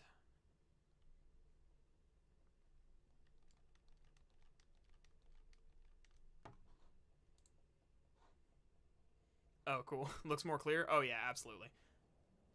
See, the thing is, if I owned Shrek, I totally would have watched Shrek. But I don't own it. I need to go back to buying movies, because I'm getting to a point where it's like, I don't own the movies that I actually want to watch. It's kind of cringe. And streaming services won't have them. Which is weird. I wonder if DreamWorks has their own streaming service. You would think they would. They have some, like, really good movies. Alright, so this is, this is Ragnarok's UI. So, yeah. So it's like, you use the face buttons. Here's the Leviathan axe. Here's your pommels. Here's your runics. Okay, it's similar, but, it's still more cluttered. Then you have Blades of Chaos, you know. It's weird. This looks different than the UI he showed.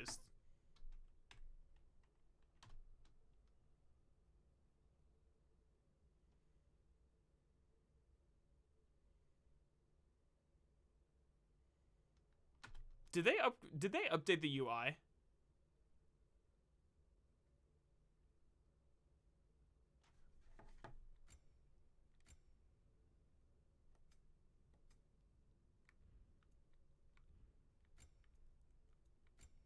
Well, that's weird. Or maybe he's just on a very specific page?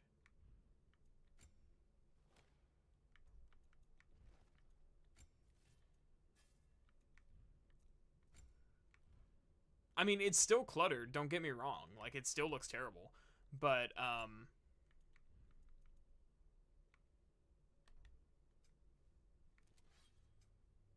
like, one second.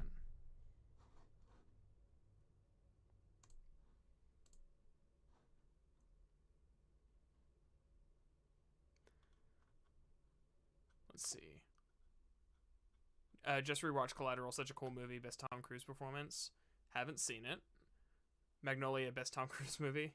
I think Universal should get their own streaming service and put DreamWorks on it. That would be nice, but then we're getting to the point where there's like too many streaming services. Well, now I need to do a side-by-side comparison because it's like...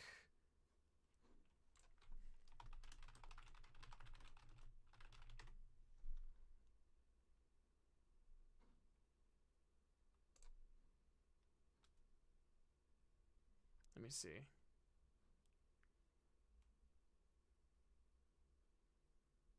Okay, this is the photo mode update.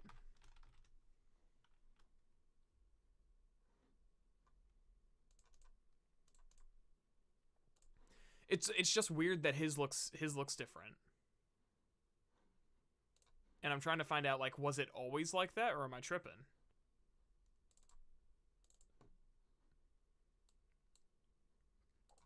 Let me kill the audio on this.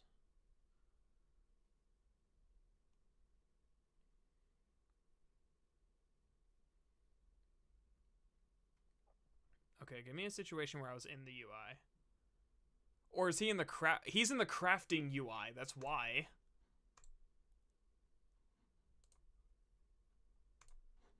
Good lord, freaking almost killed me. Okay, yeah, let me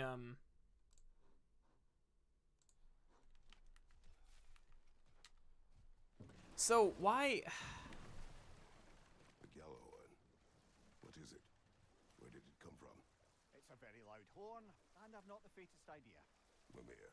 No, truly. No one knows where the Gjallarhorn originated. Odin just Hold on. gained possession of it one day.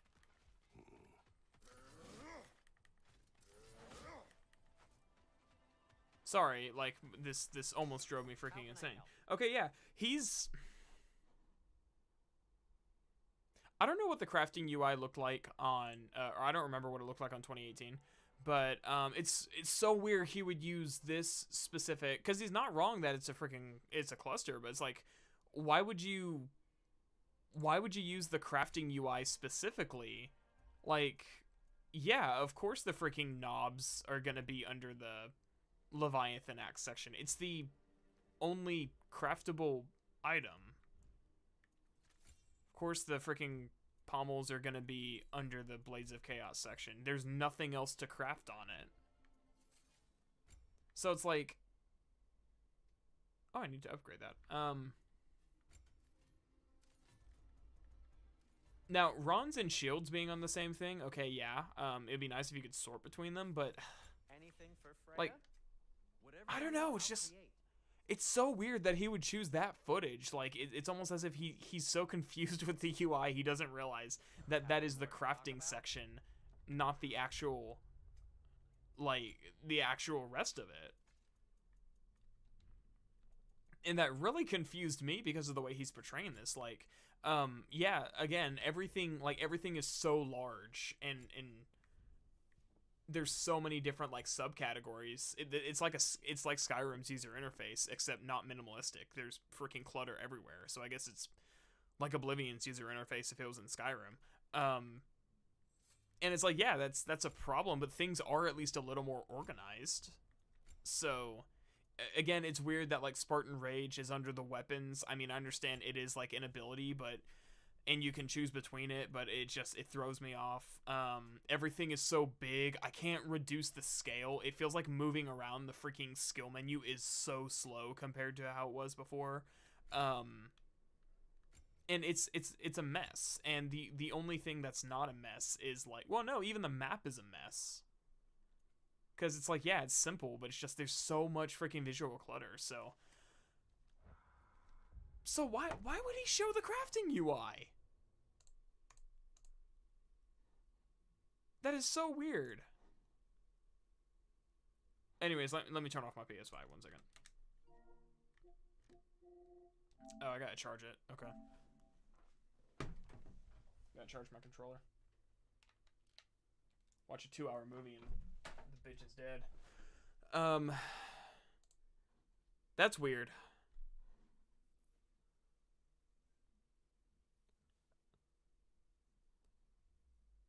Who turned him into a goat? But oh, you're watching.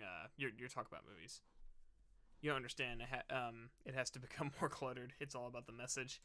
Yeah, exactly. It's like attachments, nothing short of a catastrophe. Not to mention Kratos constantly glitching and not holding the weapons. You want to change the pommel of the axe, it doesn't show you the axe. You want to change the pommel of the Blades of Chaos, it doesn't show you the fucking pommel, it shows you his hand. Sometimes he's doing this and he's holding nothing. I enjoyed the armor system in the first game a lot. I enjoyed it here as well, but much less simply because I hated sorting through these menus. Like, yeah, the menus suck, but also, why are there black bars in the sides? It's it's for the spoilers. Every second I looked at them reduced my enjoyment. It's an abomination. I still Kind of like your video. Sorry, that was rude, but love how armor looks and get better ones. But still, today, if you asked me, Yo, how do I get this information in the game? I don't know. Next, combat. Oh boy. Didn't expect we would make steps back in this one. This game taught me the value of novelty. I mean, I knew that before.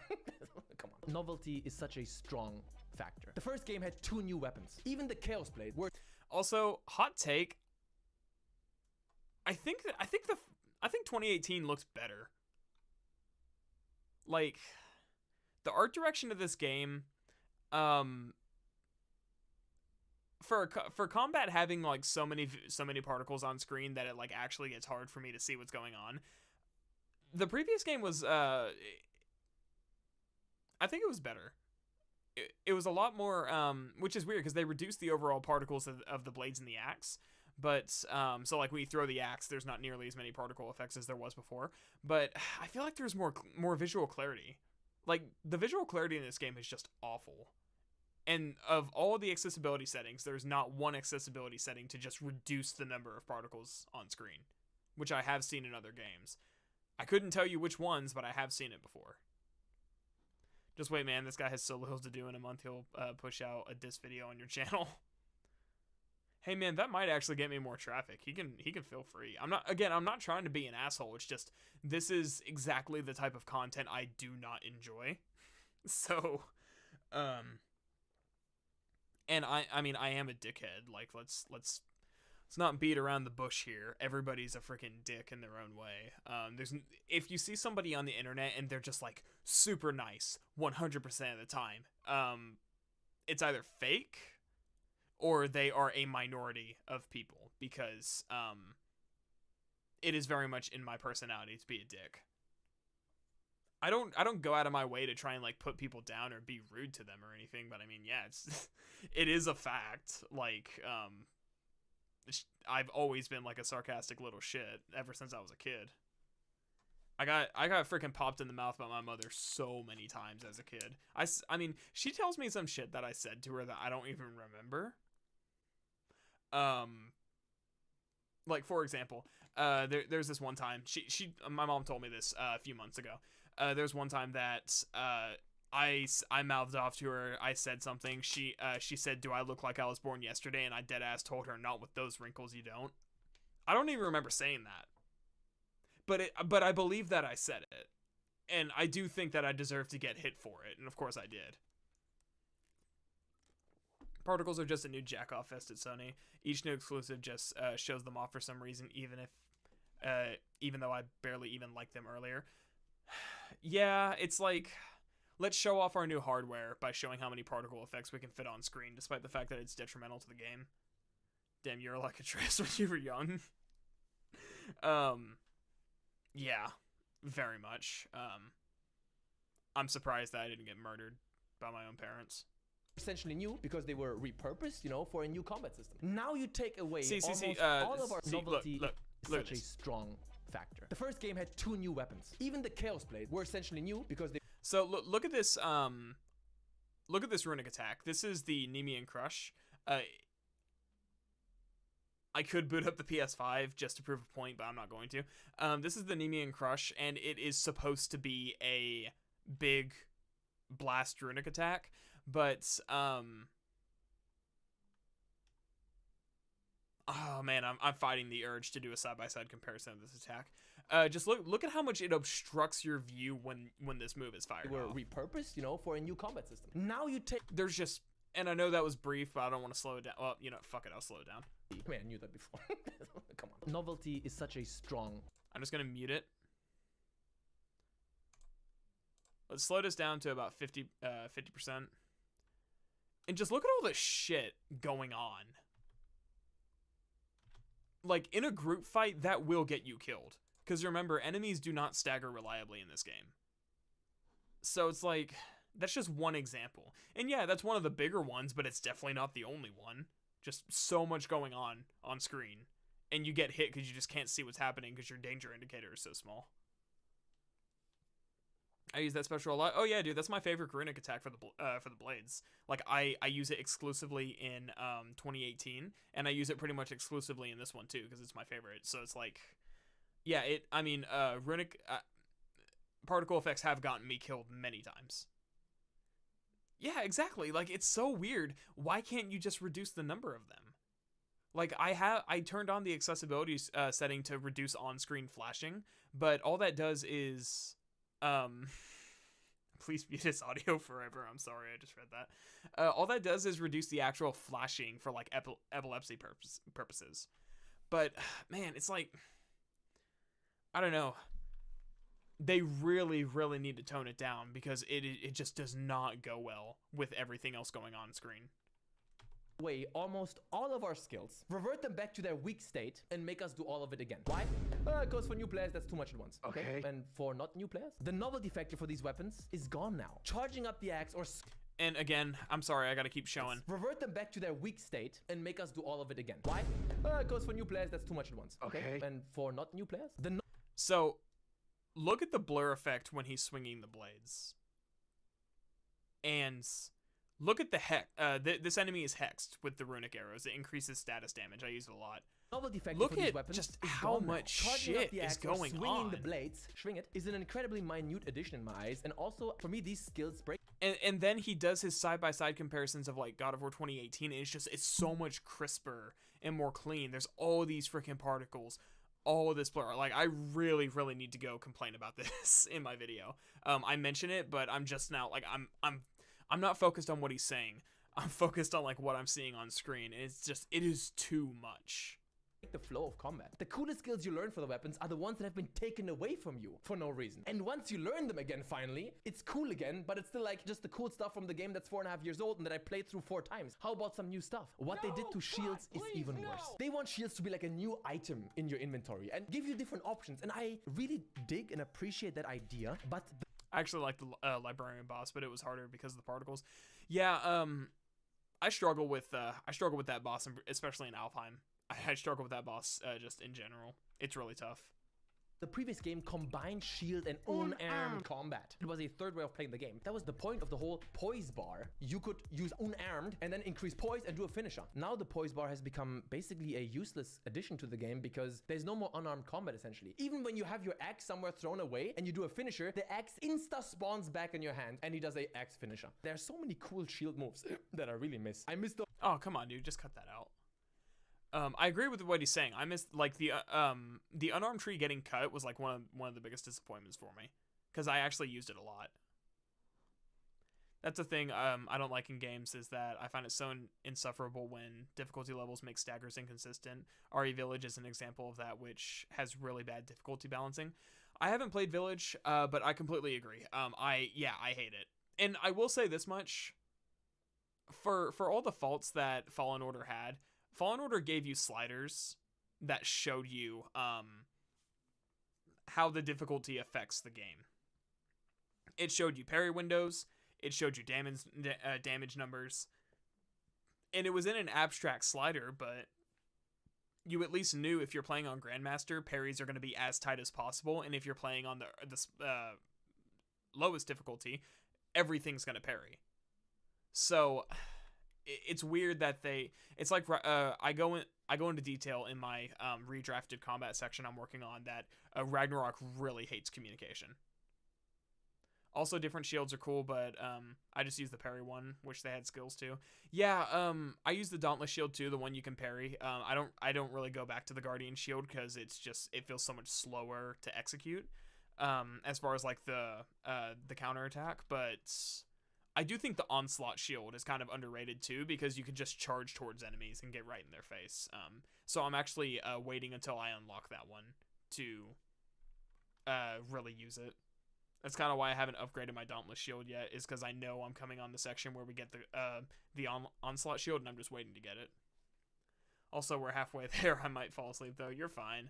I keep pausing and talking about it, but I can't sit through more than like a few seconds of this, dude. Oh, boom, the Druck wave. That's cool. And even worse, the game takes your original shield away very early and gives you other crappy shields. See, he's doing all these like jump cuts, but he can't cut out the freaking like the burps. with no counter move. I love the boom, slow motion, and BAM counter move. And like 20 hours in, they give you the old shield back. The only good one in my eyes. Why? It's like if you played Portal 2, the first half of the game you have a pistol, no portal gun. You take it away to convince us of a worse shield system, and then you give it back because you realize. But it's not worse though. Like the Dauntless Shield is great. Being able to hit that counter attack for high stun is really good on bosses. It just gets me killed all the time because sometimes it just doesn't stagger them, depending on where they're at in their attack. Yo, the old shield is actually the best. Now you do eventually get a new weapon. I will not say what it is. And it's a cool. Well, that's a spoiler. And the Oscar for editing goes to, as Novistadors don't have the same consistency.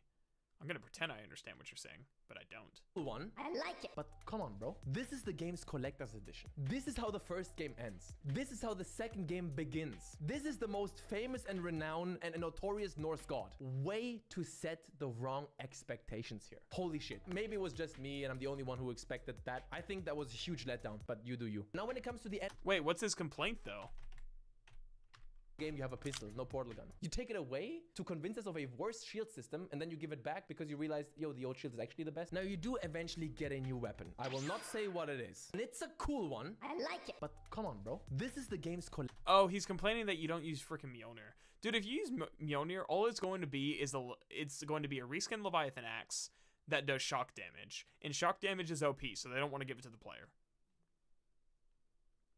It's like, why? Eric Williams even talks about this where they're like, whenever he was on a podcast, they're like, you know, I was a little disappointed that I didn't get to use Mjolnir. He's like, well, I mean, you have the Leviathan axe. It's the same concept. He said, you have the counter to Mjolnir. You know, it's, it would literally be the same thing. The axe freezes, the hammer would stun. So, I mean, at least he didn't complain about freaking Thor's design yet. Collector's edition. This is how the first game ends. This is how the second game begins. This is the most famous and renowned and notorious Norse god. Way to set the wrong expectations here. Holy shit. Maybe it was just me. Well, they didn't set any expectations. Like, not that I think. They never hinted at you using Mjolnir. People just assume that you would. Kratos tries to, and he can't even freaking pick it up. Not because he's not worthy, that's MCU canon. Specifically because, I think it's because Mjolnir was like in flight, and it's probably attuned to like Thor and Odin to some extent, but the same way that like the Leviathan axe is tuned to Kratos and Kratos can recall it. So I think it's a similar concept. And I'm the only one who expected that. I think that was a huge letdown, but you do you. Now when it comes to the enemies and the average fights, what they did here reminds me a little bit of what Arkham Knight did to Arkham City. Arkham City just improved the combat of Arkham Asylum on every level. Arkham Knight, although still a great game, kind of made things a bit too complicated. They added too much. And I think what we have here is similar. I don't think they made the combat... I don't think he's wrong. I just love how this argument comes off as like, too many choices, let me R1 spam. Kratos not worthy. You fell down, maidenless.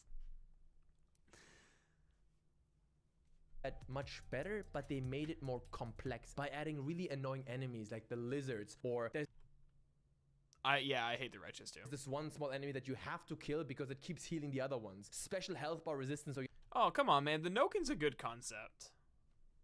I won't lie. I kind of wish I could wield Thor's hammer. Yeah, I mean, it would be a cool new Game Plus weapon. If it acts like it's basically a reskin Leviathan axe with slightly different movement and it deals shock damage. The problem is, like I said, shock damage is freaking overpowered. I think that's why they got rid of it from the previous game, is you could just stun lock enemies so easily with Atreus' shock arrows and getting it bouncing between enemies. You can still deal shock damage to enemies, you can only pull it off of like Dreki and Wyverns. You are very limited with your ability. You have to use Draupnir and siphon it from them. You're very limited with your ability to deal shock damage because it stuns so easily, and it would just game over every encounter. You have to switch weapons. They keep you on your feet and they keep you thinking, right? I understand the effort. Nonetheless, I feel like Ragnarok constantly tried to overwhelm me and not allow me to play how I want. Fights became stressful, not challenging. It's a different feeling. It's all about the feeling. I have to talk about you play as Atreus. So wait, okay, so he's gonna talk. He's gonna start off with something good about how the game tries to overwhelm you instead of actually challenge you, which is true. This fight in particular is one of the worst at that. This fight sucks because exactly this is the probably the most rage-inducing fight that I did in this game, where whenever I was finished with it, I literally said, I refuse to believe that they play tested this on the highest difficulty and thought it was okay.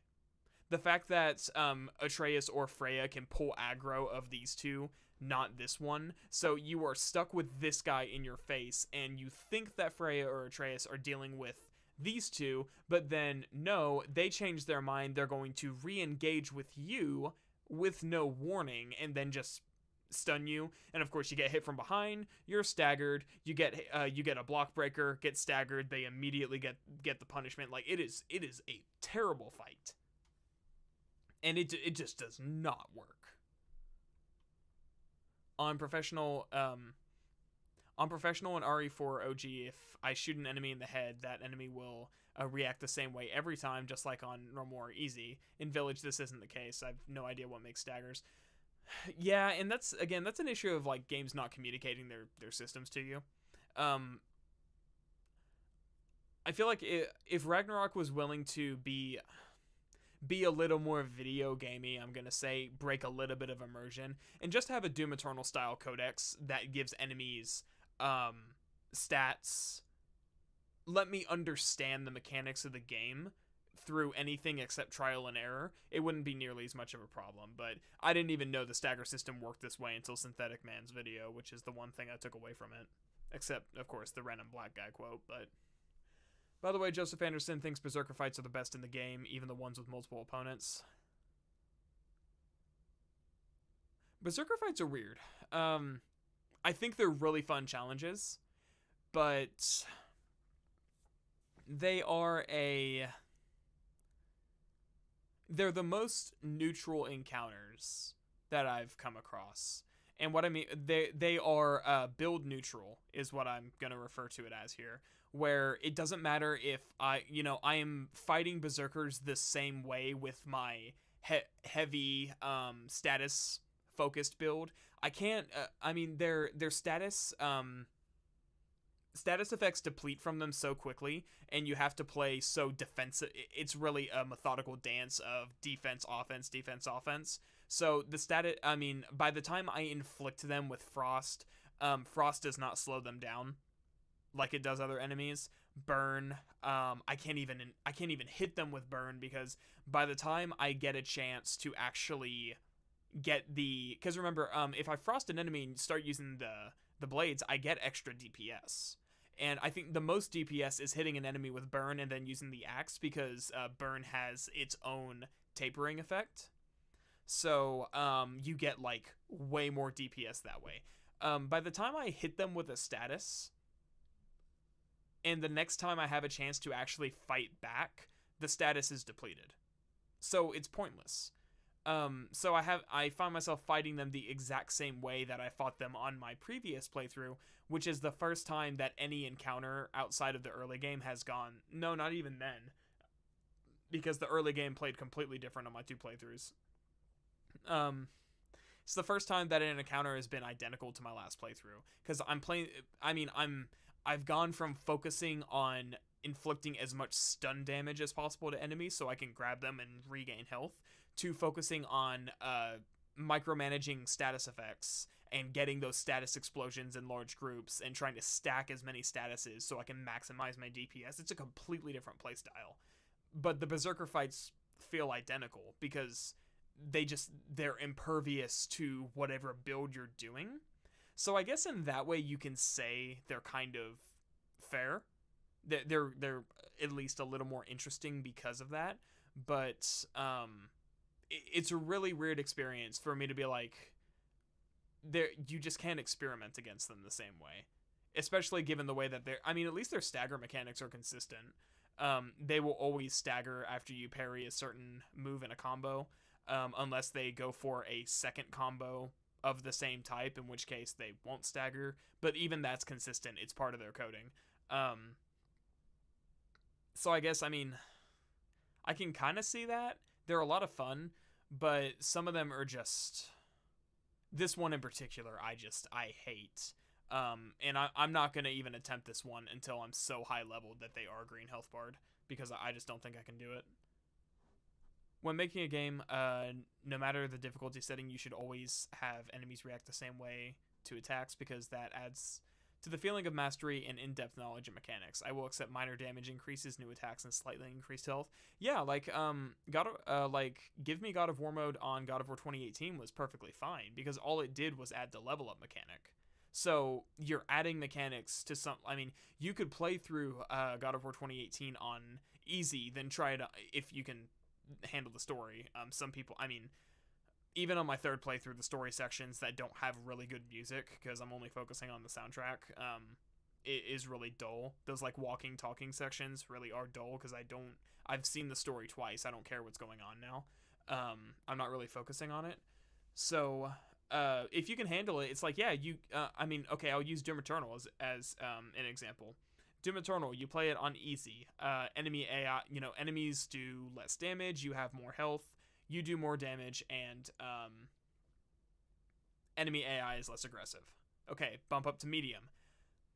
Things change a little bit. Enemy AI is more aggressive. You do actually, I don't think your damage output actually changes. I think theirs does. They have more health, you take more damage. Okay, up to Ultra Violence. Same thing. Enemy AI, more aggressive. You should know, I mean, the AI itself doesn't change, it's just more aggressive. So you can really work your way up from easy to nightmare pretty easily if you understand the mechanics. But Ragnarok makes easy too easy and hard too hard. It's so weird. DMC5, SE, and RE4 Classic are good examples of this. Yeah, I need to play more DMC5 because I kind of focused on like a really basic combo that I thought was revolutionary, but it's really not. So, but yeah, it's weird because it's like, it's not even the fact that they're changing fundamental mechanics, it's the fact that they're changing fundamental mechanics and not telling you is what's weird. But anyways, we're never going to get through this one if I don't stop talking. They tried to overwhelm me and not allow me to play how I want. Fights became stressful, not challenging. It's a different feeling. It's all about the feeling. I have to talk about you play as Atreus. When I got to play him at first, I thought, yo, this is awesome. I love this idea. And it's a different combat system and all that. But you play as him for at least 10 hours. At least for me. I really collected everything. But his gameplay is so much more restrictive. His equipment management is basic. His skills are more basic too. His combat is more basic. He's a very shallow character in comparison to Kratos. Fun when you first get to do it, but it really wore me down. See, I disagree. I'm pulling footage. I completely disagree. Not at first. Again, this is how I felt on my first and second playthrough. It wasn't until my third playthrough where I really started experimenting. And where's a part in Muspelheim that I have where I can show just how much you freaking melt as Atreus? What about that last encounter? That last one. I mean, it's got a lot of like a lot of ranged enemies, which just in general have way less health. This one should be fine.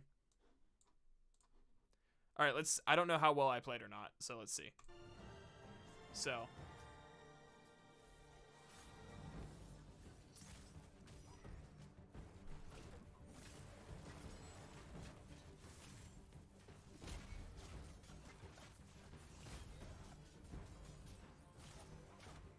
So it's like, okay, sometimes it's pretty basic, but it's specifically this, specifically that grapple move that just freaking instantly fills their status meter with whatever you're using. And then you got that extended combo that's just a ton of fun. The fact that you can shoot while dodging. And he's so much more responsive to everything while playing.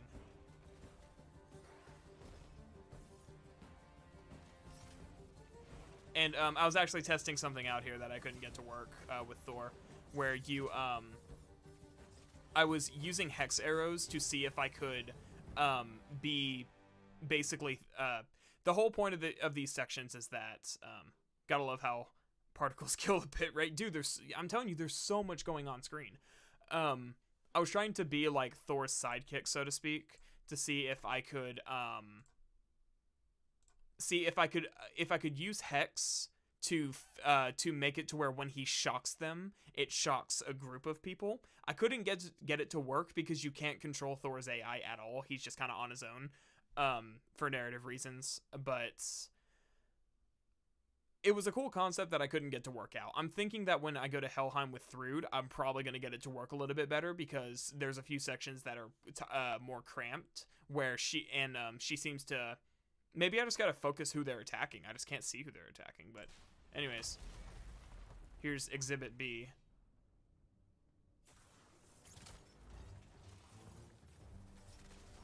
And I know I die at some point due to, like, just being shit, but...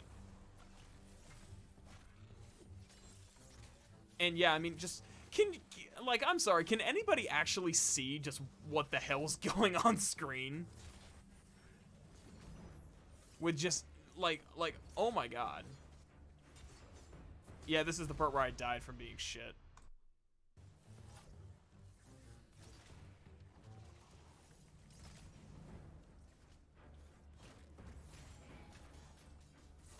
Okay, I guess that answers one question of can you inflict Sonic with Hex, and I guess not.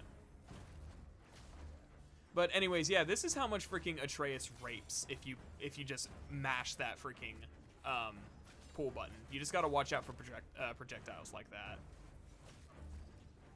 And it's specifically because it maxes out their Sonic.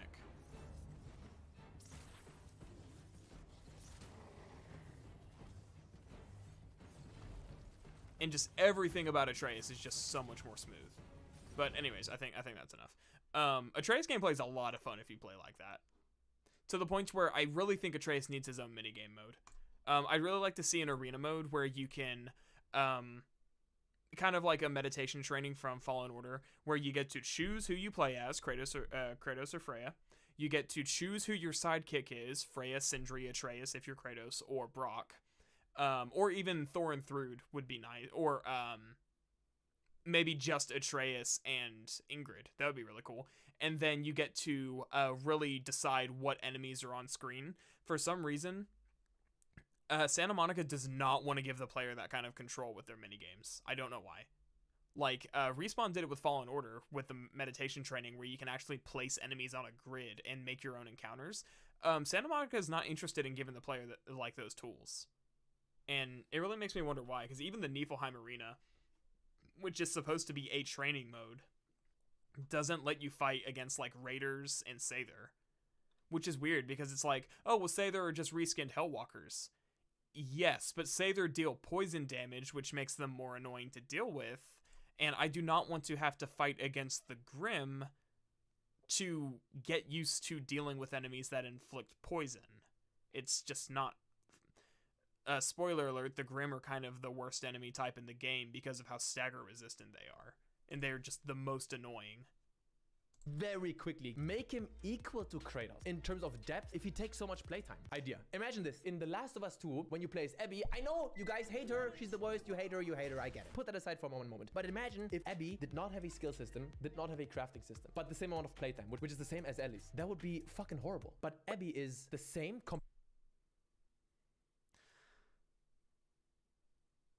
Abby kind of... It's not really comparable because it's like... Atreus does have an upgrade system. This is kind of disingenuous. Atreus does have an upgrade system that unlocks during his sections.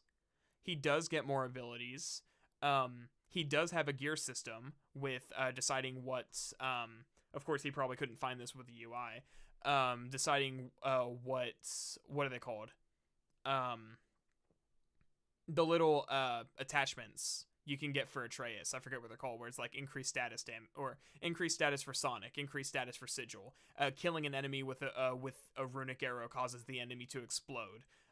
Those are just a few of them. They have a lot of those. Atreus has weapon variety between the Jotnar bow that shoots in a shotgun, shoots 3 arrows, the regular bow that shoots a single arrow, and the Asgardian bow that shoots in a cluster. So it's like kind of like shooting a burst rifle. So he does have that. It's just his gear progression is not the same as Kratos's. Where The Last of Us 2 fails is that you get used to your upgraded playthrough as Ellie, and then you have to reset to default to play as Abby, and then you have to go back after you used to playing as Abby to playing as Ellie, who has they both have different weapons, they both have different upgrades. You're going to be at different stages of your progression, and it's like it kind of kills the momentum the progression system has for the game. So, horrible comparison. Not just because I hate The Last of Us 2, but horrible comparison. Complexity, but different. Atreus is just different and inferior. His segments drag on forever. It feels like I'm playing a budget version of Horizon. Not good. Now, last but not least, the story. Hear ye, hear ye. I really don't know how you guys are gonna respond to this video. Before anyone dares to say it, I thought you don't care about stories. I thought you're a gameplay-focused gamer. I thought you were a monk. Listen, buddy boy. A good story for me is like the icing on the top. The schmegma around the shaft. 2 weeks. So this is literally like Davey 504, but not funny, mixed with Stevie T. I don't think Stevie T is funny to begin with, but he's got his own thing going on. Mixed with Maxor, but not funny. It's like if the 3 of them could somehow all manage to have a kid, like you cloned all their DNA into a person and then raised him in Spain. That's this guy.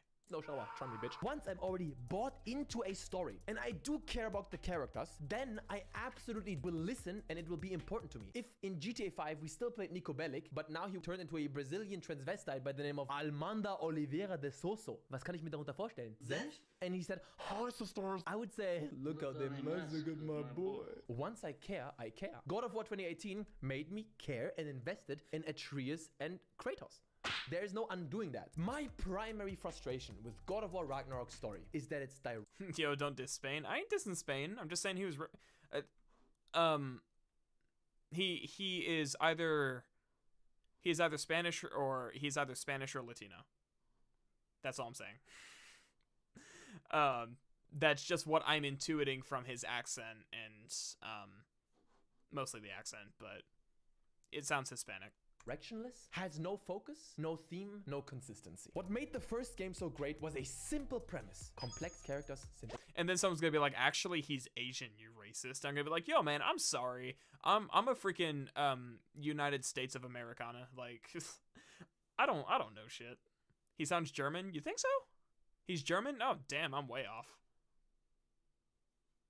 Are you sure?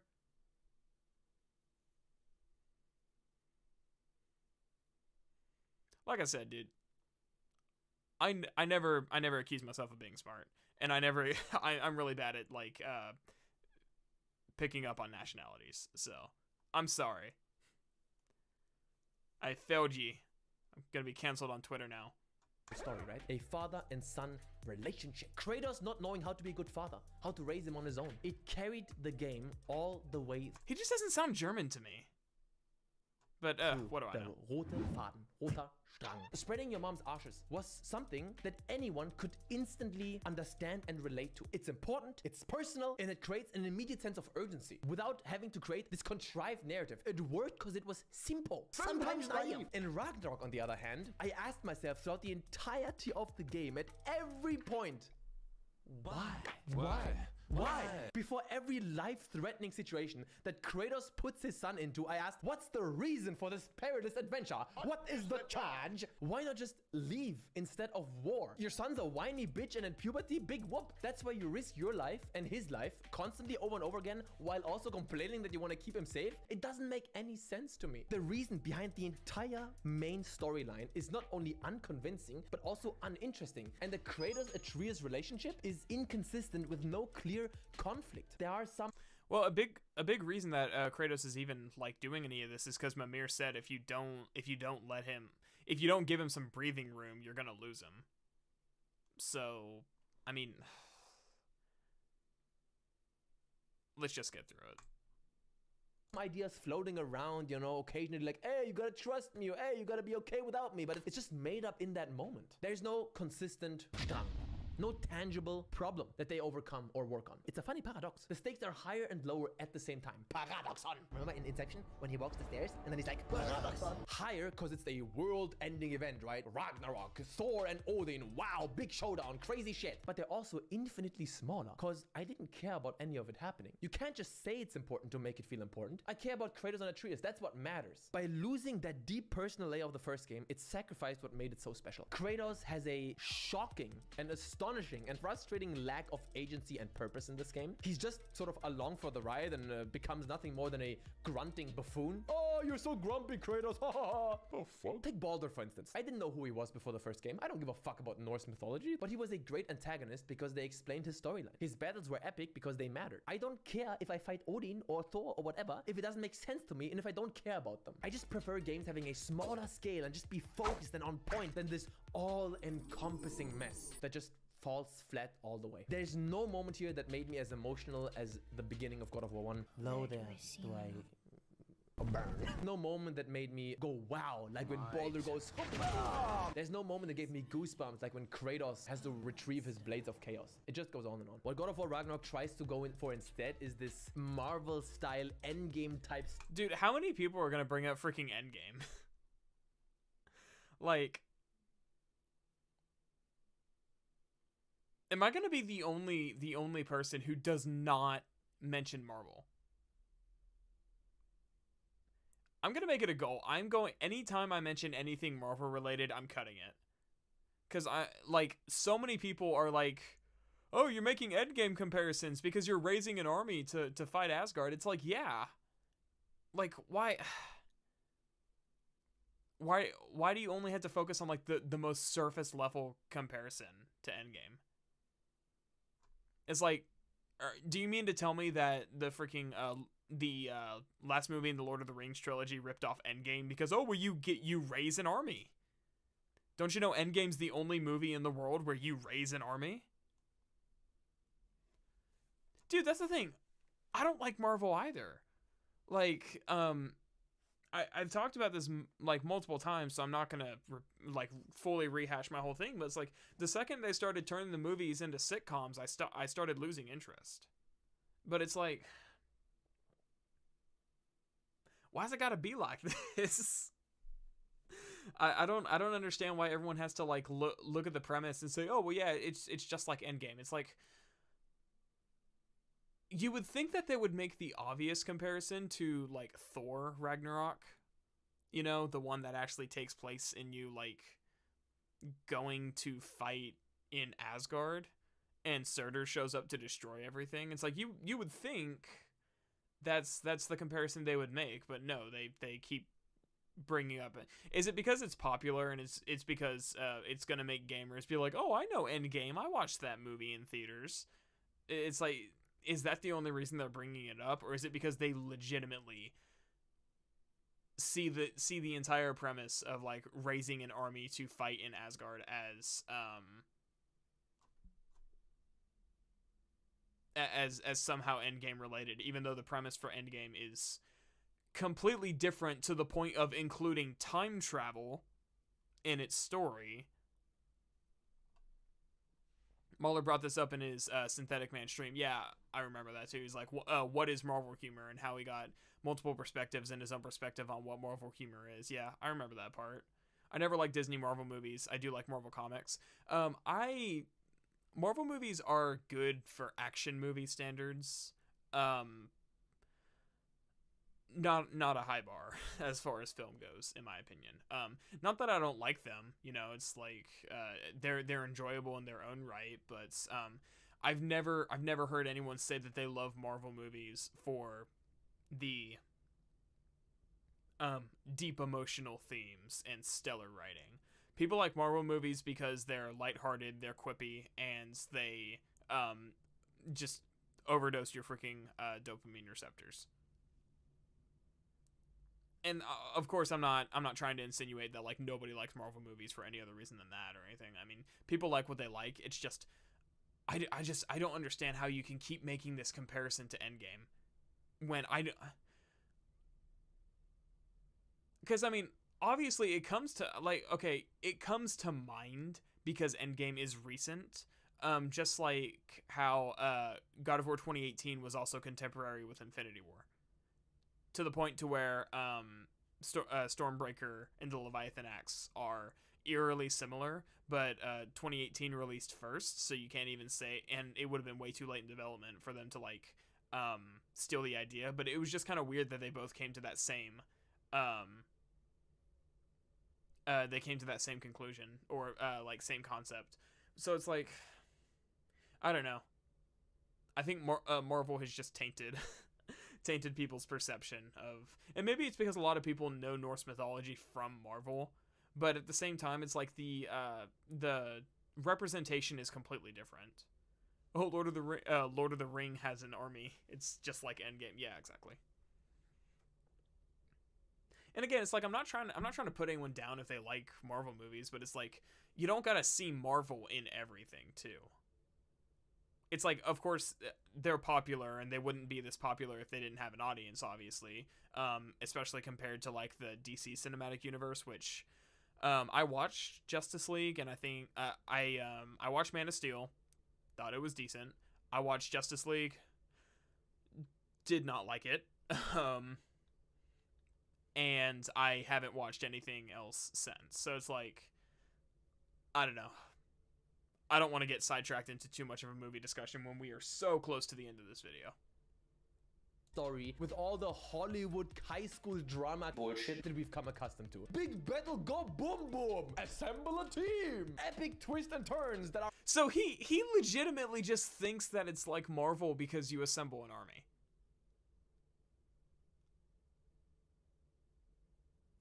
Like, in a game that is so criticized for lack of spectacle, do you seriously mean to tell me that, like, Ragnarok could be any smaller scale than it is? Like, what is this logic? What are you literally asking for with this criticism? See, because it's like Marvel, because you assemble an army so you can invade Asgard. Let's completely ignore the fact that Ragnarok has been hyped up since the entire last game. Let's completely ignore the fact that the entire prophecy involves all the all the 8 of the realms going to war with Asgard. Let's completely ignore all the narrative setup, the entire premise of the mythology as itself as being the twilight of the gods. Let's completely ignore all of that. You build an army in Ragnarok. Endgame built an army. They are exactly the same. It's like, this isn't even the first concept of like epic scale battles in either of these mediums. Again, Lord of the Rings came out, when did the last, I don't remember the names because I'm not a Lord of the Rings fan, but I have seen the movies. So I know it's not Two Towers, but what's the last one called?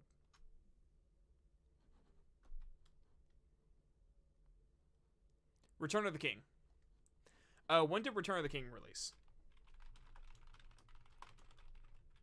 2003. When did Endgame release? 2019. So 16 years. From the time Return of the King came out to the time Endgame released, people were getting their driver's license. People were born and getting their driver's license in the US. So 16 years of between these two movies. And calm down, man. Your desk and water bottle did nothing wrong. Hey, man, look, I got a rant. So, like, you have 16 years between these two movies, where Return of the King is very, very well known for that end scene, like that final battle for the series. And even before then, let's go even further back. Like, what's another movie that tried to do big epic scale battles? Okay, here's a popular comparison: Star Wars, Return of the Jedi. You actually, in most of the let's see, let's go further back before that, the beginning of Empire Strikes Back, with the Imperial invasion on Hoth. It's like you have all the, I mean, the concept of like big epic scale battles is nothing new to either movies or video games. The entire premise of the Total War series is doing big, large, huge and epic in scale battles. Mountain Blade Warband, you know, like castle sieges, big wars, big fights. It was limited to the number of NPCs, but the battles get surprisingly large scale too. So, and I mean, what is Warband like Endgame just because you build an army? Is Total War like Endgame? You build an army. So for him to come here and say, there's no moment that gave me goosebumps like when Kratos has to retrieve his Blades of Chaos. It just goes on and on. What God of War Ragnarok tries to go in for instead is this Marvel-style endgame type story with all the Hollywood high school drama bullshit that we've come accustomed to. Big battle, go boom boom! Assemble a team! Epic twists and turns that are pulled out of thin air just for fun. There's this one scene, no spoiler, don't worry, where some no-name character sacrifices himself and it's like, oh, and I'm sitting down with my controller thinking, who are you? So for him to draw the comparison that like, well, it's obviously trying to be like Endgame because there's a big battle, and that is the extent of the argument. It's like I cannot fathom that mindset. It is so unbelievably reductive. It's not even funny. Take a shot every time someone says God of War Ragnarok's dialogue is on par with Marvel movies. Spoilers, you'll need to get your stomach pumped. Dude, for real, like... Hashtag desk and water bottle did nothing wrong. Look, man, it was in the wrong place at the wrong time. Like a family, an SUV full of a family when a guy has a DUI. But no, it's like, it's legitimately like breaking my brain how many people are making this comparison, because it's like, it is the most surface level thing you can do. It's like, well, what's another more recent piece of media that had a big battle? Endgame had a big battle. Okay, God of War is like Endgame. There you go. Boom. Done. Go home. Video's over. Ladies and gentlemen, we got him. We can wrap up right now. It's like, why? I'm repeating myself, so I'm just gonna move on. This is a painful topic for me because of the fact that, like I said, it is just so unbelievably reductive for both film and games to think that this concept equates to Marvel. So many unnecessary characters in this game. It's unbelievable. There are some heartfelt moments, and they could be cool if they were a conclusion to some type of arc, but they just materialize out of nowhere. Undeserved catharsis. That's a good word for it. And speaking of catharsis, the ending, the great conclusion, the final boss fights. Insultingly boring and uninspired. I have to say this at this point, it really sucks, but I don't care about Kratos and Atreus anymore. And finally, the pacing is bad. The game goes on narrative breaks before it's even established a narrative. There are segments that drag on for so long with no clear purpose and no freedom. If you know, you know. Let me just give you a hint. Angry dildo. It feels like the game had 50 different writers and every single one of them wrote a different part and they didn't communicate. So it ended up just being a complete mess. I do have two more smaller problems I really want to mention before we conclude here. The replacement for all the Valkyries are not even remotely on the same level. These berserkers, no more hidden doors spread around the realm that you have to open and they take you down a mysterious... Yeah, no more freaking minute-long elevator rides just to get to the fight that are so freaking boring they have to put fast travel points in them. It was interesting the first time, but not the 9th. Elevator, and you walk up to a little arena and they're standing there silently waiting for you. Now you activate a gravestone. What? It felt really lackluster to me. Then the like, why is that really the only thing you have to say about the Berserkers? Can you not bring up the fact that they, like I said, they are completely neutral to whatever build you're running and they all play exactly the same? Oh, you didn't do more than one playthrough. That explains it. Can you not bring up the fact that it's like the 2-on-1 or 3-on-1 fight with them just do not mesh well, and how the fact that it's like if you get if your block gets broken by an attack you didn't see coming because you were trying to block a different attack or a ranged attack, they immediately follow up and get the punishment, because the game doesn't care about the context of how your block got broken. The game immediately assumes it's because you missed a parry window, regardless of the fact that you saw it coming or you were in a situation where there was anything you could do. You were either get hit by this ranged attack or get hit by this block breaker, which is gonna probably kill you anyways. So, like, but no, I mean, it's the fact that you don't get that elevator ride anymore. I don't hear anyone freaking praising the train rides in Svartalfheim.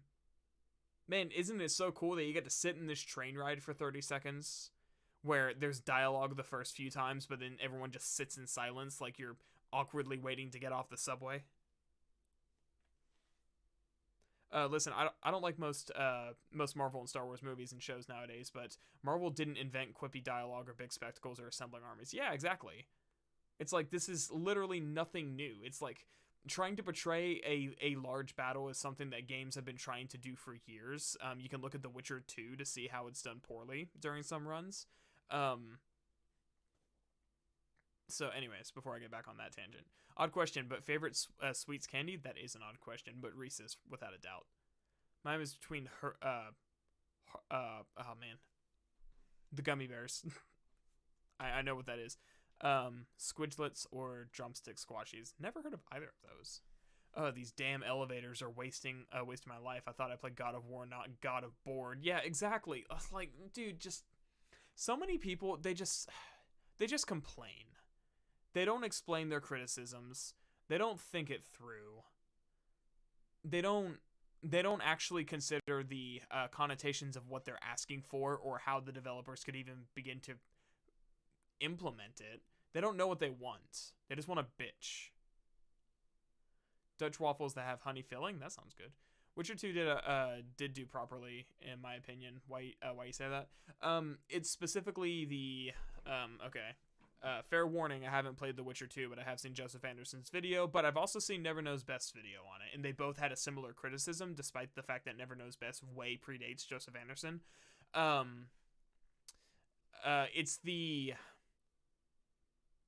It's the fact that they make the battle look much bigger before like the setup is much bigger than the actual battle itself. And man, see, you checkmated me because I said something I wasn't prepared to actually defend. Fake critic. I'll see myself out. But no, it's mostly the fact that it's like it is. I heard it most recently at Joseph Anderson's video where he's talking about how like you see all the ships in the background. You see like this is gonna be like Kedwin has so many forces at its disposal, and then you get into the fight and it's like just kind of everybody single file up a ladder. You fight a handful of guys and then you like go shut a gate, checkmate, fight's over type thing. Now, keep in mind, like I said, I am getting most of my perspective from that video, so maybe I shouldn't have brought it up. I should have brought up a game I did play, but that's kind of... Yeah, I'm just going to checkmate myself. I probably should have just brought up an example from a game I played. I'm bad at that sometimes, because I'm getting secondhand opinion there, so... what is another example I can think of big battles done poorly? Oh, yes, I agree on the ladder level. The Yorvith side. Yeah. I should have specified, I mean, like, specifically the Yorvith side. I'm trying to think of another one that I felt like was kind of lackluster. Maybe I don't have that many examples. I need to learn not to make arguments I'm not prepared to defend. It's very easy for me to just like throw stuff out, and then when it's like, well, I'm doing that, I'm being a hypocrite, I'm doing that thing that I'm criticizing them for. It's like, can you explain that? And it's like, well, I'm not prepared to. Then again, I'm live streaming. That's my excuse. I'm just stream of consciousness. I'm not actually planning stuff out. This game here, they make you repeat the same challenges over and over again. What a horrible system. If you want to get early access to the videos, vote on what games will be reviewed next, appear in the videos, go on Patreon and help me out there. Really appreciate it. I'm just gonna end it here. Fallout New Vegas final level. Yes, thank you. That's a really good one. That's a game I played.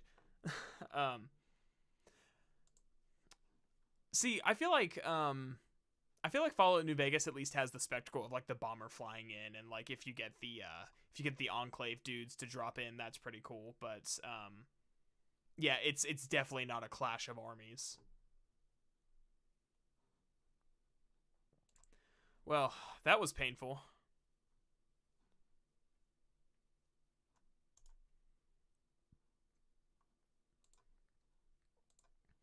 And we have one more negative one to get through. How long is this one? I'm gonna be honest.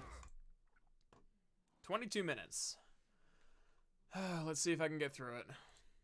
How loud is this gonna be? Oops, I have no idea what I just did. I'm literally just hitting C until something happens. Thank you.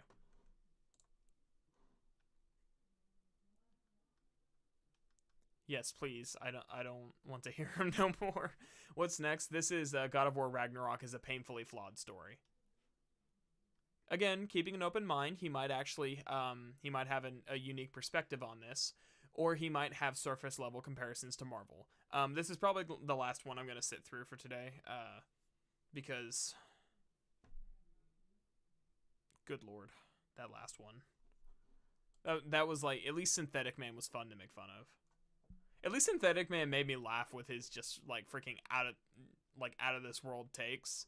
That last one was just just stale takes all around, and then the obligatory it's like Marvel comparison. But oops, wrong tab. Create a highlight. I don't want to create a highlight. I just want to do that. I didn't like God of War 2018 at all. But Ragnarok, it's not bad at all. I actually kind of like it, to an extent. Let me know if it's too loud. Because I'm watching my audio levels, they look fine. I can probably speed this one up, too. Yeah, so the game starts with Kratos almost... and Atreus' puppy dying, but never mind that malarkey. Kratos goes nap time. At least it didn't suffer. Oh, is this just going to be like a freaking plot synopsis? Am I to decipher your grunting? Good to know Kratos isn't the only one that can't talk to women. Good boy. Also, this game is rectifying one of the flaws of God of War 2018, Faye. Imagine I come up to you one day and I tell you to climb the highest mountain in your country, and I tell you that your motivation to do this monumental task is a cloth bag full of human dust. You look at me and laugh.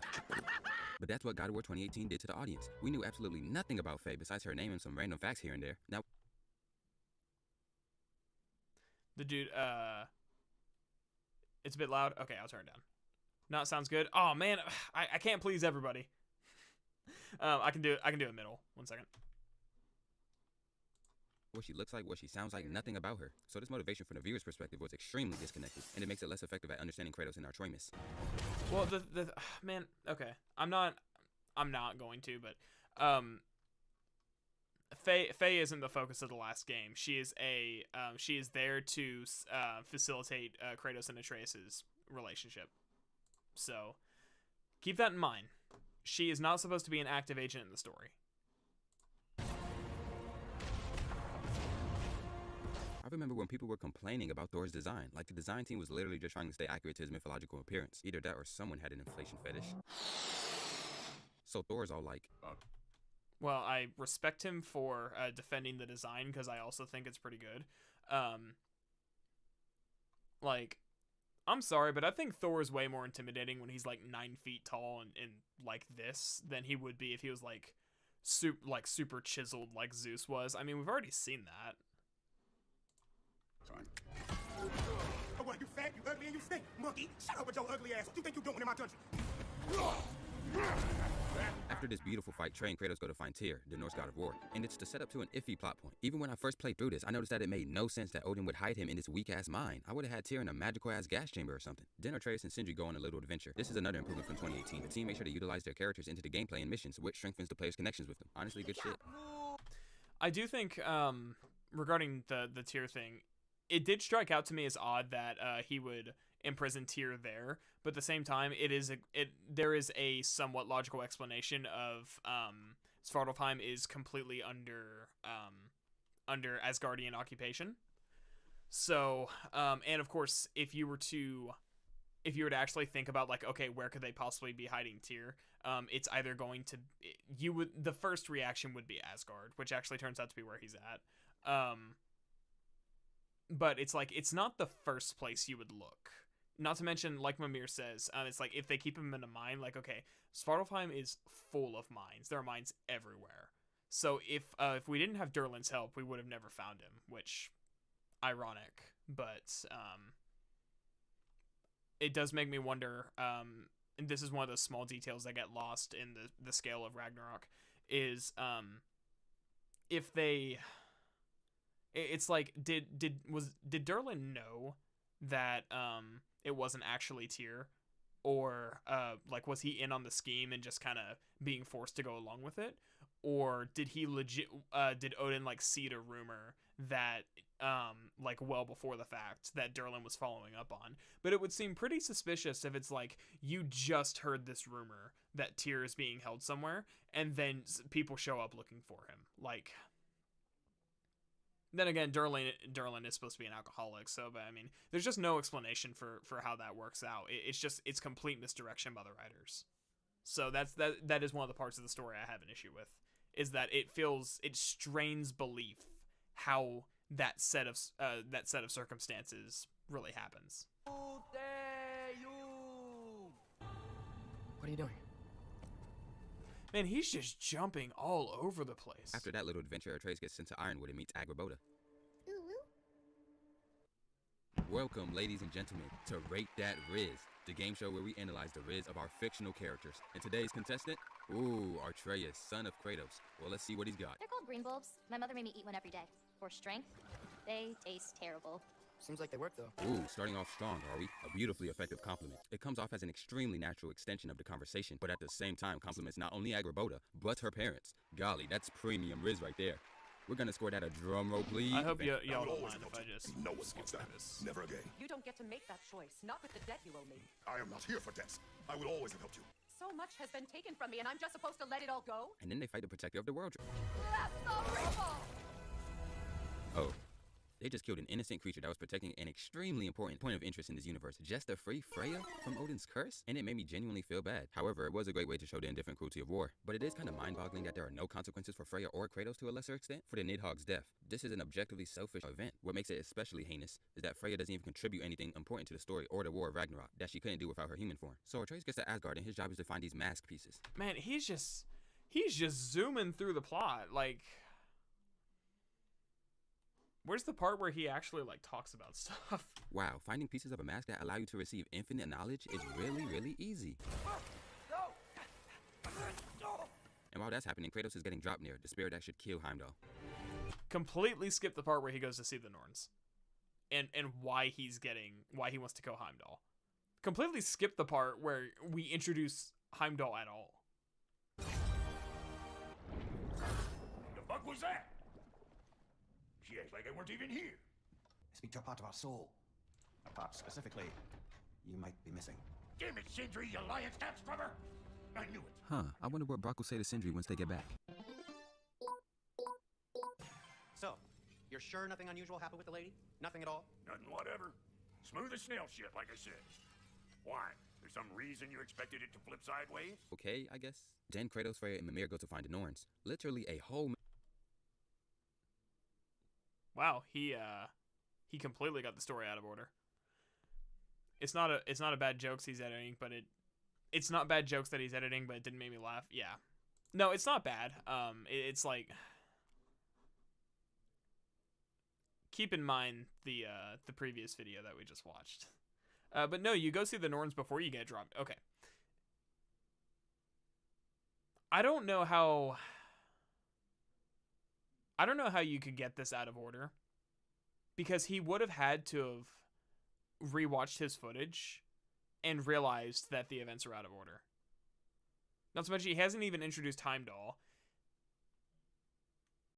He hasn't even introduced the Norns saying that Atreus is going to, like, Heimdall's going to kill Atreus, which is why we go to get dropped near. So it's like, you can't say it's a painfully flawed story when you're getting events out of order. mission dedicated to the prophecy, but it's like at a certain point in the story, after the Heimdall fight, they just threw the prophecy out the window. There's nothing that happens that even comes close to making the prophecy of Kratos might die believable in the slightest. Like, this was one of the major narrative hooks for the story, responsible for some of the most important characters' emotional. It's not thrown out the window. Like I caught that the first time, but I was trying to think of like a way to respond to it. It's not thrown out the window at all. There are plenty of. Do I gotta do the synthetic man thing where I like show why he's wrong?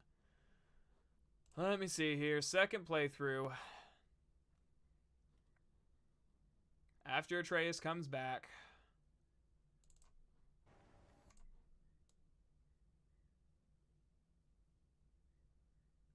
We're with Freya.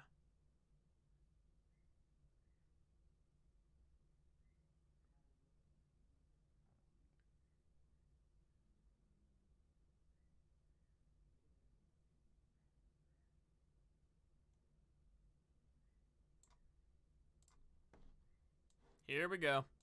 Cutscene time, guys. Hope you're happy.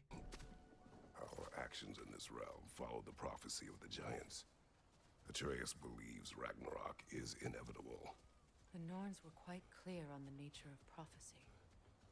They told us the sum of our choices were predictable. Okay, you're right. He did say after the Heimdall fight. Okay. Yeah, this is before the Heimdall fight. My mistake. You're right.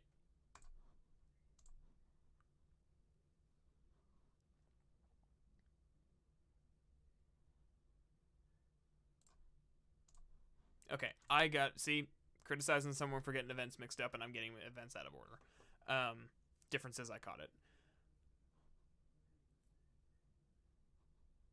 Let's see.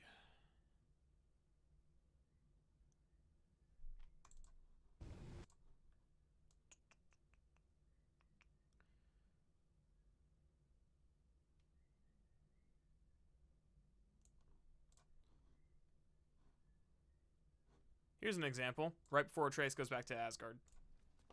If I go back to Asgard, Go back. Go back. Look.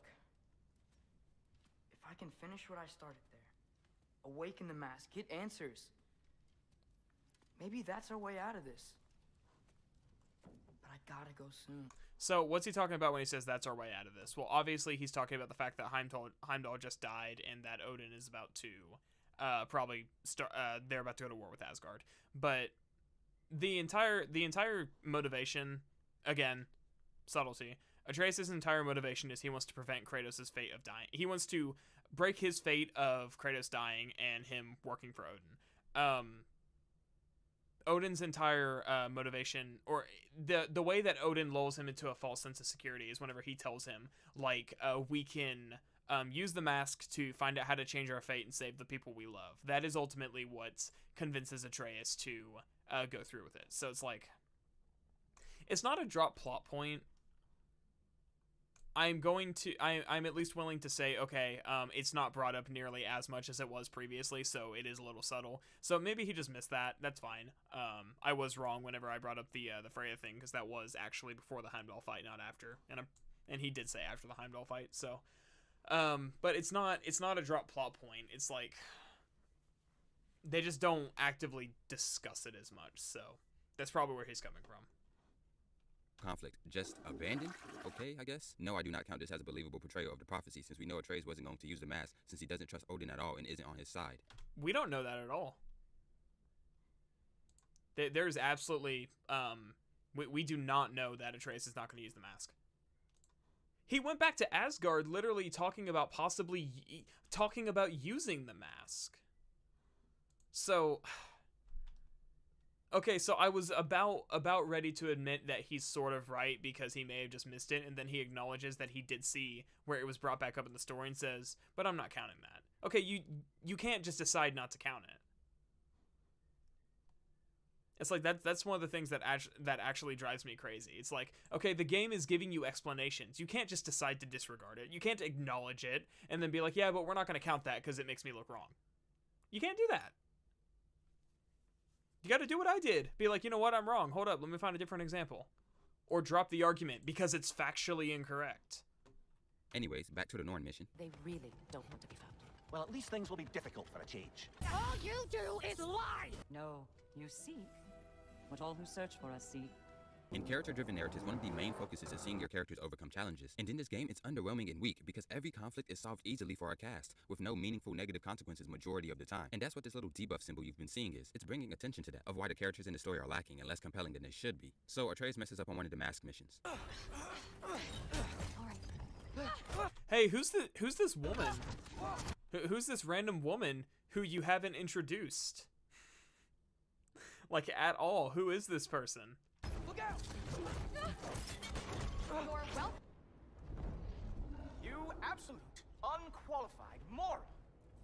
You know that thing tears holes between realms, right?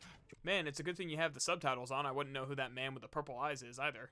Your choice. Go, clear your mind. I know you'll be back. I don't know why, but Odin gives off this type of energy so much. I don't know what it is. Oh, a big mistake it seems. Garn! Great bleeding fucklad, you see Garn! Garn? Who freed Garn? That's madness. Surely not you, young one. If the Hound of Hell is loose, he'll chew through the fabric of the realms. Wow, even Mimir is like frothing at the mouth because of this monumental mistake. Everyone is tripping. I wonder what interesting plot points this could No! Please wait! I'm sorry! So, okay, man, okay, hold on.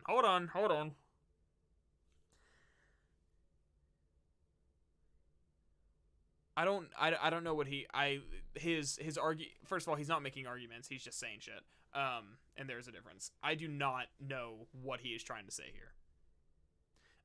He says, okay, there's no big like consequences for their actions. Okay, then he shows one of the examples where there are consequences for his actions. I guarantee you he there's a 50-50 chance whether or not he's going to mention the Realm Tear side quest where it's like you have to go close all these realm tears that are letting the Hellwalkers in.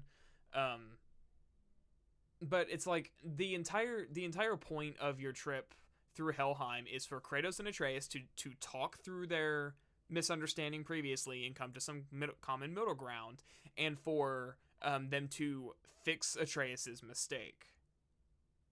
So by him cutting out all of that context, this is just dishonest framing of the story. It's like, is this entire video just going to be plot synopsis? It's not even plot synopsis. It's like, it's not even a rough outline of the events. Like, if you haven't played the game and you're watching this, it's like watching a cutscene compilation of Halo 5. It's like, what is going on? Why is Atreus in Helheim? Who is this red-haired woman? Who is Heimdall? Why is Kratos going to kill? Why is Kratos making Draupnir to kill him? And then, why are we just now learning that Heimdall's going to kill Atreus? Man, it's a good thing that we already made Draupnir, even though we didn't at this point, and that was the motivation for going to make it. Synthetic Man at least told you what's going on, so I would say that he was more honest. He intentionally took details out of context, but he did not cut out entire swaths of the story just for the sake of, this isn't even he hasn't made a single argument. Oh, well, in a character-driven narrative, there need to be consequences. Okay, yeah, okay, you know, I passed the first grade too, that's fine. But how does that relate to Ragnarok? Oh, because you turn Garm into Fenrir. There's no consequences, guys. It's like, now, yeah, the whole thing with Netho, that does make sense, but Mahler does say it in his Synthetic Man stream, where he's talking about it when Synthetic Man brings up there's no consequences, and he said the world tree is like, the world, Yggdrasil is holding up like all of the realms. How many people are going to be interested in trying to collapse it? Like, nobody. So these quote-unquote consequences, the consequences are in side quests.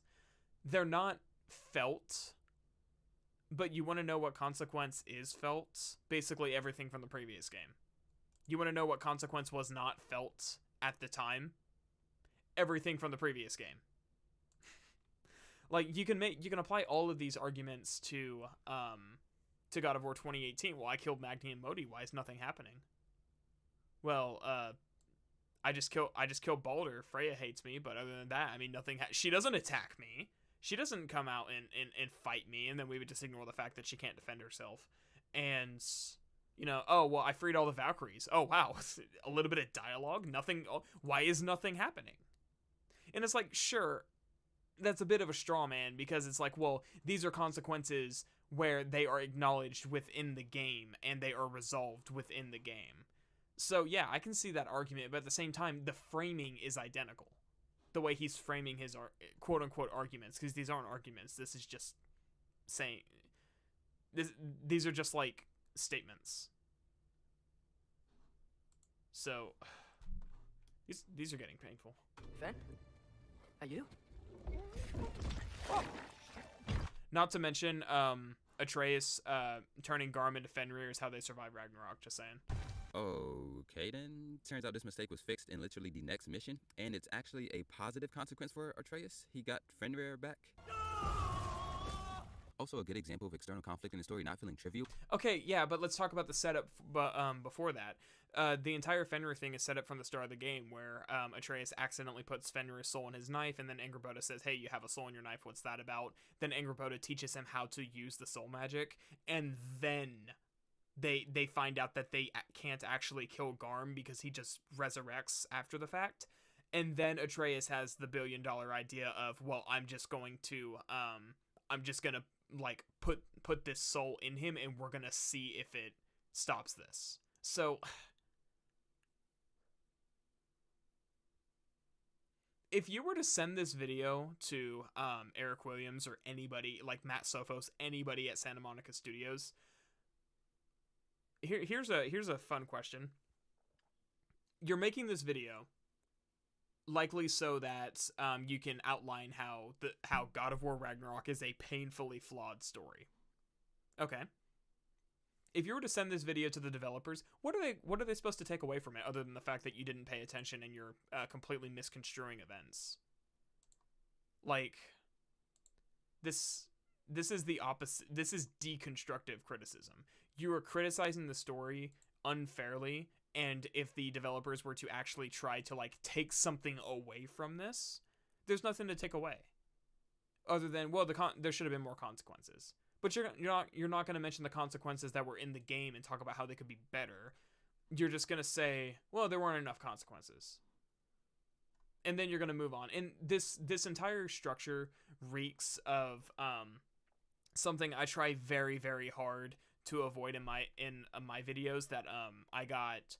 So I had a viewer on my Dead Space video point out the fact that I kept bringing up topics just to drop them and say, well, I'll talk about this later, but I wasn't actually pointing out like what.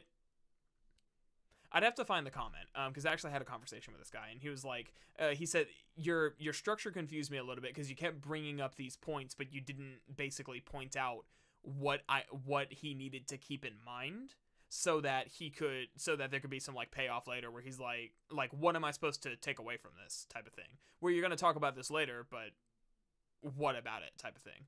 And my knee-jerk reaction was because my knee-jerk reaction is always where you're wrong. But then I'm like, okay, well, let me think about this for a minute. And then I was like, I can see that. And this is exactly what that guy was trying to tell me. And it wasn't even that bad in the Dead Space video. It reeks of context deprivation. As the creator of the video, know the story beats. I know the context of the scenes.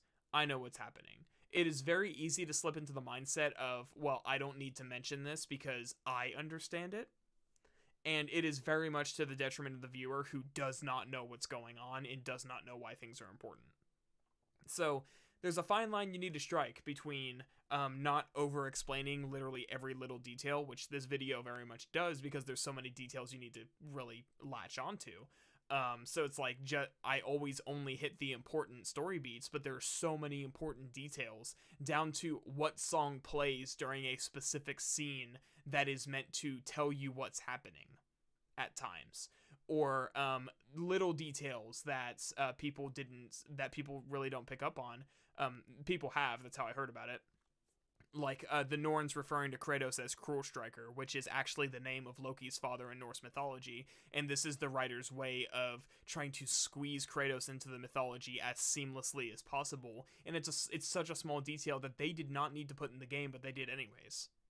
So it's like, those are the little things that I comment on, that's why the script has gotten so large. So it's like, with a game like this one that has so many details that you really need to pay attention to, you can't do this.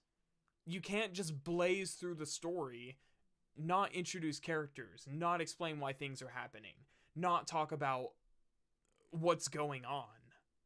Just, well, this happened, but there are no consequences. But this happened, but there were no consequences. Except there were, and I know that there were, but you, the viewer, don't. But since I do, I understand what I'm saying. That's all that's important. That's the equivalent of Synthetic Man saying, I respect my opinion and nobody else's.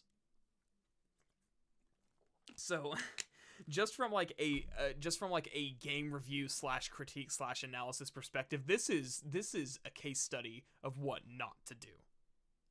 Because you're going to have people who didn't play, the people who did play the game are going to pick up on what you're doing. The people who didn't play the game are going to be so confused and have no idea what's going on. So your content is basically, you're getting hit either way.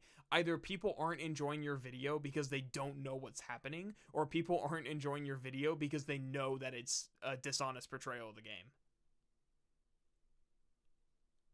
Like, there's no winning in that situation. Unless there's a very, very specific niche of people who like stories taken out of context. Because, I mean, I can think of a situation where that works. What is it? Gaming Sins, who basically just, like, goes through a game and nitpicks everything with a ding sound effect. Okay, you know, you don't really need to understand everything that's happening to understand what he's trying to do. He's just trying to point out specific scenes in the story that he feels are kind of worth nitpicking, essentially. But that's not what he's doing. Like, he's trying to God of War Ragnarok a painfully flawed story, but you're not telling me what's flawed about it. I'm not how am I, the viewer, supposed to understand what's flawed about this story if you're not helping me understand what the story's about? So, I mean, yeah. No offense to the dude personally, but if this was a video from like 5 years ago, I'd be like, oh, he's probably grown since then. But no, I mean, whose video is this? This is by MartheMaven.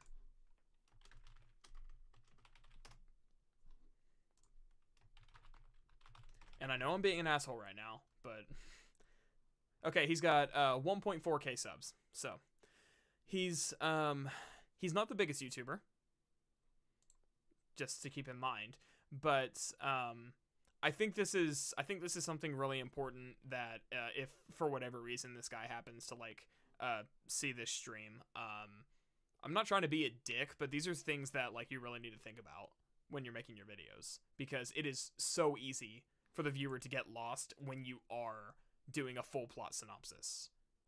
And it's like, it is basically sabotaging your own content to not properly explain these things. This stream probably is the one with the worst takes. Man, yeah, I know, it's like I said, at least Synthetic Man's video was entertaining in that it was like an Acer Thorn video. But anyways, like I said, my intention is not to be an asshole to these people. It's just like, this one specifically just hit me as a content creator myself. Just hit me like at home. Because this is like the complete opposite of how I try to do things.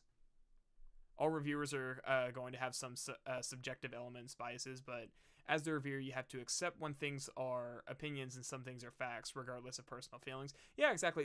There is absolutely nothing wrong with having a 100%, this is just my opinion, it's fully subjective, stream of consciousness. You know, if I'm going to try and speak to a very particular audience that feels the way I do, that's not how I like to do things, but there's nothing wrong with that, as long as you acknowledge that's what it is. But the second you start portraying it, because it's all about portrayal, It's like the second you start saying, no, this is not just my opinion, this is how the game is, and if you think differently than me, there's something wrong with you. That's what Synthetic Man did. Synthetic Man did a fully my opinion, take this as you will stream or a video without the disclaimer, doubled down as it being fact, and then turned around and tried to attack people who disagree with him. Which is why Synthetic Man is such an interesting case study. Because just remember about Synthetic Man. He outright said during one of his videos that he thinks that content on YouTube is extremely disposable, so he takes no pride in his work, but then turned around and said he's not making a Dead Space remake video because his heart's not in it.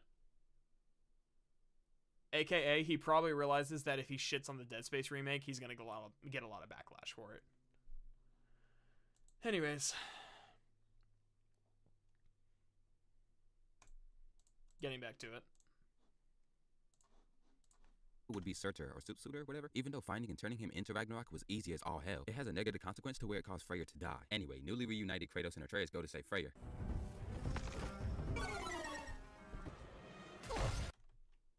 Can you explain what's wrong with that scene? The reunited Kratos and Atreus go to save Freyr. The sound effect.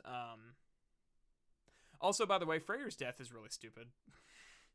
Unless the implication is that he's trying to get more people out of Asgard, it really doesn't make any sense why he doesn't just like hop in the portal. And I think that is the implication, is that he's still trying to slow Ragnarok so more people can get out. But it doesn't say so. But yeah, what's wrong with this scene? Tell me. Like, don't just play a funny sound effect. Like, tell me what's wrong with it. I want to hear your thoughts. What about this don't you like? There's another one. Knew this was going too smoothly. Little help? Huh, I wonder what'll happen here. See, the editing isn't bad. Like the editing is decent. That's what makes this so sad, is like this structure and this style of editing could get an audience if the video was just good. But it's so impossible to follow what's going on. Where are we in the story? Why are we here? Who's Birger? Okay. That is a question everybody has asked. So that's not a fault. That's not his fault. But I think the editing is actually really good. I think it's really witty. It's just man, you gotta explain. You gotta explain what you're thinking. Otherwise, this just turns into gaming sins without the ding sound effect. What, dude, what's... Dude, what is this? Ain't no way they tried to portray this Price of War theme in this hilariously contrived way. Because you're severely making Kratos and Freya lose composure and act like they can't fight, so random guy number 53 can die? So anyway, Kratos encounters Heimdall. Hey man, he's only random guy number 52, thank you. Also, yeah, it does seem weird that Kratos can't seem to nail a wyvern with his with Draupnir. But it's a cool scene. It's just, yeah, his reaction is literally, dude, I'm not kidding. Like, I really wish, I think what I need to do is on my first playthrough, I think I really need to like be recording my thoughts and my reactions for things like this, because my reaction whenever I first saw that is I was like, oh, this is kind of badass. This dude whose name I don't remember is actually going to step it up here. And then he like sacrifices himself. And I remember saying, man, that was cool. Who was he again?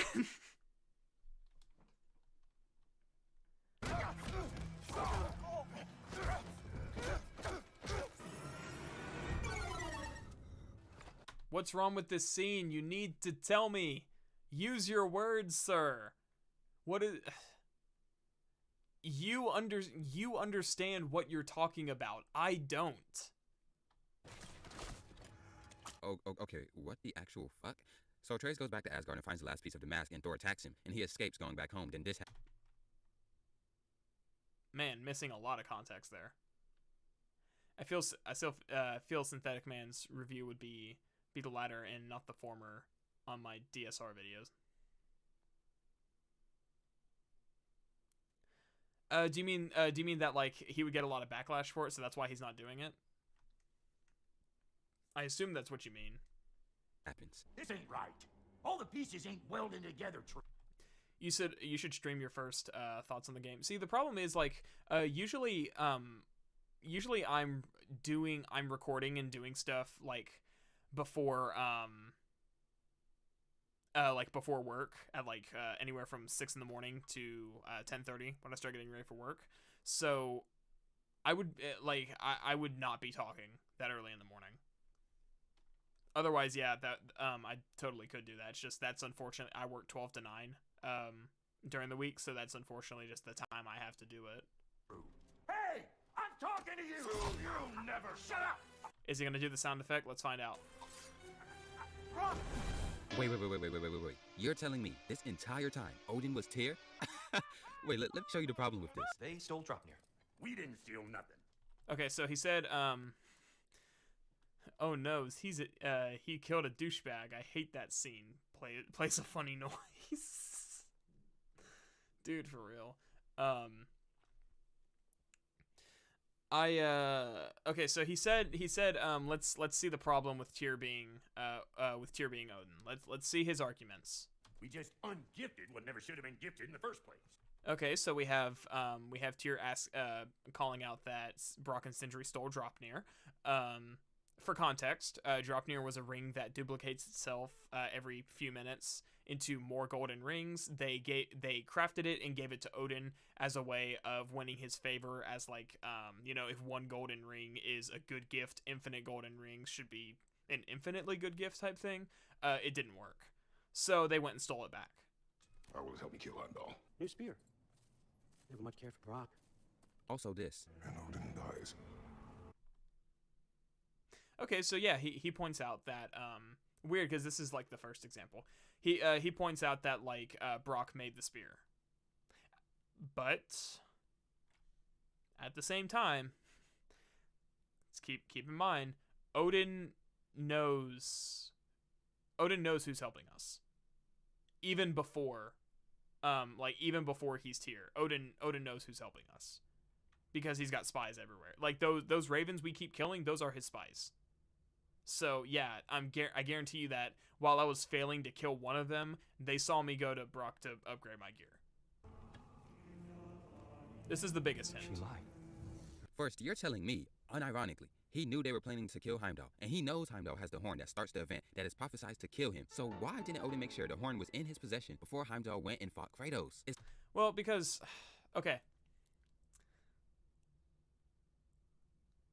He's not wrong. His argument is not. I'm gonna be a douche. He's not wrong with what he's saying. His argument's not good enough because it's not really putting into perspective the problems with this scene. First of all, if Odin would have been like, "Hey Heimdall, I know I trusted you with Gjallarhorn, but can I have that back for a minute?" Heimdall would be getting some real like death flags, like, "Oh, why don't you trust me with this? Like, what's going on?"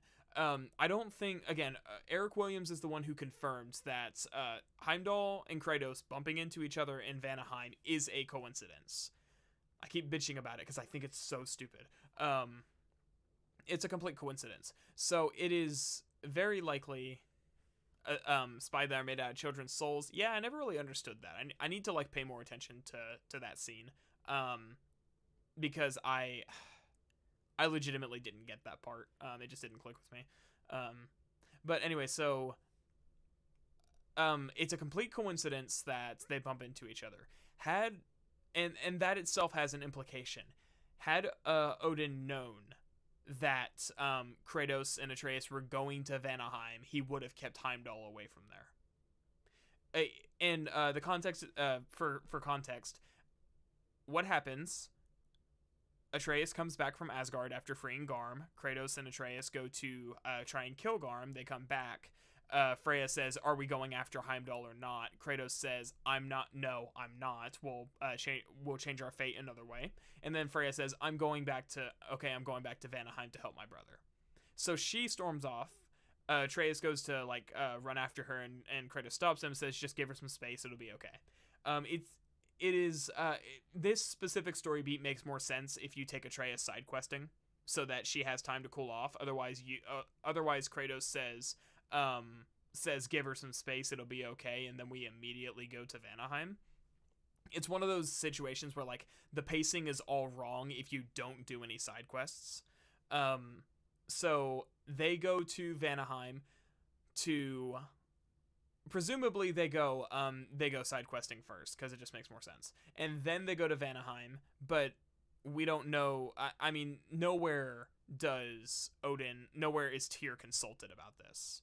So it's, Tyr goes back to his broom closet so that Odin can go back to Asgard and continue studying. So it's very, very, very plausible that they went to do this without telling Tyr.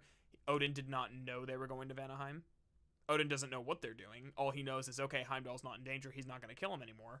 And it just so happens that Heimdall is on his mission in Vanaheim to steal the moon. Again, it is completely contrived how it happens because it strains believability. But the problem isn't that he didn't, because Odin didn't send him to fight Heimdall or to fight Kratos. But at the same time, how are we supposed to know that when the game doesn't say that? And I only know that it was a coincidence because the game director said so. And I really don't like it. It's not like Odin can't easily communicate with Heimdall. He's pretty much his secretary and is at his every beck and call. Or Odin could have used his powerful ass illusion magic to like take a stick and make a fake version of the horn and give it to Heimdall if he wanted Kratos and the rest of them to get the horn. So I don't think it works that way.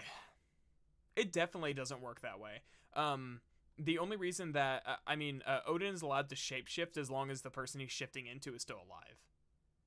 Mimir says that. So it's like,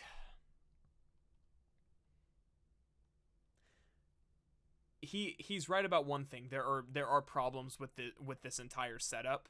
His arguments are not good.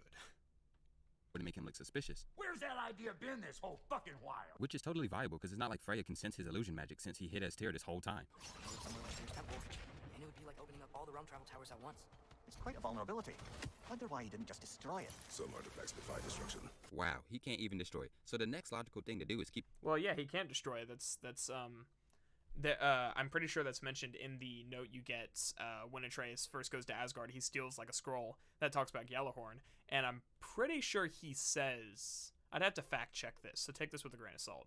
Pretty sure it says that he tried. In fact, I can check it now. I'm not going to. We're already going on too long. But also I'm not at that point in the story yet. Well, actually, wait, yeah, I am. But the controller's way over there. I'll just let it slide. It's secure at all times. And if you know that security is about to be compromised, take matters into your own hands. It makes no sense, especially when you take into account Odin's obsession with the mask. Ragnarok poses a threat to his life. He can't use the mask if he's dead. This is so nonsensically stupid, it makes how the climax came to be extremely contrived. You don't think, I think you killed. Wrong, Odin. I think, and you get yourself killed. But anyway, after... I'm just gonna let it slide. Brock dies, this happens. It's my fault. No. Everywhere I look, I'm reminded of my mistakes. Our actions have consequences. To be reminded of them is not punishment. So Brock's death on Atreus' side is pretty much a direct consequence for Atreus wanting to achieve this idealized champion version of himself, but it kind of falls flat as a consequence. Because firstly, Atreus doesn't really care about Brock's mini Barney built bitch-brained ass dying that much. Once he... Yeah, he does. Brock dying is 100% the reason that they decide to go kill Odin. There's the entire scene with where he's with Sindri, and he does care. The entire point here is that Atreus is traumatized by the death. Let me see if he shows the scene. If he doesn't, I'll show it. Does this little trip back to Midgard, he rightfully tries to apologize to Sindri. So Sindri's all like,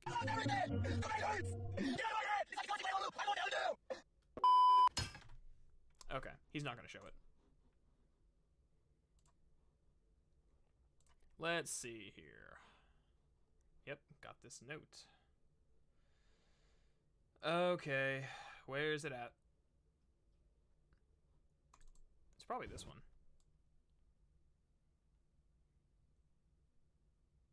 It is this one.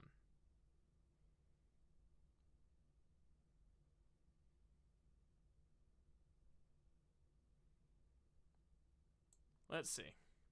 All right, keep in mind, guys. I'm still confused what he's on about. Yeah, me too. Keep in mind, Atreus does not care about Brock dying. We're heading the right way. There's broken branches over there. Come on. This is complete normal Atreus right here. I keep seeing it. The knife, Brock, Sindri's face. Son. There it is. Yeah, doesn't care at all. Completely unfazed. This is not the kid having a freaking borderline hyperventilating from how traumatized he is at watching him get murdered. Doesn't care. Unfazed. Not a care in the world. We're not letting Odin get away with this. Would that be the Odin you invited into my home? We were all fooled. But some of us were bigger fools than others. And even him seeing Sindri being all dismissive and resentful towards him during the war feels odd. Did I just say? No, you can't. Shut up and fight. What? Wait. Him seeing Sindri being all We were all fooled. But some of us were bigger fools than others. Let me slow this down so I can actually hear what he's saying, because I did not understand that take. And even him seeing Sindri being all dismissive and resentful towards him during the war feels odd. Him seeing Sindri being dismissive and resentful towards him feels odd.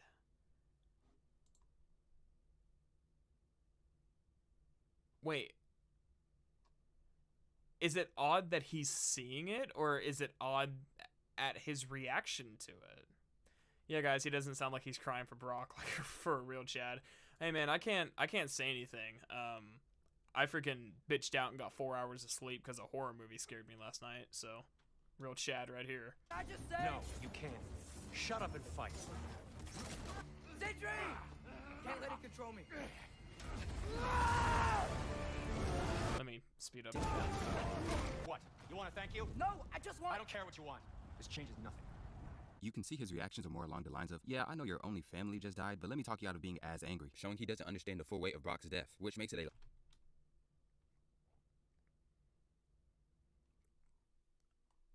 Dude, he's a teenager and he's trying to talk through it with like one of his only friends. Again, this is what happens whenever you cut out all the context of Sindri and Atreus' relationship at the start of the game. Like, Sindri outright tells Atreus when he's about to go to Midgard to find Freya, and he's like, and Atreus said, I need to do this alone, and Sindri's like, I thought we were partners, like, I thought we were in this together type thing. So, he's trying to talk through his like, one of his only friends and closest friends hating him for what he did because he made a mistake. Like, what is he supposed to do? Because I can tell you right now, I've never gotten anyone's family member killed. So I couldn't tell you how I'd handle this. Like, what's he supposed to do? Just not talk about it? See, is he supposed to not try to like work things out and try to kind of find some middle ground to like start? I mean, it makes sense that he would be trying to talk about it, and it makes even more sense that Sindri would be shutting him down. So, went out for SIGs. What did I miss? I want to say a lot, but not much at the same time. This is just the most oddly structured video with how it's not like it's ignoring context. It's like it's not... It's like he didn't take the time. It's not so much that it's like, oh, he's ignoring the context because he's going into a lot of detail but not mentioning a few things. It's like he just isn't giving the story time for there to be context for the things. He's just blazing through it and then talking about how like things don't make sense. lacking consequence. And plus, it doesn't really have a substantial negative effect on Atreus. Plus this. There are other giants out there. And this is at the end of the game! I've got to find them. Wait, you're leaving? This is the end of the game, dude. Where did the rest of the game go? What about the part with Thor? What about the part with Odin? What about the part where Angrboda shows... Dude, you literally just cut from, like, the first third of the Ragnarok sequence to, like, the very last cutscene in the game. Did you forget about Brock dying? You're not gonna even, like, ask or think about a funeral? My God. Okay, so his argument is that because he wants to go out and find the giants, that he's not thinking about Brock. It's like, dude, this a lot happens in the story between those sequences. And now that Ragnarok's over, yeah, it makes sense that his next mission is to go looking for the giants. What is he supposed to do? Sindri won't talk to him. He can't plan a funeral for Brock if Sindri's not talking to him. He's already, like, the damage is done. What else to do but leave? So his argument is it doesn't make sense for Atreus to try and talk things through with Sindri, and Sindri shut him down. And then his argument immediately shifts to, well, it doesn't make any sense that he's not going to talk things through with Sindri. Like, hold on, let me listen to this whole thing. Shut up and fight. We're bigger fools than others. And even him seeing Sindri being all dismissive and resentful towards him during the war feels odd. Can I just say? No, you can't. Shut up and fight. Sindri! Can't let him control me. Yeah, fair scene. You want to thank you? No, I just want... I don't care what you want. This changes nothing. You can see his reactions are more along the lines of, yeah, I know your only family just died, but let me talk you out of being as angry, showing he doesn't understand the full weight of Brock's death, which makes it a lacking consequence. And plus, it doesn't really have a substantial negative effect on Atreus. Plus this. There are other giants out there, and I've got to find them. Wait, you're leaving? Did you forget about Brock dying? You're not gonna even, like, ask or think about a funeral? See, it's like... I can't. I'm trying to follow the train. There is no train of logic. There's just incomplete tracks and freaking pogo sticks. Like,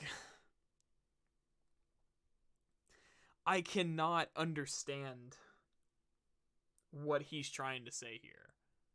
Atreus trying to talk things through with Sindri. Okay, so I think his argument is that Atreus' reaction is not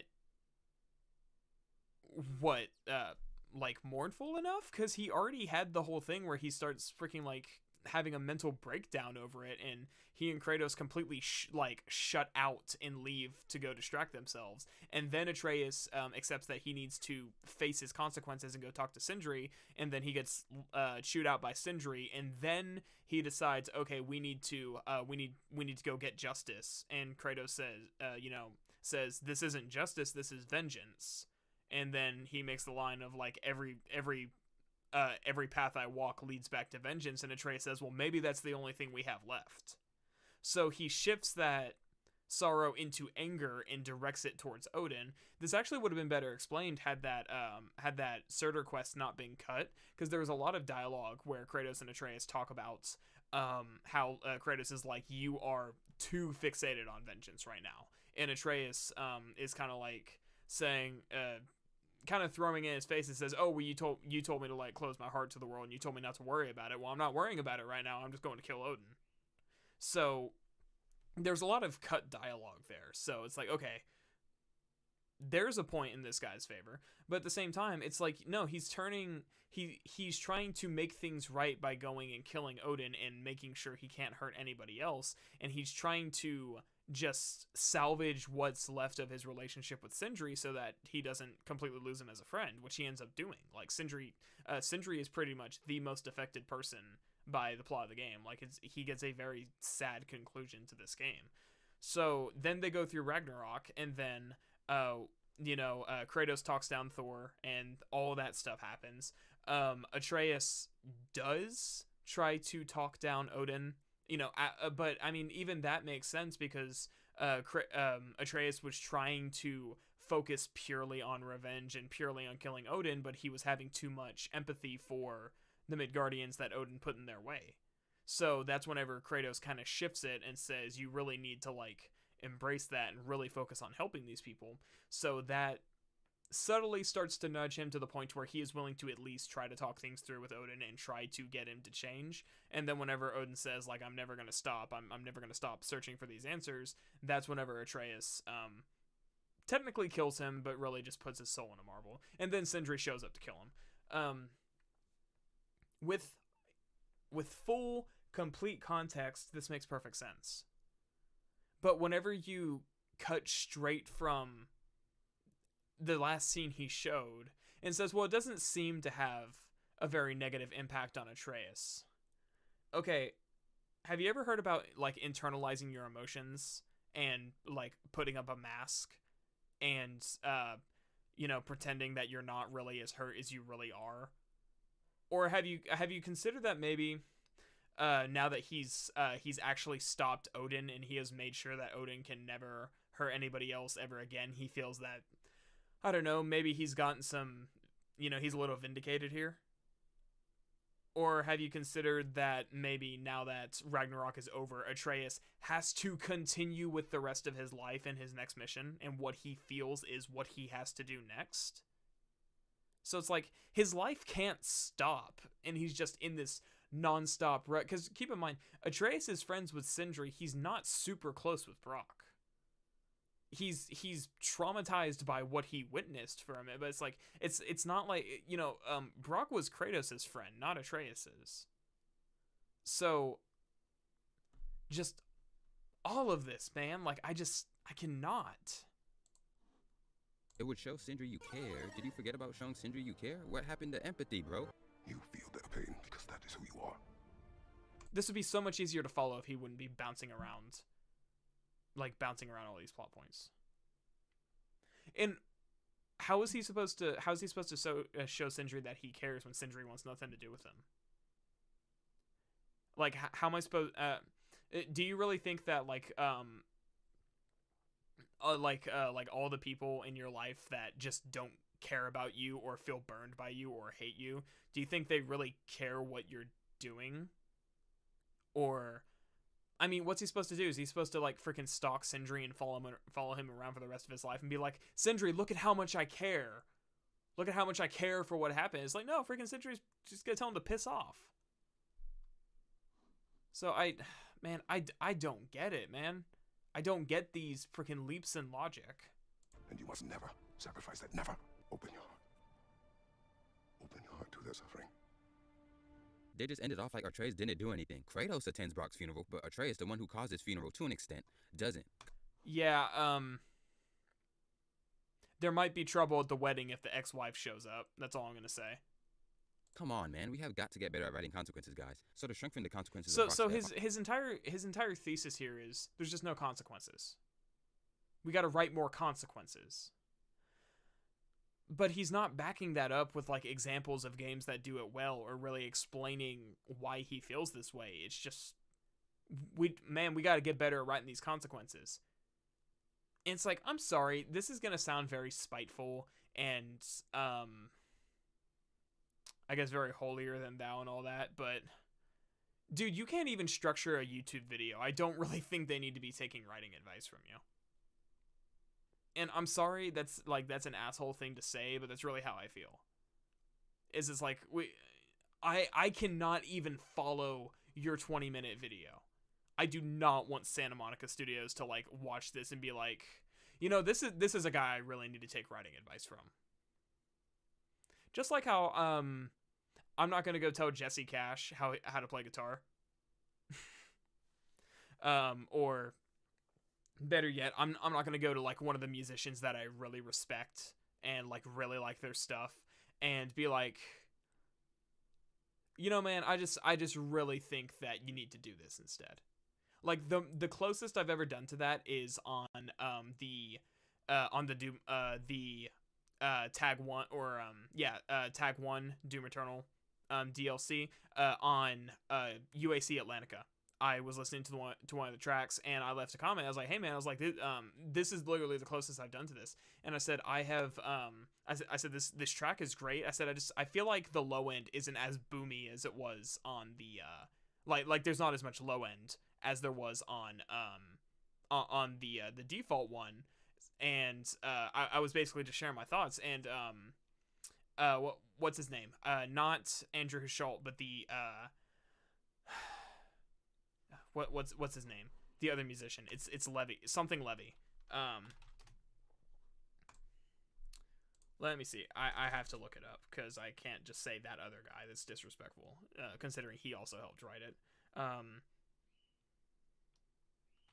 Doom Eternal Tag 1 musicians.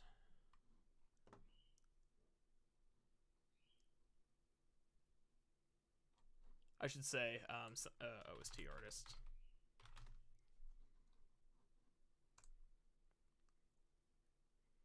Man, they are only crediting Andrew Husholt with this. There was another guy who helped with it.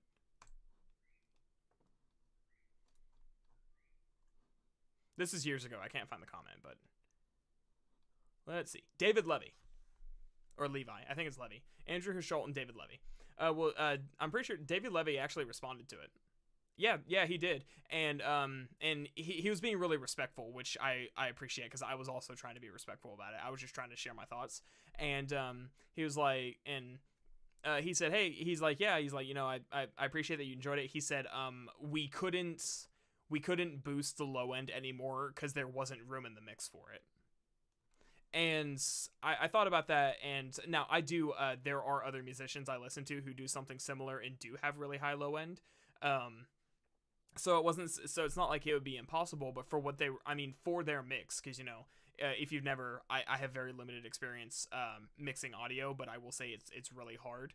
If there is too much low end, like too much bass, too much low end guitar, it is going to drown out your drums, because a mix is as it sounds. It's a mix. You have to leave like a vacuum of the sonic frequency for each instrument, otherwise you can't hear it. If you got too much cymbal, or your guitars are hissing too much, or just too much anything, it's gonna sound like a mess. So that's the closest I've ever done.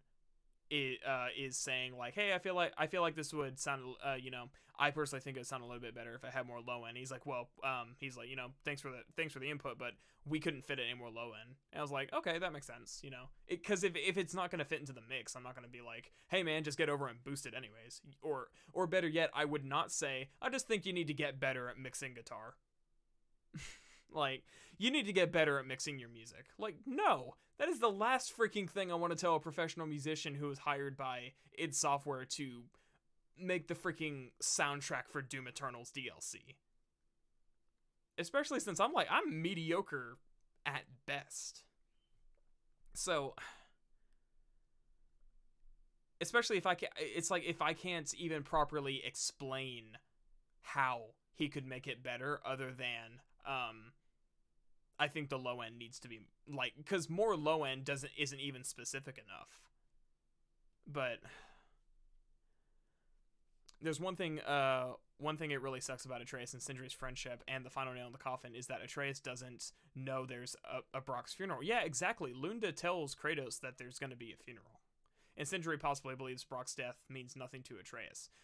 I don't even think Sindri would want Atreus there. I like, you see how he very reluctantly, like he's very, very reluctant to even, like, let Kratos be there. So, I mean, like I said, you don't want the ex-wife showing up to the wedding. Nothing good's gonna come of it. And now I wonder if I can find, that comment.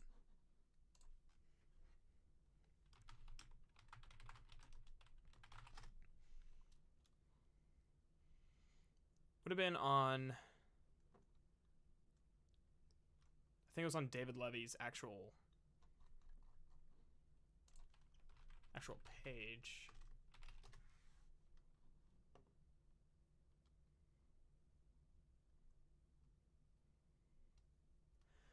Yeah, the odds of me finding this are just about 0%.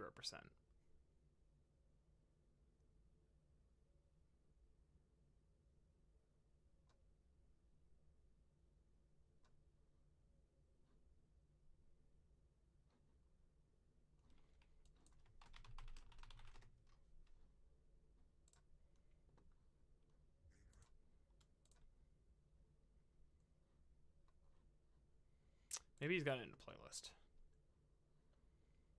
And I mean, this comment is literally from, like, years ago.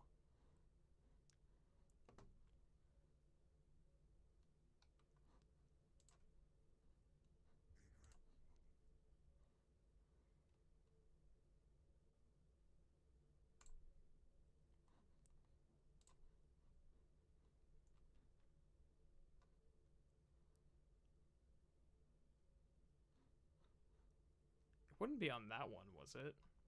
Huh, maybe it was.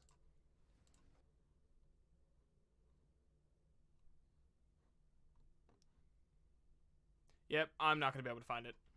Sorry, boys. This is going to be a just trust me, bro situation. Wouldn't be the first time that I've actually had conversations with, like, professional musicians, though. Especially on Instagram. Some of those dudes are, like, really chill. Like, there's a band called Ghost Iris, and back whenever I first started playing guitar, I would just post, like, just random videos on Instagram, because that's just what I was into at the time, and he actually commented on one of them, and was like, hey man, this sounds really good. I was like, hey, thanks, dude, I'm mediocre. Anyways, yeah, you think God of War will continue with all these characters into the next arc? Only Athena and Zeus turned up in the Norse arc. I'm expecting only Atreus to return. Yeah, I think Kratos' story is over, personally. I do not think we're going to see Kratos in the next one, unless they do a freaking MCU style Atreus goes to Asia. Like, Atreus and Angrboda go to Asia, and Thrud goes to freaking Thrud and Skjoldr go somewhere else, and then Kratos and Mimir go to Scotland or something. We'd be getting a lot of spin-off titles, but the series is definitely continuing. Anyways, let's see if we can finish this. On Atreus, I suggest Atreus should have had to fight Thor in this scene. No, I am not joking. Dude, Atreus cannot hold his own against Thor. Like, I'm sorry. All you have to do is make Ingrid not block Mjolnir, and Atreus getting fucked up a little. Dude, no. Thor would mop the floor with Atreus. Like, there is no way. It's not possible. With Odin stepping in and stopping Thor before Atreus is hurt too much, and then him activating Sindri's get out of jail free card, which would... Why? Yeah, but why not just cut the extra effort and just have him just dip out? Like, what would this add to the story? What would an extra Thor boss fight in Niflheim add to the story, other than it's straining my belief as, like, no, there's no way that freaking Atreus can't take a freaking hit from Mjolnir. That would shatter every bone in his body. He does not have the same freaking, like, godlike strength that Kratos does. Atreus is a freaking dex build, not a strength build. Would have been a better consequence than Brock dying, because at the ending of the story, Atreus wouldn't have been able to go find the giants because of his subpar condition, forcing him to face Brock's death and Sindri. Plus, so this entire elaborate plot point is, you think that Atreus should have taken a hit from Mjolnir. First of all, we have to finish the rest of the game, including that other section that you showed. So this is the guy trying to give writing advice. This is terrible. No, it's like Atreus takes a hit from Mjolnir. He gets injured. He's basically Tommy from The Last of Us 2 at this point. And we have to finish the game. He's perfectly fine throughout the rest of the game until the end, where all of a sudden, oh man, my freaking tibia being turned to dust is starting to get a little bit sore. I'm not going to be able to go off and have basically my own adventure to continue the God of War franchise. I'm not going to be able to do any of that. I'm going to have to go to Brock's funeral. Like, what? Like, that's how you rectify this? You can't just be like, it can't just be something like Atreus saying, hey, by the way, Dad, I plan on going to find the rest of the giant, the giants, because some of them are missing. This is something I got to do on my own, but I'm gonna stick around for a little bit and prepare, and in the interim, he go to Brock's funeral? No. Atreus has to fight Thor. Thor, he has to take a freaking direct hit from Mjolnir. He has to get injured. He can't go on his adventure because he's injured, even though he was perfectly fine throughout throughout every step of the game before then. Keep in mind, that scene with Thor is before Brock dies.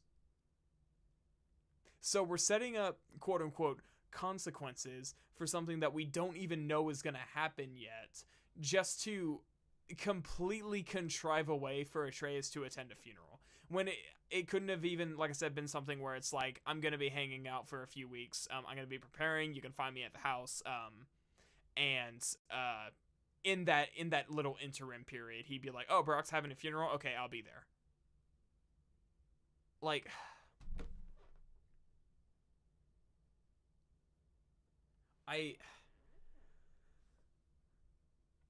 dude,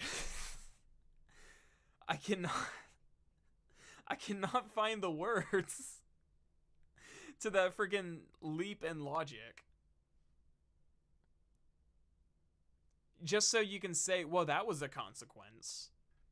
Like,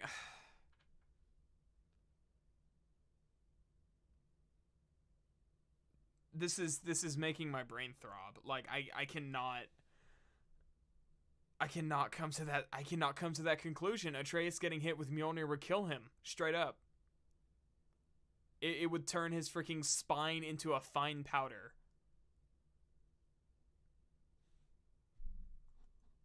Would have been a better negative consequence for Atreus' thirst to be this fabled champion that wants dangerous answers. Plus, just imagine Atreus getting handled by Thor. Who would want to see that? And this would cause least roundabout reasoning. Dude, for real. I'm aware Atreus' regeneration ability, but it is not as powerful as Kratos. So all you have to do is make it Atreus receives like a broken arm or something. And yeah, but dude, that's the thing. There could be more than 3 days between the time that he gets the broken arm and the time that the funeral starts.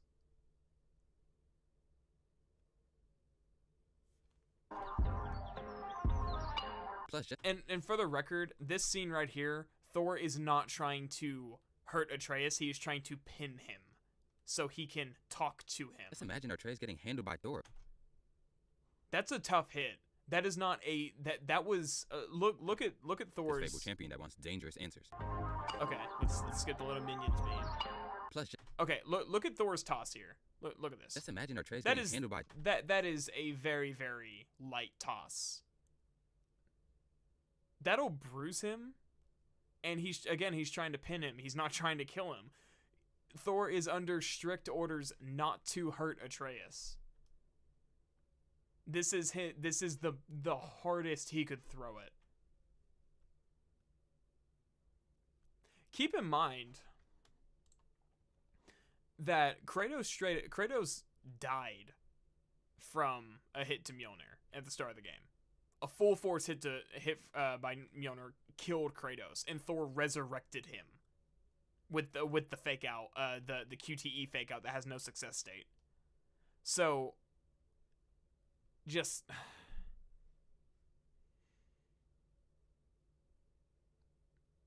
I'm literally like, my brain is grasping for the logic and it's not finding it. Next. Thor, who would want to see that? And this would cause him to be more of a liability and more of a burden to his side of the war, fully realizing that being a part of a war isn't something to chase after like his dad says. I will not march my son to war. He is no... So what they did with him realizing that collateral damage exists just isn't good enough. He also has to be injured and he has to be dead weight. I'm sorry, but I already have one game where a kid is bitching about someone calling him dead weight. I do not want to. Spartan. If you know, you know. I would keep it that way. Anyway, after Brock dies, everyone gets ready for the war. And I will say I love how... Man, see, it's funny. He showed basically the rest of the game. And now we're just back. And anyways, even though I showed every event leading up to the end of the game, let's go back and talk about it.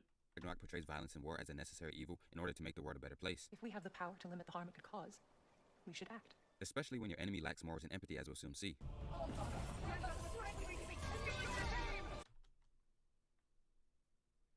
So wait, why do they lack morals and empathy? After fighting the Valkyries, what's wrong with Nero? he's just, dude, he's so whiny in that game. Like he was an edgy boy in DMC4, but in DMC5 it's like, I mean, don't get me wrong, I like the dead weight memes. I think they're funny, and I mean it's like, yeah, I mean, you know, Dante did call him there specifically just to be like, oh, you know what, never mind, I don't need you, you're dead weight. It's like, okay, but I mean, dude, he held a freaking grudge about that. Time is upon us. Focusing on the second act to the exclusion of the final. Oh, we're gonna show this clip again. Common mistake in storycraft. I hope this isn't some form of self-deprecating foreshadowing.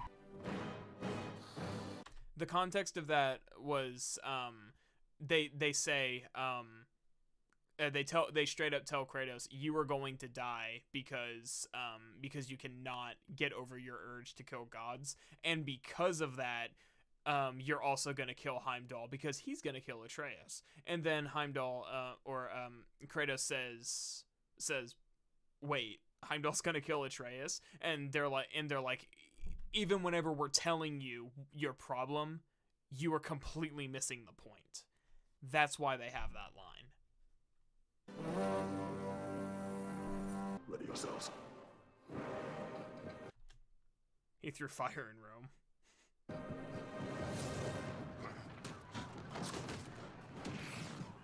Okay, who wants to, are we gonna flip a coin and see if he brings up Endgame, or are we just gonna see what happens? Let's just see what happens. Maybe he won't. Okay, kinda epic. However, this war isn't living up to its potential. Firstly, there's only one casualty, which also strengthens the problem of everything being easy for the cast. Oh man, no. Did he not see how many freaking, did he not see, the freaking Helheim ships getting blowed up, and Mimir's like, well, it's a good thing they're already dead. Yeah, only one of the main characters dies, but I mean, good lord, no one complains about Mass Effect 2 when you save everybody. Oh, but those are your choices, so it's different. And we only interact with Freya for 20 minutes throughout the entire 30-hour game. It definitely makes the price of war theme weaker. They should have just made the players spend more time with Freya, or killed more. I don't think the price of war is a theme. It's just something that Kratos doesn't want Atreus to deal with. Characters. Freya. Secondly, the war lacks tension because our characters weren't struggling. Yeah, but they can't kill Freya because then who's going to be our companion at the end of the game? See, that's the thing, is what they needed to do is they actually needed to make it to where well before that, when Freya and Kratos are fighting Nithog, Freya needs to get bit really, really hard, right? She needs to get bit in the thigh, and and then the wound gets infected, so she has to fly around in Falcon mode the entire game. But she's perfectly fine in combat. It's just only during the story this is gonna matter. And then once we get to Ragnarok, about 25 hours later, however long it takes, once we get there, that wound that Freya sustained at the start of the game really needs to come back, and it needs to be clear that she dies because she wasn't strong enough to fight Odin. That's really what needed to happen. Or an even better consequence would be if she sustains that wound when she hits her back when she's chasing you in Midgard. She's in Falcon mode and she flies back and hits her back on that tree. She really should have had a sore back in this fight. And I really think that it would have been such a good consequence if that back injury came back. I mean, back injuries are hell, man. Nero has moments of whining, granted, but he's also snarky and reasonable, dare I say, hit straight man moments. No, yeah, I like Nero's character. I just think it's fun. It's he does do a lot of whining in the game. Specifically the dead weight thing. But like I said, I like the meme. I don't hate Nero's character. I just think that every time I heard him say that, I was like, are you still pissed about that? Let it go, dude. And overcoming the obstacles was still very easy. The dwarves are here! Way to go, Sindri! It's just Sindri! I know, I'm late. Where is your army? You don't get to use us anymore. Wow, seems like the doors weren't even needed. And destroying these machines... Dude. Sindri brought the device that destroyed the freaking siege engines that were destroying the realm towers and shutting out our reinforcements. Is literally like pressing a button. Yeah, who brought the button?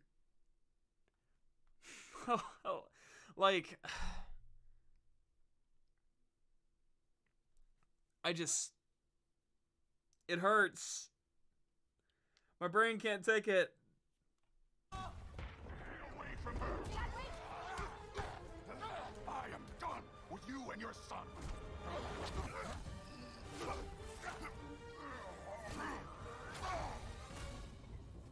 One of us dies today. Okay, this shit fire.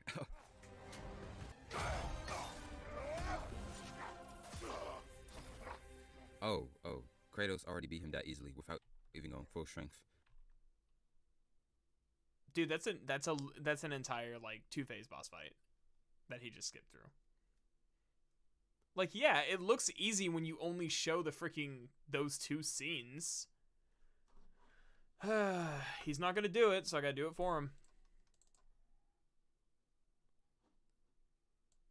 Uh-oh. File Explorer is stopped responding. That's never good. There we go.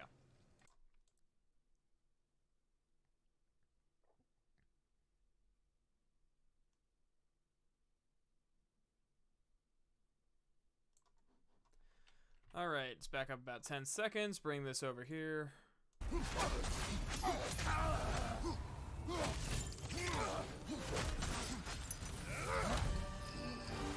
Okay, there's the cutscene. I just picked a random spot in this fight. One of us dies today.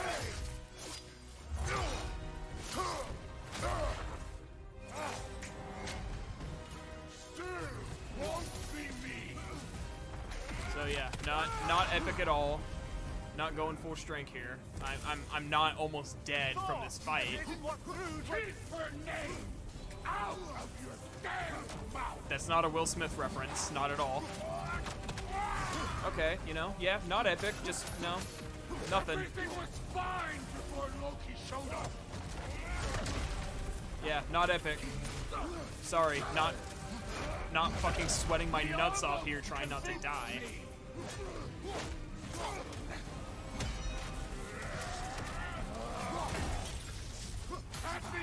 So again, it's like, yeah, it looks easy whenever you only show the cutscenes. That scene, that move where he like jumps up and throws the hammer down and it comes out in like a little split. It took me like 5 minutes to figure out how to dodge that, because you can only avoid it by dodging backwards. It does a shit ton of damage. So that was like one of the hardest moves for me to actually learn how to avoid. So, like, yeah, it's a damn freaking cool boss fight. It's the one time that like all the spectacle. That's why when they're like, yeah, exactly. Like, that is 100% a Will Smith reference. There's no way it's not. But it's like, no, that's why when they're like, oh, there's no spectacle. There's no spectacle. It's like, dude, that is literally one of the flashiest boss fights. And it's like, it looks mechanically simple.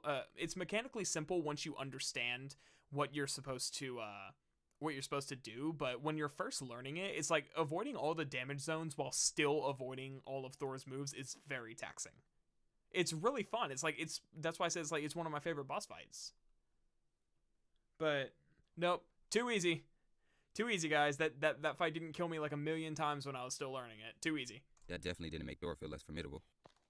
Dude, did you not... How can you say that when you see all the crazy shit he's doing in that fight?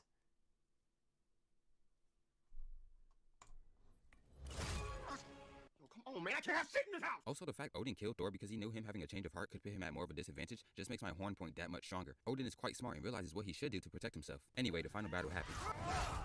No, he was very desperate in that situation. I realize there's only one thing I need you to know. Oh man, it's Feminist Freya. Get ready, guys. Woke. You have no hold on me anymore. No way they thought her bringing her wings out as a symbol of her freedom was cool and empowering. It was kind of endearingly corny. Okay, at least he called it endearingly corny. I think there's a lot of like, it's not just about her like having her freedom. It's the fact that it's like, that's a payoff from like the previous game and this one, where if you consider like the sheer number of like curses that she had to break, including one that made it to where she could not defend herself, it's like, yeah, I would say it is. This is your choice, son. I trust you. No! No! No! What the hell?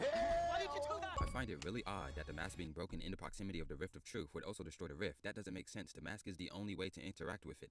How would it also destroy it? Come on, dude, you cannot criticize something that we don't get any information on. You cannot. You cannot criticize this. This is no. This is something that is immune to this type of criticism. You cannot criticize the logic of something we do not understand. We don't fully know what the rift is. We don't know how it works. So, not to mention, okay, let's try. Let's talk about the logic. Let's talk about the logic of this. Let's see.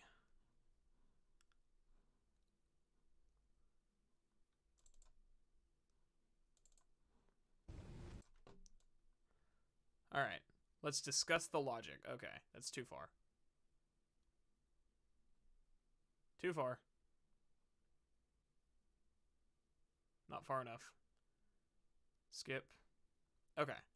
What happens when the mask comes in contact with its pieces?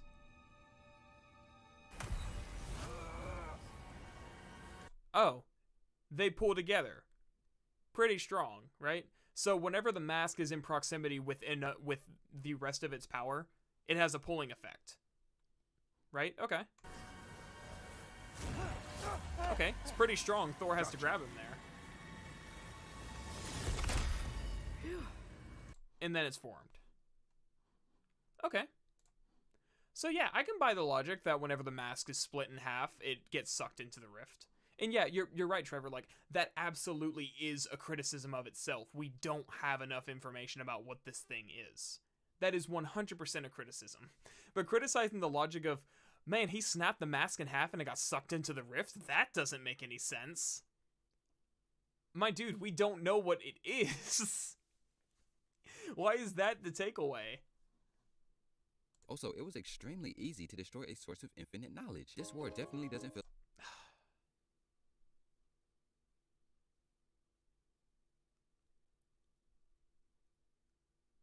I can't. There's so many more obvious criticisms with everything about this, but... Well, that was too easy. Like a one-sided battle where there are no struggles for our protagonist, and getting through everything easily definitely does not make it feel less satisfying when they win. Use your arrows! This battle reveals another problem with Ragnarok. God of War 2018 and this game is set up for this exact war, and it's majorly disappointing, and the payoff is mediocre. We defeat the overarching villain of a 60-hour duology in 30 minutes. This is the final boss we've been waiting years for. Did he just criticize this for being a 30-minute boss fight?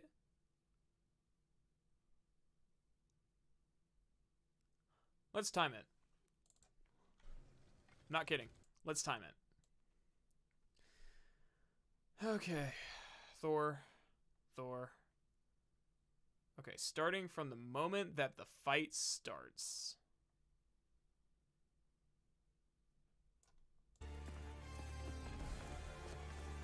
Looks like I gotta do everything around here. Okay, fight starting, 1 hour, 2 minutes, 57 seconds. We're gonna count cutscenes in this situation, because it is part of the runtime.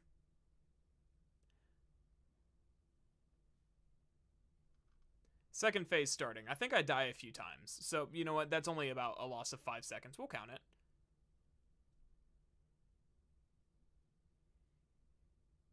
Man, just scrubbing through it, you can almost see, like, there are multiple checkpoints during this fight. Okay.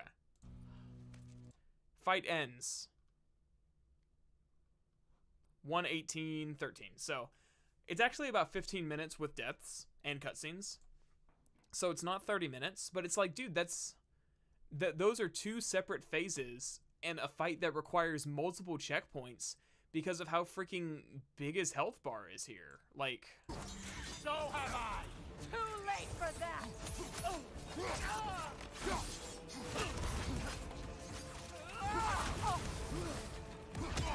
like this fight's not as epic as the Thor fight, but Got it! Fly!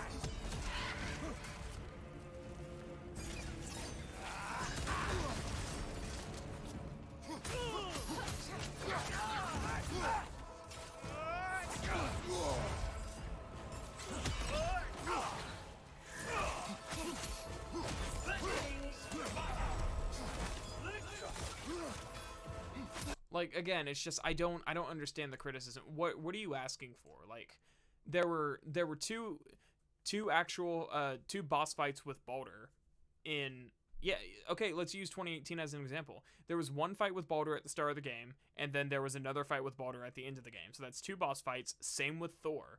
And then we get another two boss fights with Odin. Like, do you want this to be a 2-hour ordeal? 2 hours of non-stop boss fight just so it can feel, I don't know, consequential? Like, what are you asking for? Are you serious? It's just Odin shooting Bifrost beams and throwing puddles on the floor. This could have been so much more epic. Look at this. My fridge makes more ice than this. Are you kidding me? They could have did something where Odin freezes the entire basement, making an ice labyrinth, and there's a bunch of icebergs everywhere, and then he uses his fire powers to melt the ice and to make tidal waves to separate the characters from each other. Then he refreezes the waves so he can try to take everyone out one by one, since he knows he's at a disadvantage. Like there's okay. Cool Spitfire ideas. How do you make that work in this arena?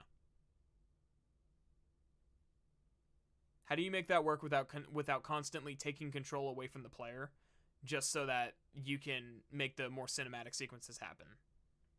Is it a lack of scale? Because there's some real thematic weight to killing Odin where he killed Ymir, and where all the the Spark of the World is the place where the primordial realms meet, like, you know, Niflheim and Muspelheim meet. But the place where he killed Ymir is technically like the place where the realms were made. Like, there is no better place to set that fight. But it's like, okay, that sounds like a cool idea. How do you execute it? How, as a game designer, do you make that work? I personally prefer the straightforward boss fight. Let me have a really challenging fight that is straightforward. Because, I mean, can you imagine if this was like applied to Dark Souls, where it's like, man, I killed the Taurus demon in like five straight minutes. Wouldn't it be so much cooler if the Taurus demon like knocks me off of the bridge, and then I have to land on a dragon, and then I have to land in a valley below, like I don't know, we land in the Valley of Drakes, and then the Taurus demon jumps down, and you know, I gotta fight him there, and then he knocks me into the freaking ravine of the Valley of Drakes, and I end up in Blight Town, and then he knocks me further down, I end up in freaking whatever that lake area is called, because I honestly don't remember. But it's like, yeah, those are cool ideas, but it's not necessary. It's like all that's necessary is that the fight is engaging, and if it's fun, and I think it's both. Potential here, and it isn't tapped into. We waited years for this final battle, and it's just a dude shooting Zuko levels of fire at us and throwing jalapeno flavored disco balls. Remember last time when we literally were fighting on the back of a dragon, and this time it's just yeah, that dragon fight that fight sucks on the back of the dragon. You know why? Because it's not even a QTE. It is an interactive movie where the only thing you can do is block and hit Baldur. Like, no, I much prefer the quote-unquote Zuko levels of fire being thrown at me. Yes? Anyway.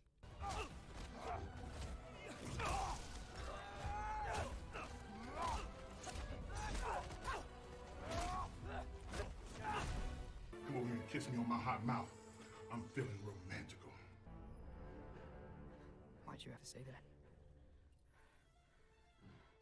Sofna. Upfra. Tesu.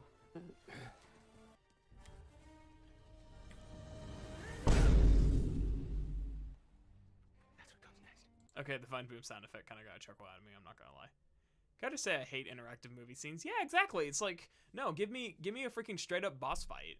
Don't give me something. I mean, because would it be cool if it's like he did all that stuff? Yeah, I think it would be cool, and I'd probably praise it for having good spectacle. But that's, I mean, they clearly didn't. I mean, they clearly did not have the time to, like, with how rushed everything about Ragnarok is. They clearly didn't have the time. So I think the fact that the fight ended up as good as it did and functional in the first place is way better than, because I mean,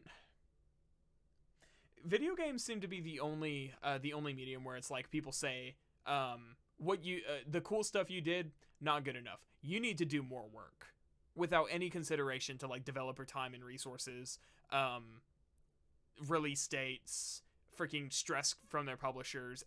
Nothing like it seems like it's the only one where people just feel like it's just not good enough no matter what they do. So it's just weird for him to be like, man, you know, this boss fight, it's just too generic. All he does is shoot fire.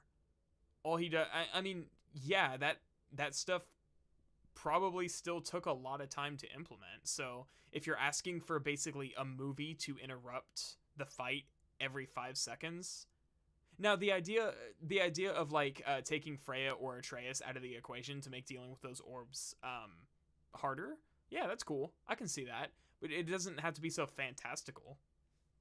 It's like, well, God of War 3, yeah, I know, God of War 3 did all that. God of War 3 is like a 12-hour game at most. This is a 40-plus hour game. And they have an entire, like, 4 to 5 hour side area that, guess what, took resources to make. So it's like, you can't keep pointing at the scale of God of War 3, but expect it with the scope of Ragnarok. It's like, it's not going to happen. I always point to the first Jack Krauser fight in RE4 Classic. If I were remaking RE4, I'd change that into a full-blown one-on-one duel akin to Batman versus Deathstroke and Batman Arkham Origins. I can see that. Because as it is now, it's just an interactive QTE movie scene. I kind of feel that way about the final fight in Dying Light, too. It's literally just a QTE boss fight. When it's like, if this wasn't a QTE, I would absolutely mop the floor with this guy. I have killed zombies so much bigger than him. He doesn't have a gun. I hope there's some comfort in knowing Odin's gone. There absolutely is. Loki, it was an honor to fight alongside a giant. I like how they don't seem phased at all that one of the most important people in their lives just died. They're just like, they're literally chilling. Dude, he cut out the part where they talk about it. I don't know why he thinks that things need to be so melodramatic. Like, there's such a thing as internalizing your grief. And the fact that they just finished a battle, they're probably tired. Like, he's not going to show it, so I have to. Where's the full conversation? Let's see here.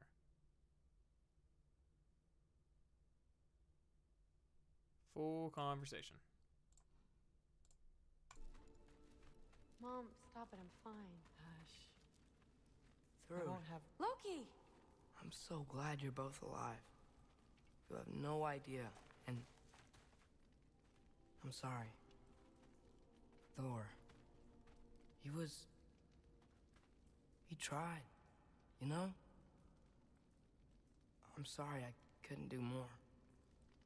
Nothing will fix what you're feeling. But I hope there's some comfort in knowing Odin's gone. There absolutely is. Loki, it was an honor to fight alongside a giant. Know that. Will you stay here in Midgard? For a bit? Then I've got something I need to find. I'm working with Hildisvini to get the rest of the Asgardians to Vanaheim. To help rebuild. Then I hope it can be a fresh start for them. And you. Oh, and Thrud. I hope you find what you're looking for. Good luck. See ya, Loki. Take care. Completely unfazed. Do not care at all. No grief whatsoever. It's like, dude, this is just a limitation of the fact that it's not a mocap cutscene. This is a completely like in-engine hand animated scene. So You can't just cut out the part where he says that, like, cut out the part that acknowledges that they're grieving and then just be like, oh man, they don't care. If they cared, they'd be crying and bawling and shitting and cumming their pants. And that's it. That's God of War Ragnarok. Goodbye. No, there's a lot more after that, but...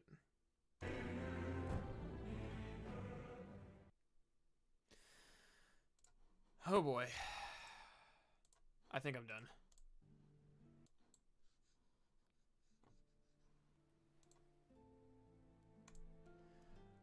All right. Does anyone else want to share their thoughts?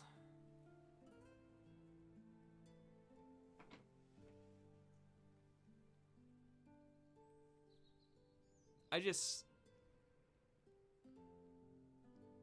can't with these dishonest reviews, man.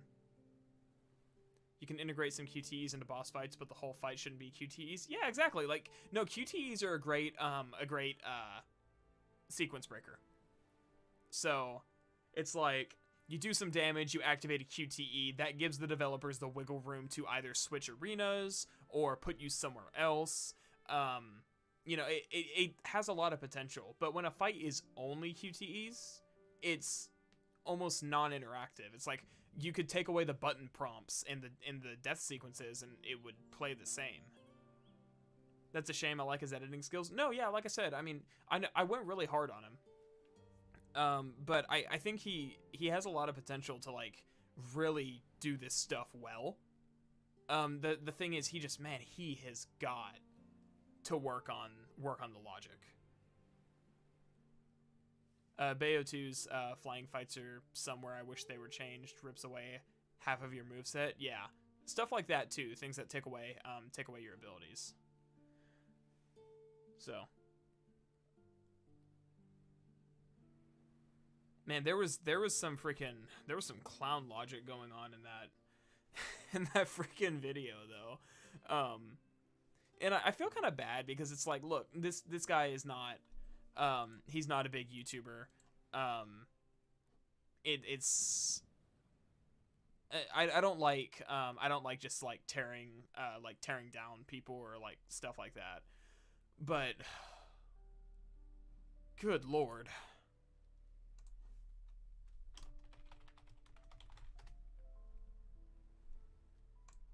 When did he start his channel? I'm curious.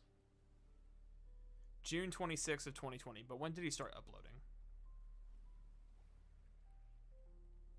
About 11 months ago. His first video is 11 months ago, so. I don't know, man. I feel like, I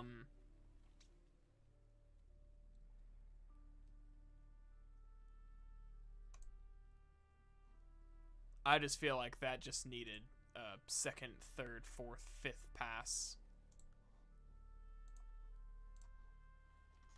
But no, seriously. My brain is trying to recover from like just the. I spent so much time trying to understand his perspective, and it's just like I just couldn't. That took a lot out of me. But it's over, which is good. Gotta stop slamming my water bottle. It didn't do nothing to me. So, I'm probably gonna go ahead and end it here so I can enjoy the rest. Okay, it reconnected. Awesome. All right. Anyways, yeah, like I said, I was gonna go ahead and end it here. Anyways, just chill out, try to mentally recover from what I just witnessed. No crashes number 2. Yeah, I think I fixed that issue. I think it was just a video driver issue. So after I did a clean reinstall of my video drivers, it was good. Thanks for the stream. You are welcome, my dude, and I will be back next Sunday. Man, I keep thinking we're gonna get through like more than 2 videos, but then I just don't. Well, I guess we got through 3. So I'm thinking probably there's gonna be enough streams left for me to hopefully finish the video. We should call it Domestic Abuse Center for Salty's water bottle. Anyways, yeah, I appreciate you guys for stopping by. I will see you next week.